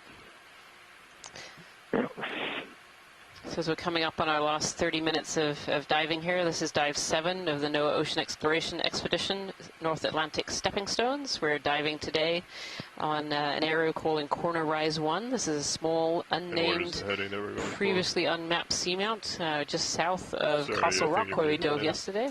We've been doing 050 and, it looks like moves. we're almost coming to the top of this feature. Looking at the map, we're getting pretty close to the top of this Actually, feature. the last few moves have been 055. Not sure if we can make it in this last 30 minutes. We have to be pretty careful when diving on wall features. Okay, what's our bottom time left?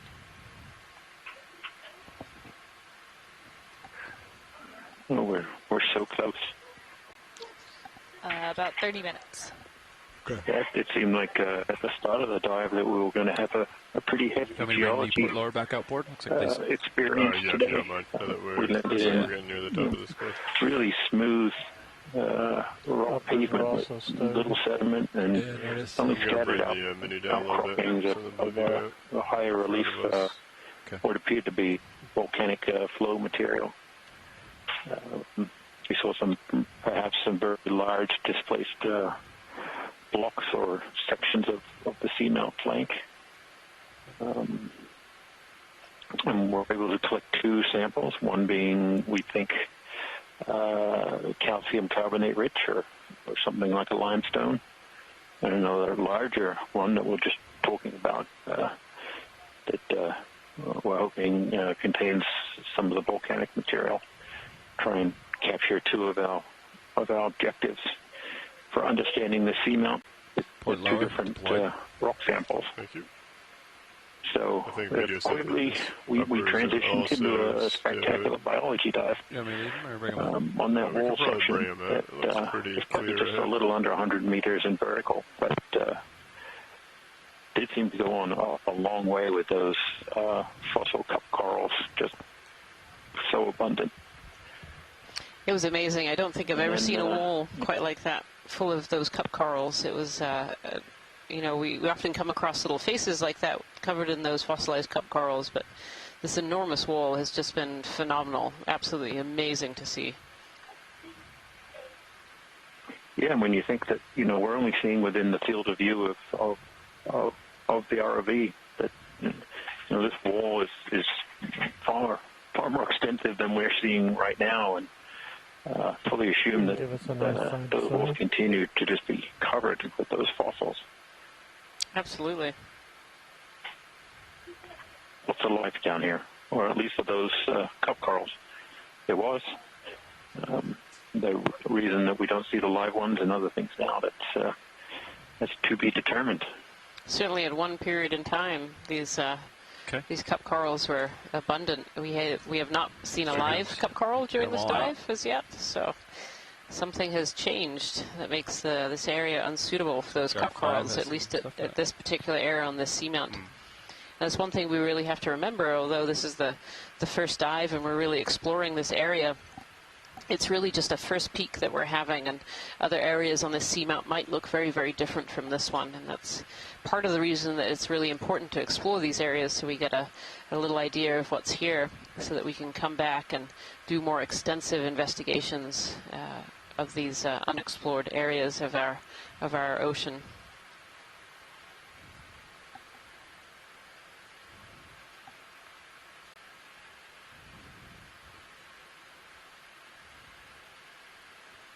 Seeing all of your bumpy ferromanganese crust there, Jason, on this edge. Want to bring me in 5 meters? Yes, Roosevelt. Cordial. Are you looking at 060 or? This grape-like. Cordial may be the word of the expedition. We'll have to wait and see. It's certainly a new word that I learned. Trouble spelling it. 5 meters, 060. Yeah. Y's and R's and O's. We're looking at a move of 5 meters, bearing 060 degrees, 8 decimal 2 knots. Almost like a broken open pillow lava here. You know, as we've been going up. We've been trying to interpret some of the geology, which was a little difficult down below us, just because of such abundant biologic cover. Looks like there's a hole in the side of this one, too.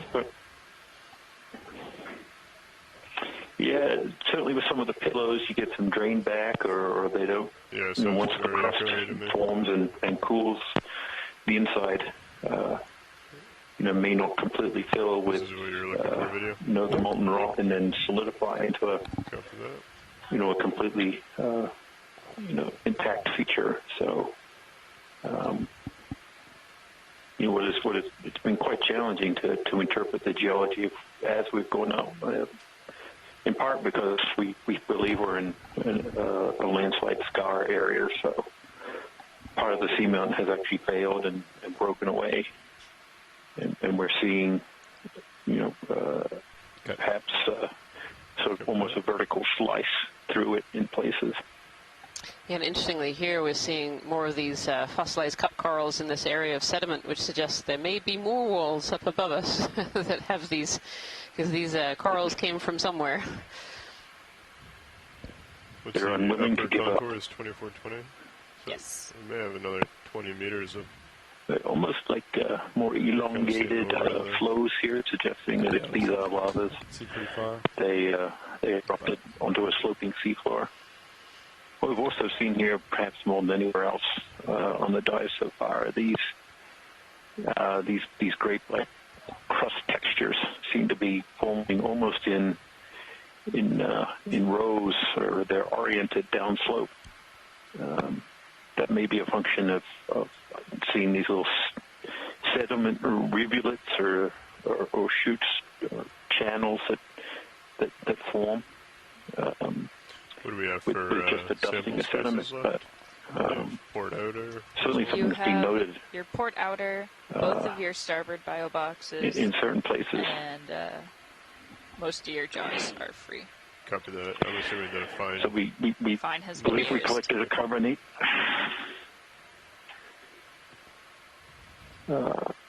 carbonate sample earlier, and we saw another one sitting on the seafloor without any slowly coming up, co-pilot. Permanganese crust, but we have yet not really seen the textures we would expect for a carbonate rock here as we've moved up. So it's either somewhere a little bit further above us, or perhaps laterally, so somewhere that we haven't quite covered with the ROV. That looks like a piece of broken coral. Yep. We got a little bit left to go.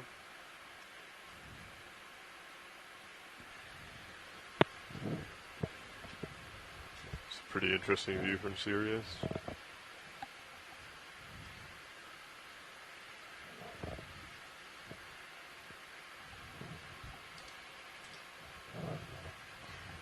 It's an interesting view from the Sirius camera above us, but also an interesting view from the forward-looking sonar too. You can really see this wall feature very, very close. If you look in your live stream number 3 in the bottom right-hand corner, the area that says blue view, this shows you the forward-looking sonar on D2, and you can see it can just see this wall feature.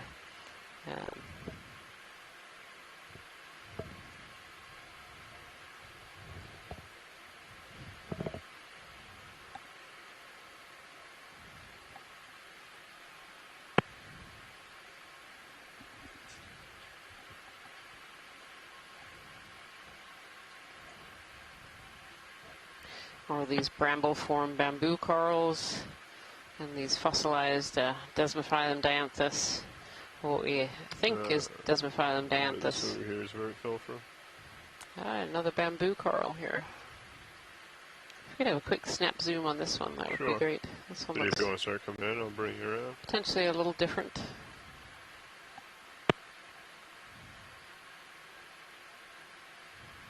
Coming up a little bit. Cover that. It looks like some of the branches might have been broken. Yeah, I think we saw a piece down below, which made me think that there may be something up here. Yeah, I wonder if the part of this one is what fell down.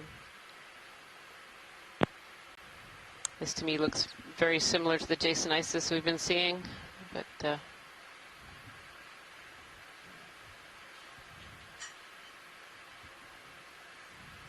there's the attachment point. Oh, actually growing out of a fossilized Desmophyllum dianthus. Look at that, right on top of the fossil coral there. Thank you, pilot. Yep.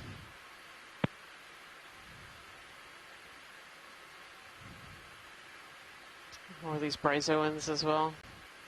These fossil corals create habitats. You know, just because they died a long, long time ago, it doesn't mean that other organisms don't still use them for areas to live. And we've been seeing all kinds of organisms using these fossilized areas. We've seen brittle stars and some worms, some shrimp, these bryozoans, all kinds of organisms using these structure in the deep ocean as part of their habitat.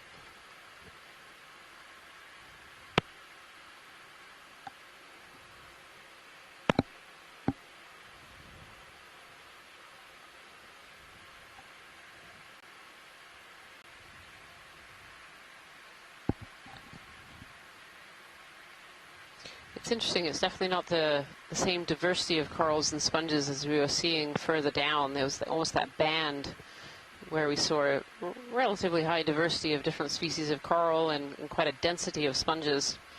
And we seem to have got out of that zone a little bit as we've come closer to the top. I don't know if the slope has changed or just the texture of the rocks. So the larvae were not happy to settle there, but we're not quite seeing the same density of organisms as we were seeing, certainly of the macroorganisms that we were seeing earlier.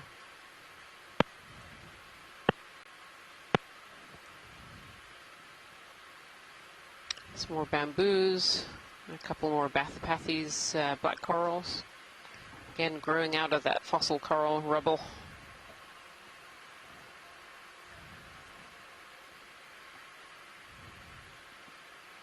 This has really been quite a fascinating dive. Very, very different environment.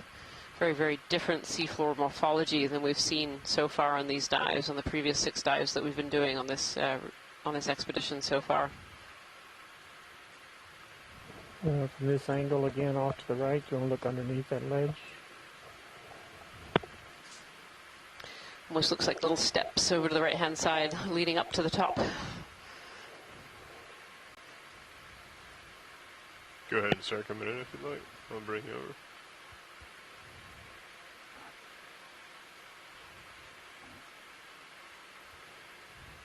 Probably get another 5 meters in. These edges are often great areas for organisms to live. See some bryozoans in there that we've been seeing throughout. 5-5.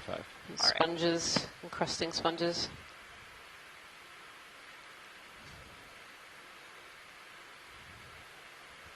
Some more of the fossilized cup corals.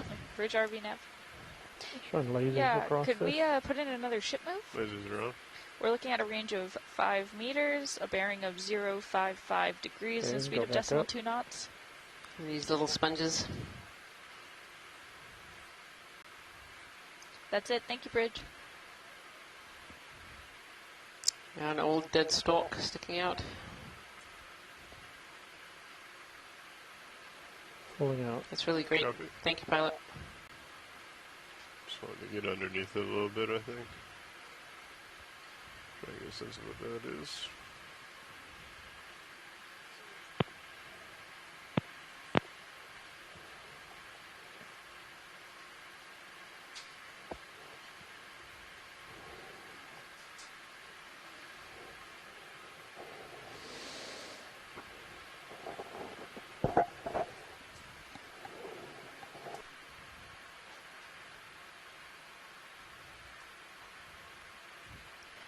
These 3 corals sitting in this area. It seems to be kind of a gap in the botryoidal covering there. These 2 Bathypathes and this bamboo coral.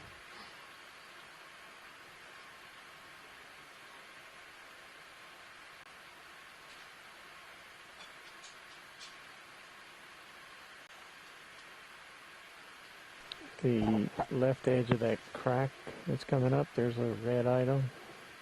Just before the branch. It's an interesting coral. crack feature here over on the left. I have lasers on if you want to steer me with those. Directly above the left laser. Go ahead and come in. Centered.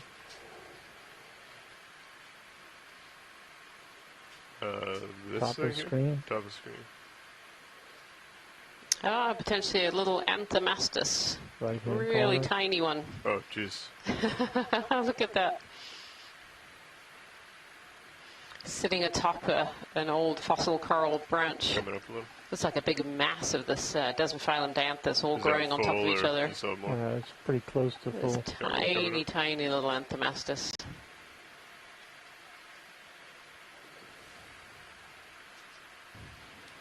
Copy that. Thank you, Bridge. That's full. Anthomastus is a type of soft coral. We usually see much that grows much smaller, but nice to see. Like I saw that from way out there.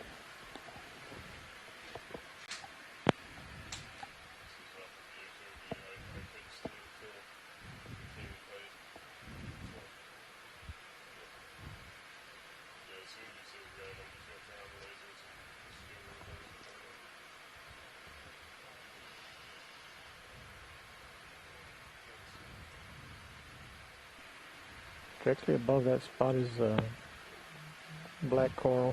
Yes. I couldn't even see it.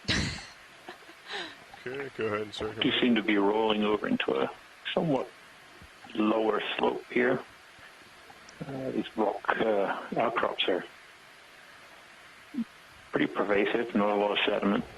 Is that another black coral? Yep, black coral on that one. And I think it has 2 of those worms living in the center stalk there that are kind of glowing a little bit wider.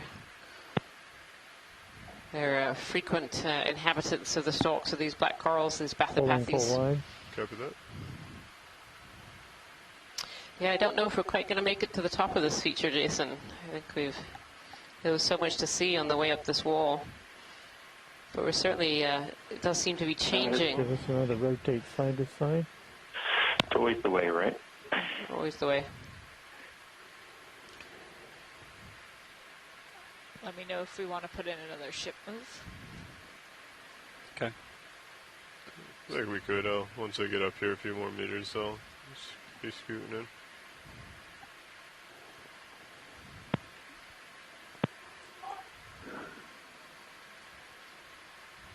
Wind is off bottom. UTC. 1905 is when we'd probably want to start setting up. Cover that.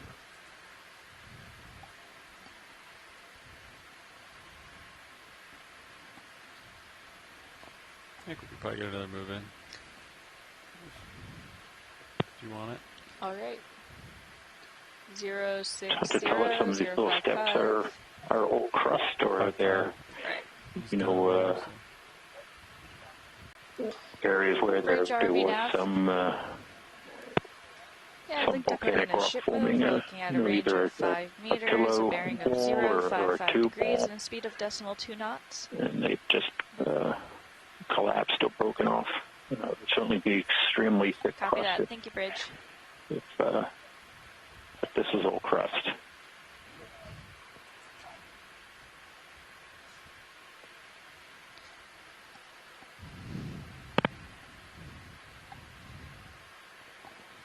A couple more Baspathes, perhaps. Yeah, they've been pretty abundant during this dive. We've seen them almost from our starting point, a little bit further along the line, but all the way up this wall. They've been a frequent observation.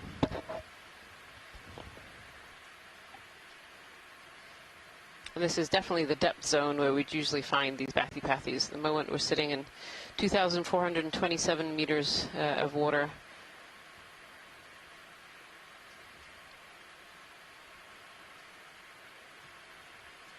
And according to our notes, that means we have about 7 meters more to climb up this wall. And the wall should top out about 2,420 meters. I'll get a tight zoom of that sediment. Yeah. I'll get up here, get a toe in, and then we can come in tight on it. Not a lot of tide left. Yeah. Definitely looking at the sonar, if you have a look at your live stream 3, it seems that it's definitely getting a little flatter in this area. This is a great shot of the sediment here. I think pteropod shells, similar to the sediments that we've seen in other locations and at the bottom of this feature as well. Yep. It seems like all it is pteropod shells. It does. Is there actually any sediment, or is it all pteropod shells? I think there's some sediment up here. Up to the upper left. And just the very definition of a volcanic sediment. Yeah. There are little pieces of the crust and other things that have come off, but you want me to come back down? Yeah. I think I'm getting pushed out. Well, it certainly is dominated. It's very much dominated by pteropod shells. Yeah, and these pteropods are planktonic organisms, and these are their shells that are left behind when they die. I think it's a coral polyp.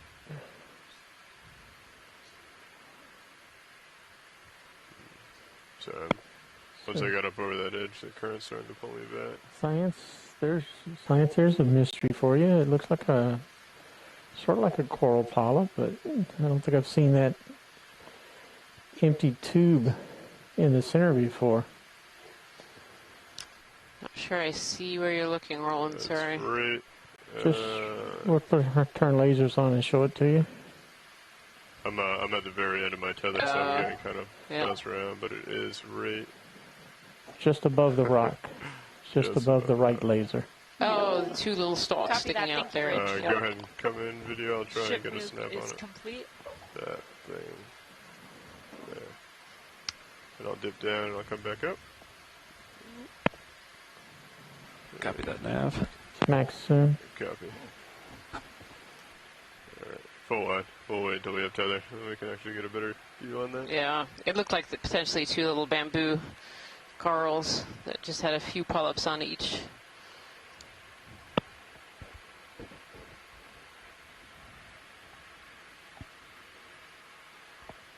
It certainly seems like we're crossing over into the top zone here of the top of the seamount, of this area around the seamount. Give us a rotate side to side.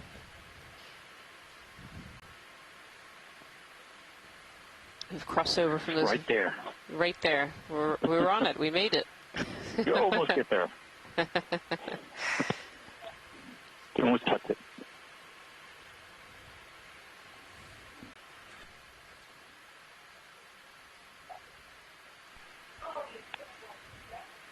I figured we'd do it right as we were coming up. Sounds good.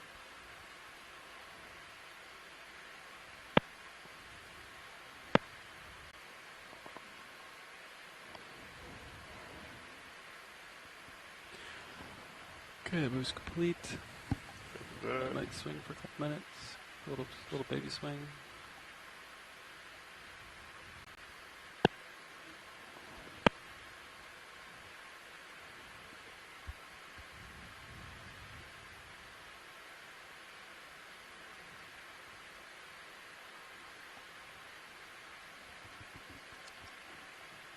See some ripples in the sediment up here, Jason. Do you want to come back in video?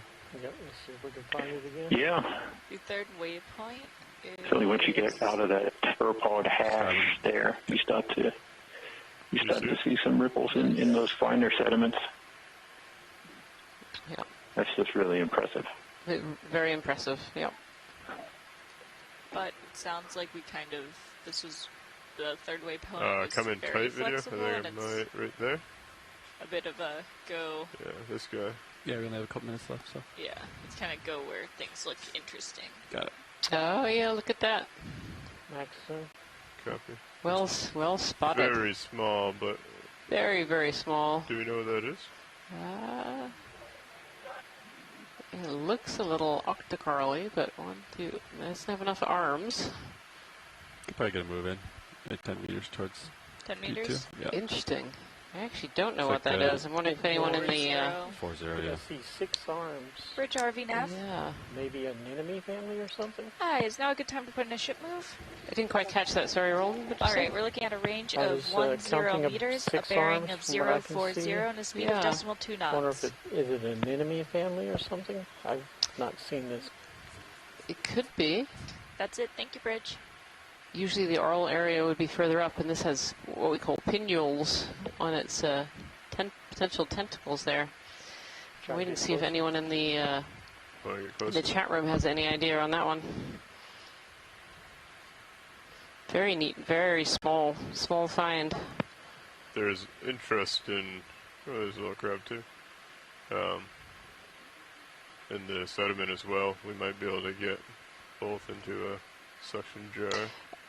I think we're okay. I think the more interest is just to creep along a little bit more here in the last few minutes. Right. Just nice and tight video, and then we'll continue along while we wait for Sirius to catch up. Yeah, Scott France here said a burrowing cucumber. I wondered about that as well. Maybe this is the feeding appendage. But yeah, very strange. Let's do a bit of research on that one, see if we can figure out what that is later tonight. Very cool. Thank you so much, pilot. Feel free to come out video. We'll keep moseying along. Okay, just burrowed. Oh, did it just... Yeah, it just like closed up. Huh, interesting. Or something, You could see the hole and then suddenly it kind of closed whatever that mouth. It's your sediment ripples, Jason. Sediment waves up above too. Yeah, it certainly seems that we're moving into a more broadly sedimented area. It still appears to have the rocks appear to have a kind of a volcanic flow texture to them. So really hard to get a sense of what's underlying that ferromanganese crust. We did find those carbonates, what we think are carbonate rocks, deeper down. We'll know more once D2 gets back to the ship. We're thinking we might see outcrops of these carbonate rocks as we moved up, but I haven't seen anything really diagnostic of that. So watch lead, we only have a few more moments in here. So we'll probably be left with a few mysteries as we start coming out. Is there any final things that you would like to look at in this general area? Sure. you want to come in video? Do a quick snap. The object on top of the rock. Looks like a sponge that's fallen over. It's like a wizard. Okay, full wide. Thank you so much, pilot. Thank you.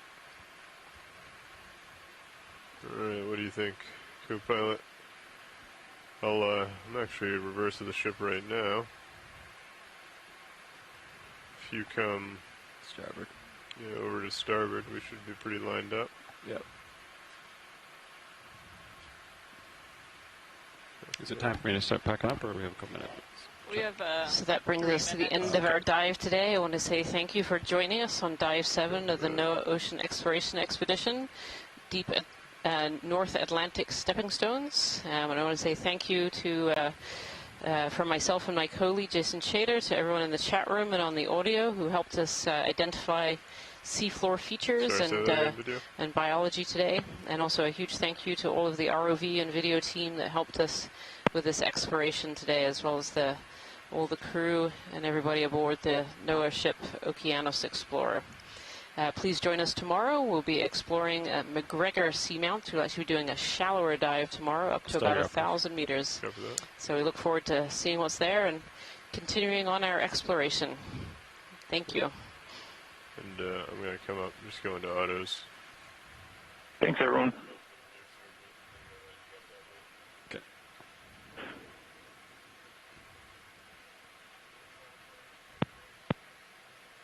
It's all right.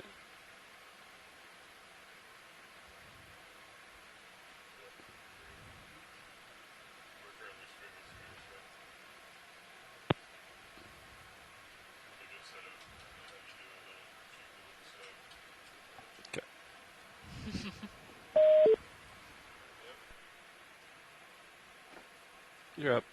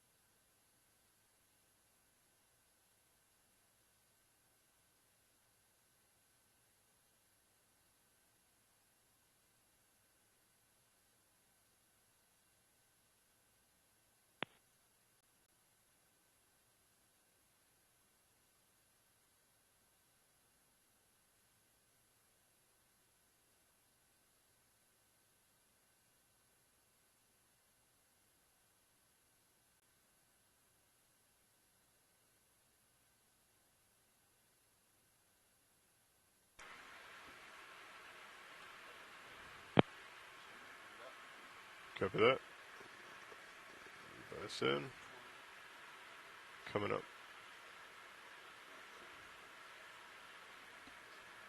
Ramp up.